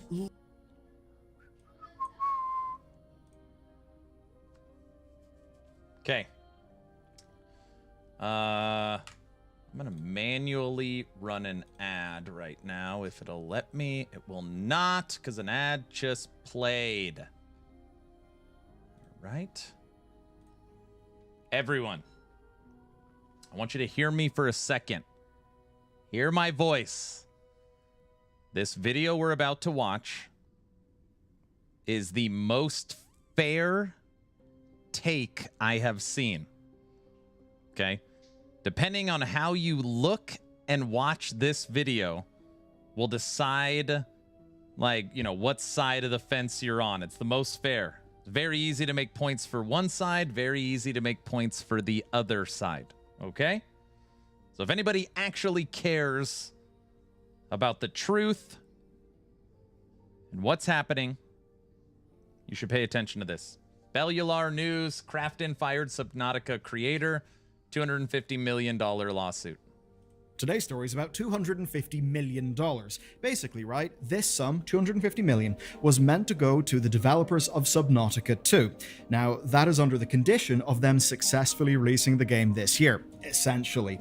Now, of course, they haven't released the game this year, and they won't release the game this year. That's because the publisher Krafton has fired the leadership, delayed the game, and seemingly denied staff that bonus. Seemingly. People are furious, but not just the ousted leaders of the company. That's because there was a lot of drama, Krafton got a lot of flack, and then Krafton hit back. They're now alleging that leadership were absent, that they were doing personal vanity projects, like this Christmas movie, because I guess that's what that guy was doing. And Krafton essentially says it's their failure, the leadership who are now fired, that is why players are not getting a great game anytime soon. Obviously, said leaders are not particularly happy about any of this, so they've responded back, they're suing, and now, after a heap of pressure, literally just before we were going to wrap this video up, it now seems that Krafton is doing something about the $250 million.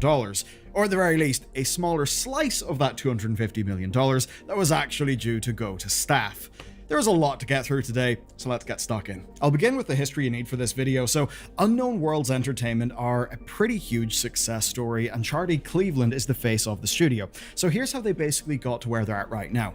They built a mod for Half-Life called Natural Selection, which really was fantastic. That then led to them forming a studio in 2001. Now after that, they built Natural Selection 2. Honestly, it was a banger. I played it on Total Biscuit's recommendation, but after that, they found their real success with a game called Subnautica. And Subnautica really is good. And comparisons to their old games aren't even close, at least in terms of finances. That's because 9 years after early access, Subnautica has sold over 5 million copies. So that's an absolutely humongous amount of money. But then, following that, came a rather large financial moment, and that is where the PUBG publisher Krafton enters the picture. So they bought the studio for $500 million in 2021, though the studio would still operate independently. Now, part of this deal was the performance bonus. We'll very much get to that. And according to sales reports,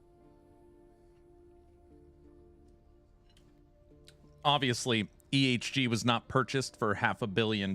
They were purchased for $96 million. Under this same contract, they would remain independent, and EHG will do exactly what they're doing, but with Krafton's financial support. So far, it's very similar. Unknown Worlds were making serious money. As an example, right, in 2020, they had no new releases, no new ports. It was just them ticking along with their regular revenue, and with that, they reported a $25.8 million profit. So that's pretty goddamn incredible. And while the studio would detour a little to make a war game called Moonbreaker, Subnautica 2 was always their next big project. Essentially, Subnautica 2 is the real thing that Krafton wanted, that they cared about, and well, it's one that they did expect to release this year. But of course, then the news came that Krafton axed the entire leadership team. Things all started to get crazy a few weeks ago. So this guy, Steve, is now the new CEO of Unknown Worlds. And the old leadership are gone. That means the studio founder, Charlie Cleveland, is out, the CEO, Ted Gill, is out, and the special projects director, Max McGuire, is also out. They were all let go.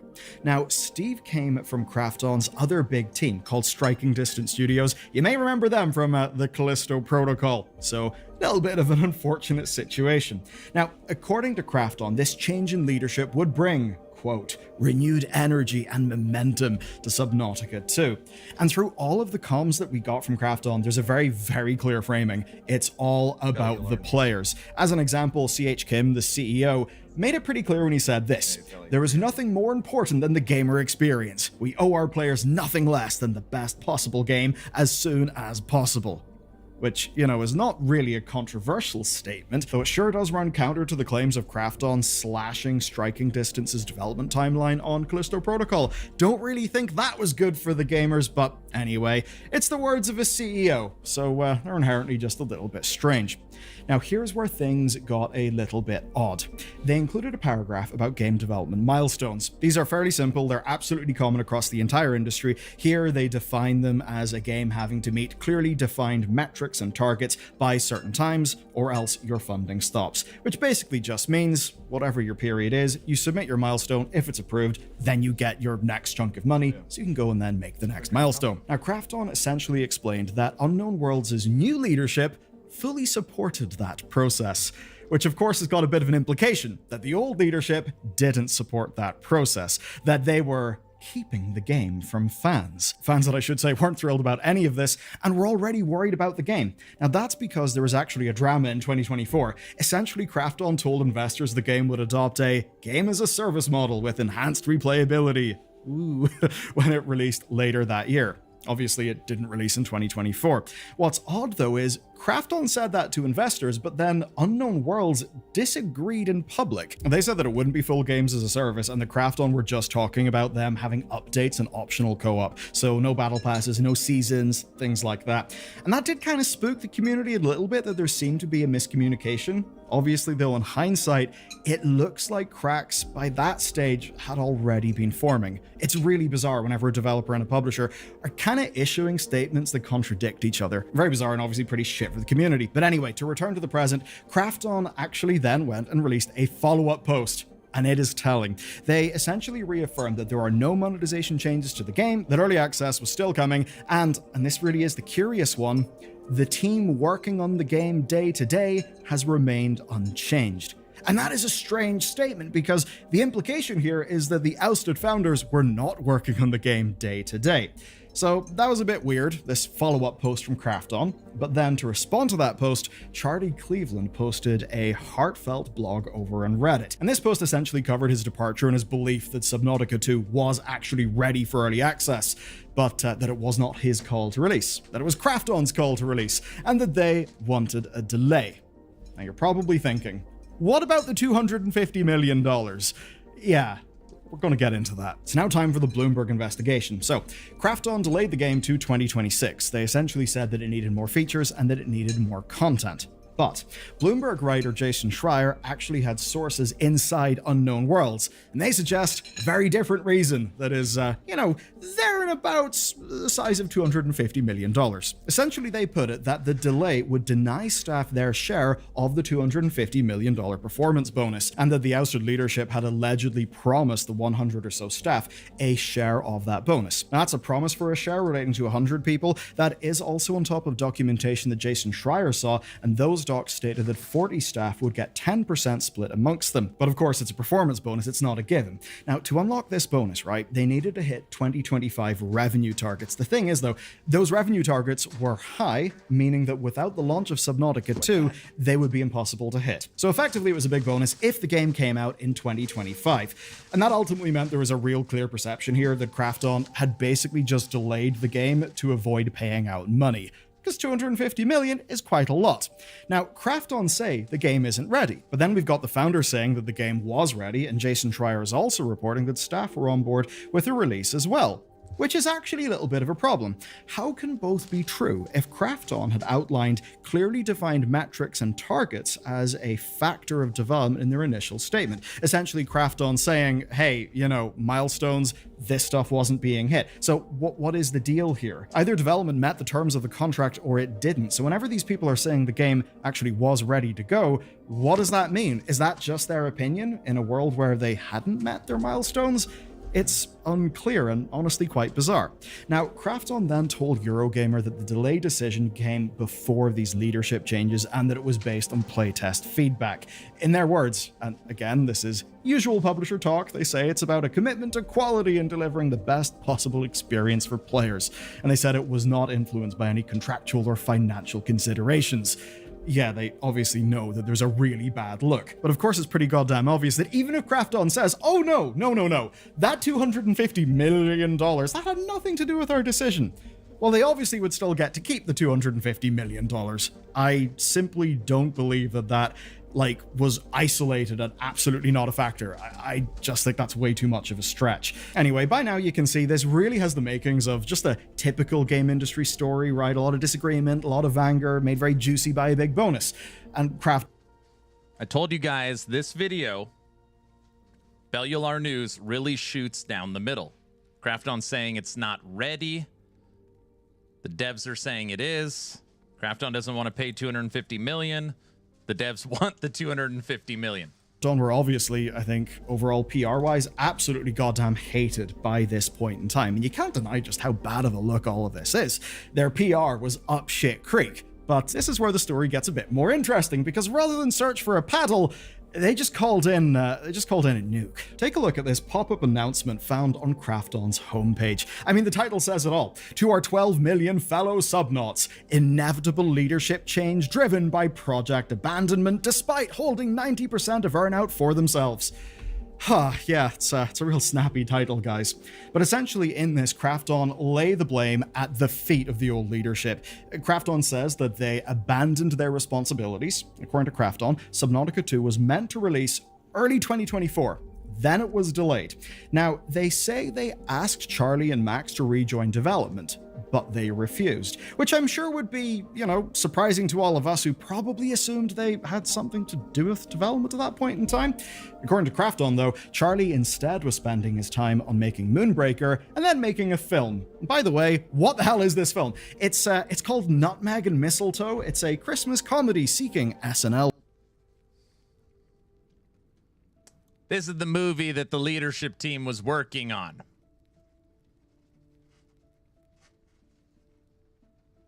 Vets. Some lovely, really odd-looking mid-journey art for its poster. Very bizarre. Now, Krafton say that this did actually have a material impact on Subnautica 2. That's because without, quote, core leadership, there was confusion. There were delays, and Krafton say they feel a profound sense of betrayal. I don't really know if a corporate entity can actually feel betrayal, but perhaps the people at it do. And if Aaron's what too they're famous saying for is this. true, He's gonna have to go find something else to do, where his genius can be truly appreciated.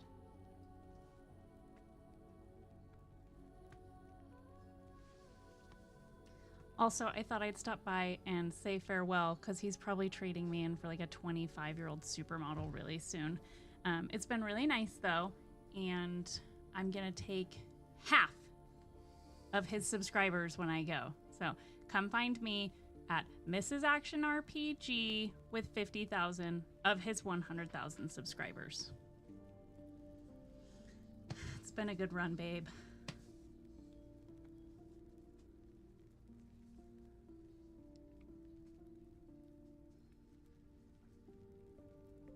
They want to know who gets the bear suit.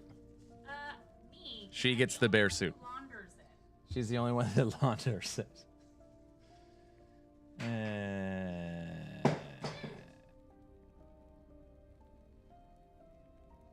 Thanks, honey. JK, he would never leave me. I'm the best. Cheers to 100,000. We're so excited. Woo! Woohoo! Wait, I should... Here. Oh, yes, that is what a cheers looks Cheers. like. Yay! There is just one wifey song. That's true. And she deserves it. Yes. You're not leaving me for a 25-year-old supermodel, right? No. Woo!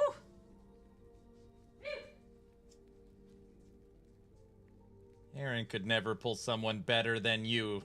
That's a fact. That's a fact. Wifey is the real talent. Bro married up. When are you gonna add a 0 to that number? Oh, brother. yeah, that does actually sound pretty ridiculous. Anyway, according to them, this is why the leadership had to change. No, Trevor. Even though Krafton's public positioning is very much that they still support the actual team making the game. So, in this post, the Unknown Worlds executives really just come off as kind of lounging around, not taking things seriously, and profiting from their staff's labor, where they would have been getting the vast majority of the bonus, while seemingly abandoning core development on Subnautica 2. At least that's what Krafton are alleging. But it is also deeply strange because the story then changed again. This is a milestone doc from Krafton, and it's absolutely not the sort of thing that you would normally see, which, well, is interesting because it was leaked. Now, we gotta ask ourselves, who leaked this and what perspective do they have? Because Again, I'm not drawing my line in the sand. This story really goes left and right depending on what side. This is very telling. when you look at Never mind. this document, it certainly does not look good for Unknown Worlds. That leads me to think that Krafton, or maybe someone Krafton related, is responsible for the leak. Obviously, that's just speculation, but anyway, let's take a look at it. It's pretty interesting. It essentially shows that the game's scope has been reduced significantly since the targeted 2023 launch. And from Krafton's perspective, the game experienced what they say is an overall shift in direction during development. So basically what they're trying to say is they didn't delay to 2026 because they don't want to pay the bonus. They're delaying to 2026 based upon a huge reduction in scope of early access that they have failed to hit that should have been hit in 2024. And then they show the released document showing all the missed milestones. Say that it lacked the level of polish and market impact required, and I mean the numbers are like rough. Many things, the truth probably lies somewhere in the middle. A 30% increase in content for the early access launch. And look, just glancing through the numbers in the doc, it really does look. Also, we already have access to the early play testing for Subnautica 2, saying that there's really no change and it feels like Subnautica 1. Look bad for the studio. That being said, it doesn't immediately prove Krafton's case. It does back a lot of things up, but as an example, is what exists ready for early access? I mean, Krafton say it isn't, but the founder says it is. Staff apparently told Jason Schreier that it is, and we the public simply don't know. Though it's only right I point out a fairly obvious incentive, so staff and leadership. Also, trying to tie this to EHG. All this drama is around an unreleased IP that is worth a boatload of money. Comparing that to an indie studio for 1/5 the cost in an established game that's been out for 7 years, like, it's just very, very different situations. Do all have a large incentive to ship the game this year because that would unlock the $250 million bonus. So let's say 90% stays with leadership, that would leave 10% for staff. Now, the doc Jason saw had a 10% share split between 40 people. It's an average of 62.5k each. Obviously, it's less if you're talking about 100 staff, but I'd also ask you to think about studio power dynamics because it's probably safe to assume that seniority would play somewhat of a role in that bonus distribution. That could obviously influence. Mike Copian is that Krafton needs a success story after this much bad rep. Influence how people are leaking to the press, which is essentially to say that with the information we've got now, I don't really trust anyone involved in this story because it all just does look sketchy as hell. Now, some questions do remain for Krafton though. I mean, if the game was supposed to launch in 2023 or 2024, then clearly it missed previous milestones. So why wait a year to change structure? Like, what's going on there? And similarly, Krafton said that the game suffered from confused direction, but you've got developers in the Subnautica only made 40 million more than EHG. It's not that much bigger, and Unknown Worlds had a huge failure in their game Moonbreaker. It's about the IP. Supposedly Subnautica, they're already working on a TV show. They're working on a movie. They had multiple million waitlisted for early access of Subnautica 2. They wanted that IP. Comparing Subnautica to Last Epoch, it's not comparable from an IP perspective. Project being unchanged, and all of this being placed in leadership. My son loves it. What's going on there? Is it really that the lack of these three leaders was so goddamn pivotal in the thing failing that Krafton thinks they can get rid of them, get a new CEO, and deliver the game with the exact same team? Is that really what's going on? That does sound pretty weird. And when you think about how 90% of that $250 million bonus was reportedly, though they do dispute it, going to go to just, like those three people to the leadership. I mean, you can see getting rid of the three of them and then giving bonuses to the staff that will remain. So obviously, this is a goddamn mess, which means it's hardly a surprise.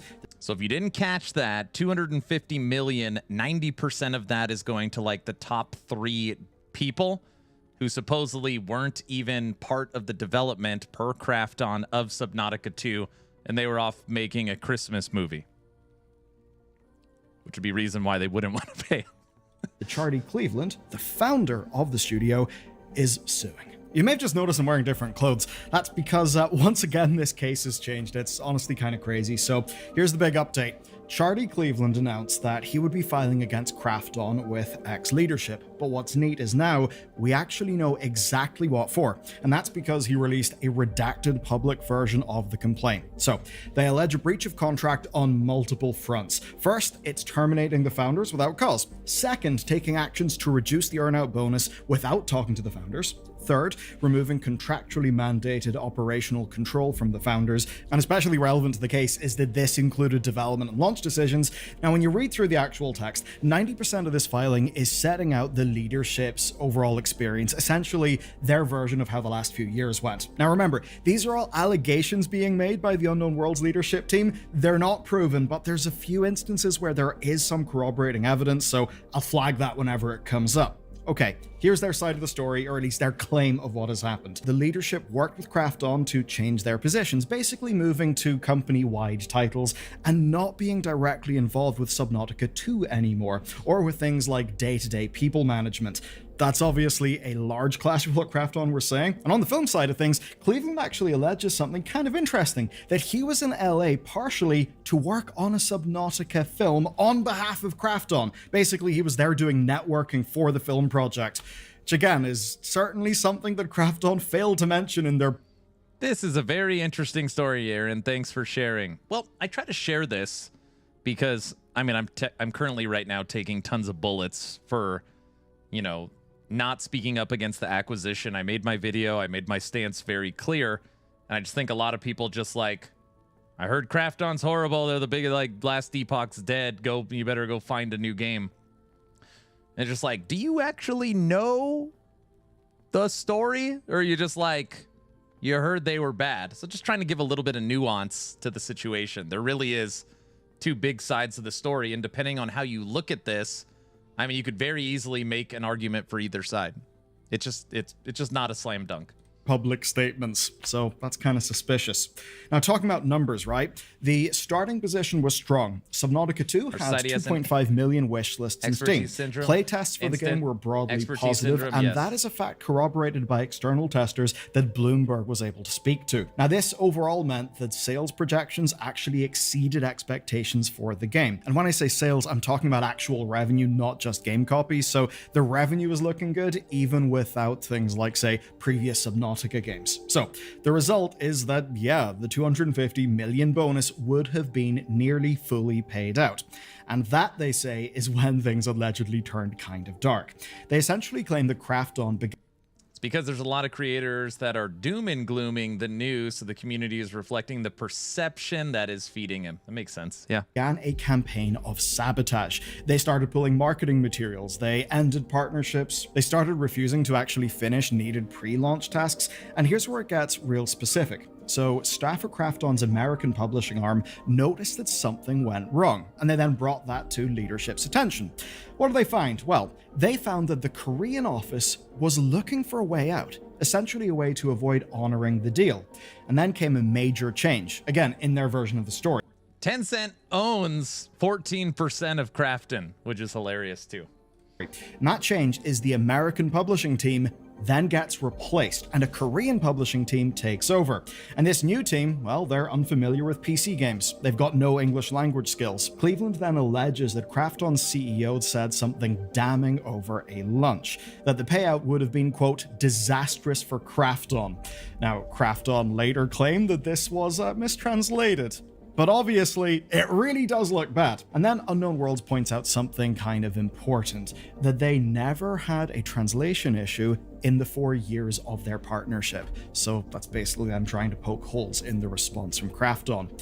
Now, the pressure then continued, right? Krafton kept presenting reports that were claiming Subnautica 2 needed delays. Unknown Worlds found the evidence to be uncompelling. So what happened when Unknown Worlds Entertainment pushed ahead? Well, Krafton, they say, pulled everything. Translations, analytics, legal support, policy support, just loads of stuff. And they even cancelled a marketing deal with PC Gamer that has since been corroborated. Basically, Subnautica 2 was supposed to get like a sort of cover issue featuring PC Gamer. that's been pulled. PC Gamer did confirm that that happened. It's not just that, though. The allegations do get worse. So Krafton apparently stopped responding to emails. This cost the team valuable partnerships. They even published unapproved statements to Unknown Worlds' website, which really does feel bad. Now, all this aligned with legal pressure through 2025, and we essentially have negotiations between the founders continuing, and then them finding out that they have been fired. They say without cause. Now, the leadership is suggesting that this puts the Subnautica 2 launch at risk. Then, of course, there's the talk of the feedback being poor. Now, we got a statement from Krafton to GameFile, and it states, quote, "Decisions were made to ensure Subnautica 2 is the best possible game and lives up to fan expectations." But there's actually one more development. You see, after the lawsuit and the public backlash, Krafton have then tried some damage control. They essentially wanted to get people back on their own side. Now, Jason Schreier had sources present documentation to him about the bonus schedule, so it is apparently being extended into 2026. And what's going to happen is Krafton will advance part of a separate 2026 profit-sharing pool into 2025. So basically, they don't want staff scared about losing the bonus. But here's the thing, so far in how this is being reported, we don't have clarification on whether that's the entire 250 million bonus, including all the stuff that was meant to go to the founders and maybe any of the sort of verbal things the founders had said about redistributing, more than just 10% over to the staff. So we don't know if it's the full amount of money or just the 10% of the 250 million that was due to go to staff. Because obviously, if Krafton are able to get the 25 million, give that to staff, and save themselves 225 million by cutting off the leadership, well, that would be pretty sweet for them. But okay, let's pull this all into some form of conclusion, because look, I am aware that this has been honestly a total shit show of a story, and one that's pretty long. So far, what I'm willing to say then is that I am quite split. It really seems to me that there's just a very clear failure in communication with each other. And then you get into the financial incentives. Those are so goddamn obvious. And again, it's just allegations right now that we've got that lawsuit stuff unsealed. The whole thing about the US team being swapped with the Korean team, and then that statement from the Krafton CEO about it being financially disastrous. If that stuff can be proven, if there's evidence of that, I think it would be absolutely damning and would, well, just kill a lot of Krafton's PR. But you see, throughout all of this, there's another thing that I cannot get out of my head, and that is Glenn Schofield. He led development on the Callisto Protocol, and if you remember that game from launch, and I hope you didn't buy it at launch, well, it was quite the disaster. And reflecting on his experience making that game, Glenn said his largest regret was not fighting back whenever Krafton moved their release date forward. Yes, forward, so the opposite of a delay. It was moved forward, and they didn't give him the resources that he would need to actually pull that off in time. So no wonder Callisto Protocol was a mess on launch. And because we've got an allegation like that floating around, and that they were ultimately willing to shit out Callisto Protocol, I find it hard to trust Krafton whenever they say that all of this stuff is, of course, in the service of the players. And it's not just Subnautica fans that I'm worried for here, it's also Tango Gameworks. You may remember them, of course, from Hi-Fi Rush, and how it was just disappointing and insane that Xbox basically pulled their funding and it looked like that truly would have killed the studio. Now, what then happened is Krafton acquired the studio, and they lapped up so much positive PR. It would certainly be sad if they then got what seems to now be the typical Krafton experience of just a lot of chaos, a lot of he said, she said, and stuff that absolutely does seem to be, at the very least for the people involved, pretty goddamn painful. Now, in a way, all of this is driven by money, right? And that is part of a broader trend, a financial tightening that is slaughtering entire swathes of the industry, including ones that are practically unnoticed. And if you want to learn more about that and how specifically a game that mirrors so much with Expedition 33 basically just died, well, watch this video next.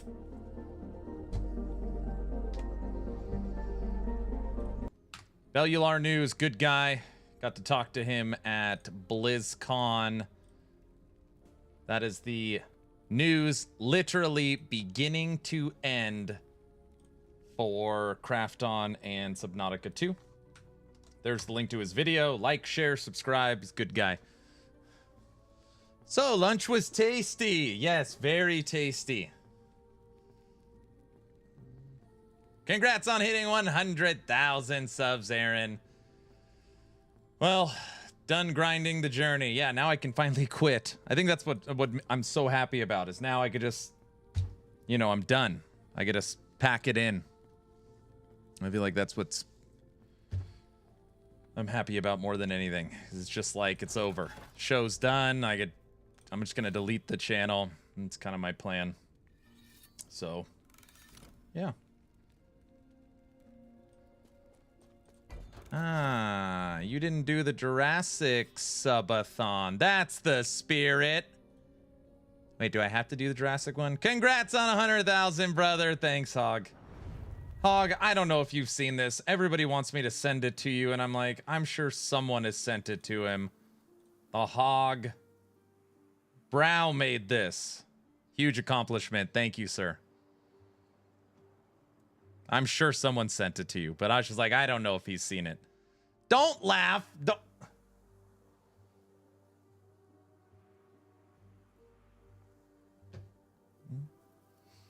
This one's mine. Brow made this one today. Yeah, I saw it. Okay. Aaron's is worse. Aaron, I remember when your channel was gone. Oh, jeez. Brown made this one today. And then for the subathon, he made this one.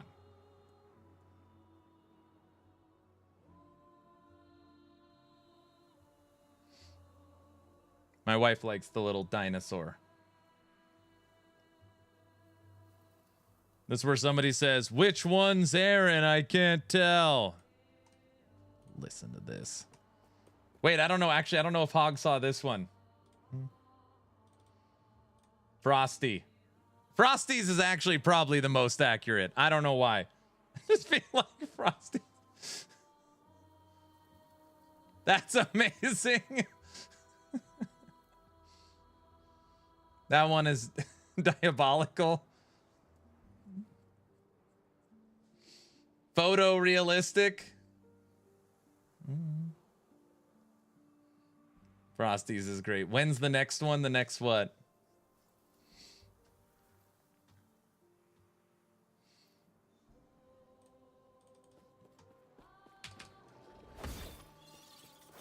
It looks like Frosty. I know it does.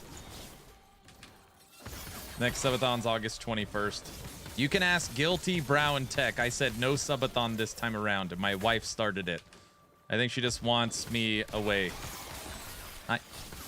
Nothing! Nothing!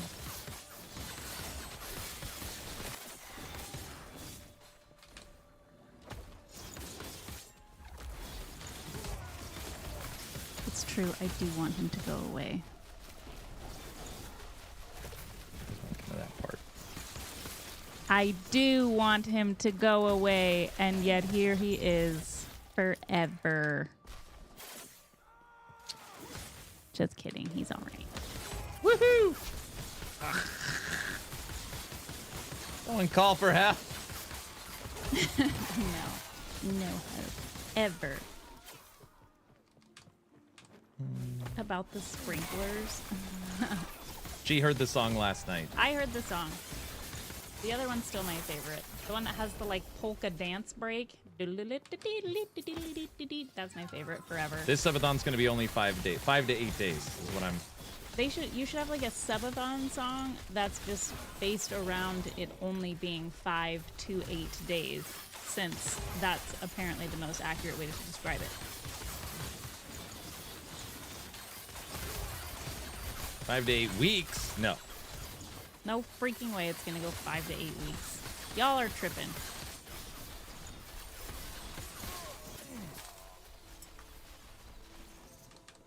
$5 to 8 months? Oh yeah. To the tune of Gilligan's Island. A 3-hour tour. Wait, what would it be? A 5 to 8 day tour. Plus 30 more days. Probably. Wifey, please don't let Aaron play Primalist on Season 3 start. Are you planning to play that? The only new thing we know is there's going to be a Tyrannosaurus Rex minion. So I said maybe I'll play Beastmaster. We don't know any of the new Necro stuff. They want me to play Necromancer. Can you have like skeleton dinosaurs? No, but I can't have a T-Rex with my skeletons, but it doesn't really, you know, Not the same. it doesn't like fit. They all want you to play Necro Necro or Riot? Oh, brother. until season 5. That would be bananas. There's no way. When is season 5 gonna be? December. December? They're gonna do a Christmas release? Okay. I don't care what August. anybody says. We will do a 48-hour event for season 5. 48 hours plus a subathon. We are not. I'm not doing a subathon for season 5. Subathon can't get to 2026 unless there's a big break in the middle and then you start a new one. Then we could just say you subathon from 2025 to 2026, even though technically you didn't.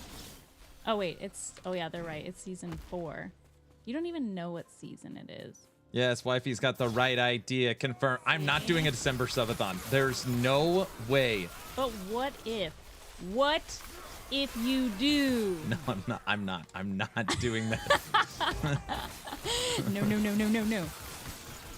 Yes. No. Aaron says no. You heard it here first. No freaking way. Wifey confirms season 4 and 5 subathon. Let's say this. If they announce that season 4 is after Christmas, I'm going to make them do it.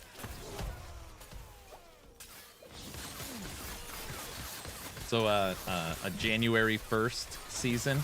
No, I was thinking like December 26th.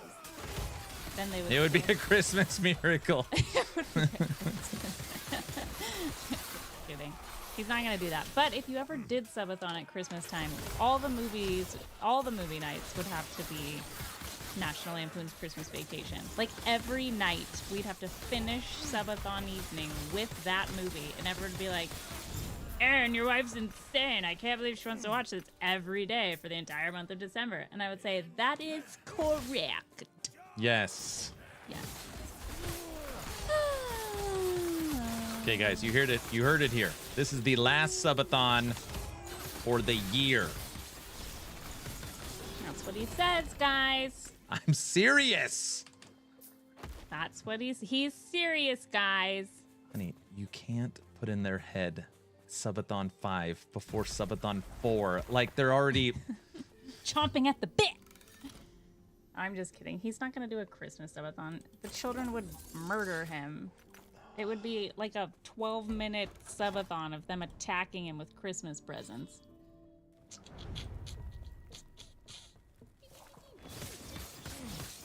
Thank you, wifey. You are the best. Ah, love you all. All right. Last monolith, and then we're drawing today's A giveaway. I started clearing the desk. Yeah, maybe too many poppers. Guys, it's my hoodie back off. All right, everybody. As long as you're following the channel on Twitch or subbed on YouTube, type in ! a giveaway.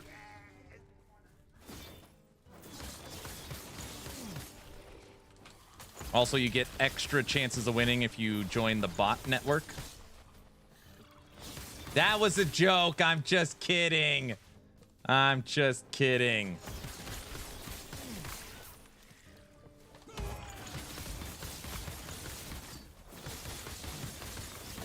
Just updated my firmware, boss. Okay, good. I'm already in the bot network. Hold on. Streamer client gets more chances to win, obviously. Everybody knows that. The bot network on Kick, part of it. I've already got Trevor saying, hey, will the subathon include Kick subs? It's like, oh my gosh. I should honestly start testing the clock today.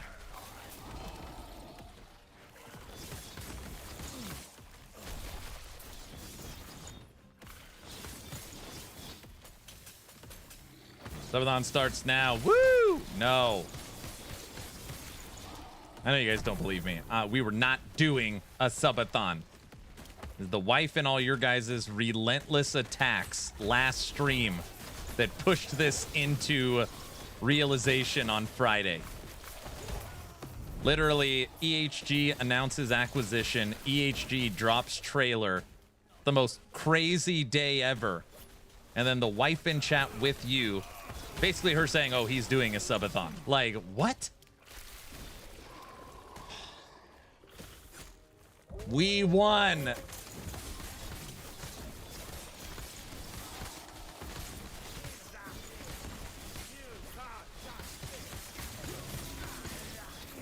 Use my own wife against me.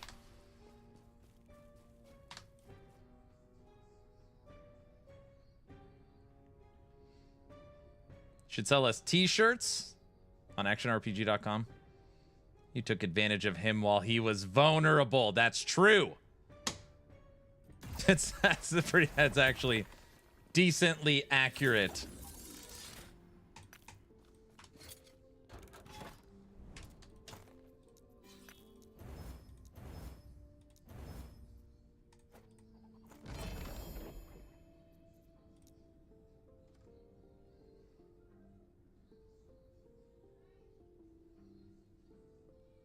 Three LP Pride, I think that's worth like lots of monies. Okay, let's do it.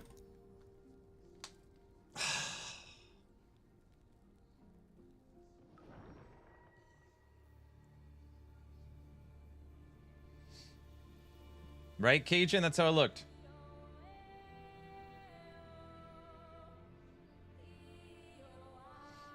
Really think about it, Aaron. You can take wifey and kids, make them all play Ellie for the subathon group content. It's not a bad idea.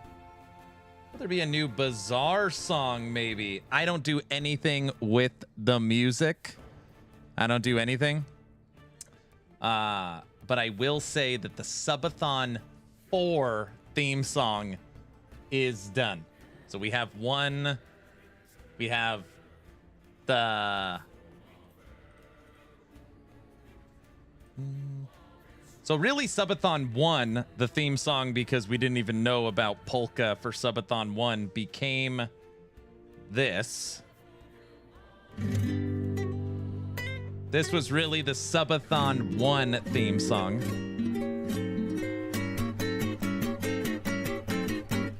And then you had Subathon 2.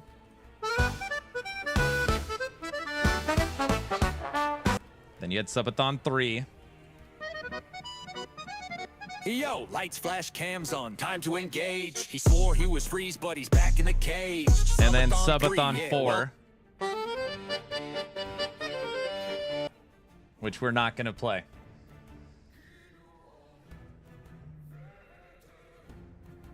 Oh, okay, sneak peek. Ah, I want to hear it. Oh, what a fun sneak peek. Mm-hmm. Mm-hmm. It's already on my daily list. Yeah, it's good. It's good. All right. Let's draw the giveaway. How about this? We will do this. As long as you are following the channel on Twitch or subbed on YouTube, type in !giveaway. You have until this trailer finishes to join the giveaway. We only watched it 4 times today. You have till this ends to join the giveaway.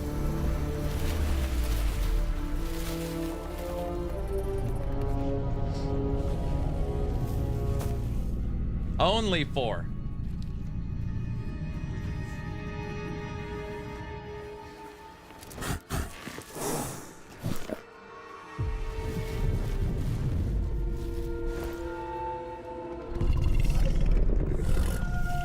By the way, this is the new main bad guy, and the shield that they have shown, has its feathers on it. So I'm pretty sure the main new big bad guy drops the new Triceratops shield because it's covered in its feathers. clever girl.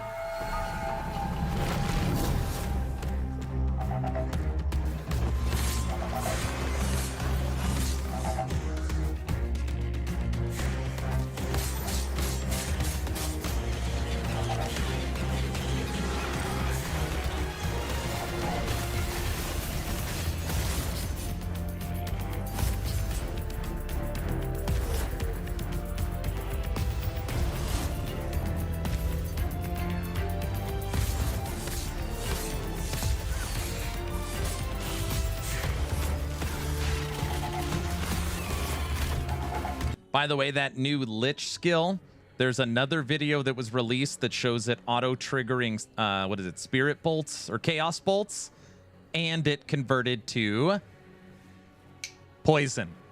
Bleed Physical, Cold Frostbite, Poison, and it triggering Chaos Bolts.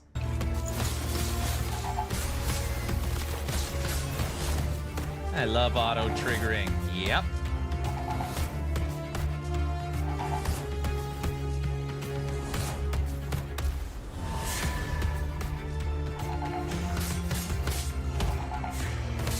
A lot of people have seen this Rift Beast system. This is not just a new champions. You're going to come across rifts.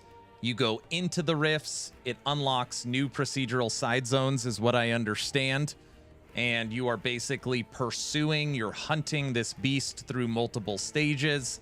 And then when you finally kill it, based upon your decision making is the rewards you get, which are likely these new primordial uniques.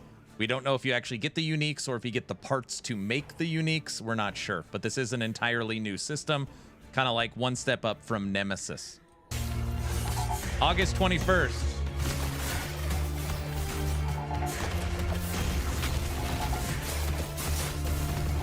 Bro.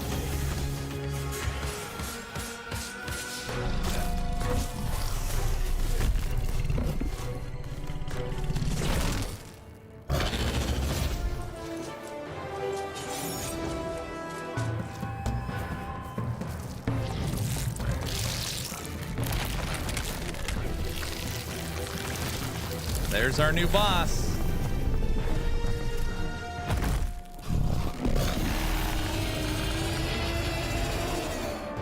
Oh my gosh, I just noticed something.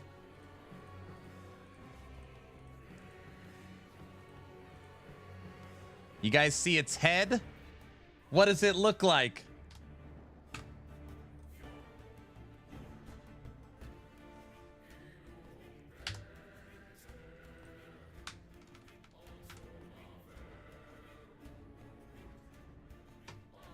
It's the shield. You could see the feathers. Your butt? No. That's... I told you! That's gotta be the new Pinnacle boss. I don't know if it's a Pinnacle boss. The new bosses drop. You could literally see the horns and the feathers. Oh, for sure. 100%. 100%.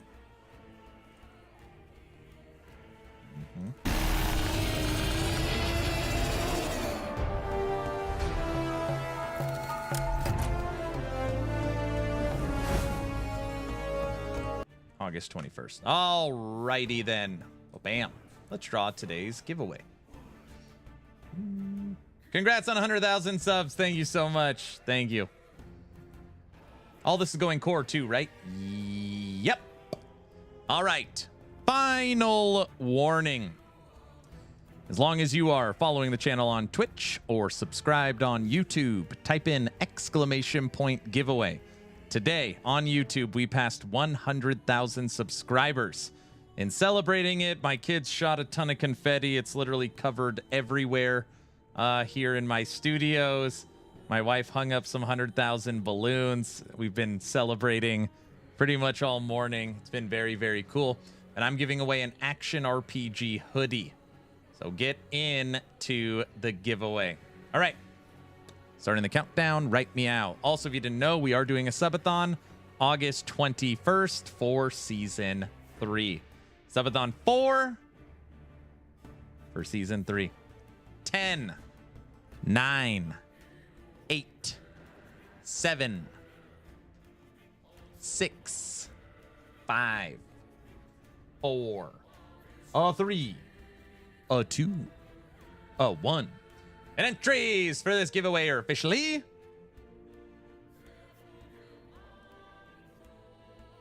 closed.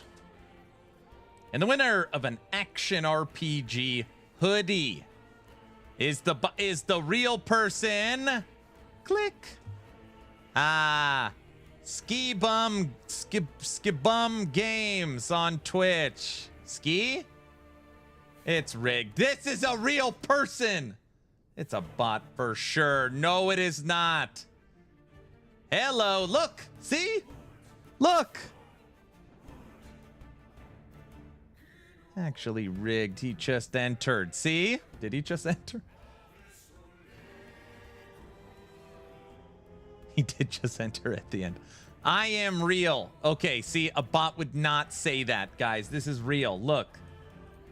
A bot wouldn't say that. See? Ski, can you just quickly say something a bot would never say?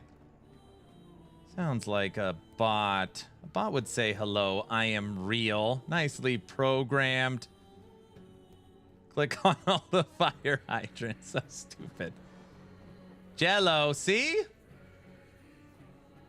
Something a bot would never say.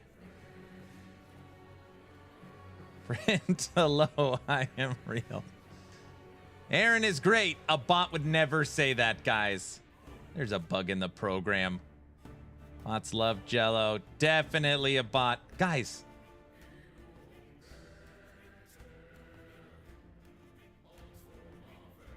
Guys? OMG, it's Aaron's own bot. Definitely a bot. Quickly. The bot would say wifey is great. Okay, I'm so done with this scam. It's not a scam. This is a real person. Guys. Aaron loves Druid in Last Epoch. Okay, you're not helping. You're talking in kind of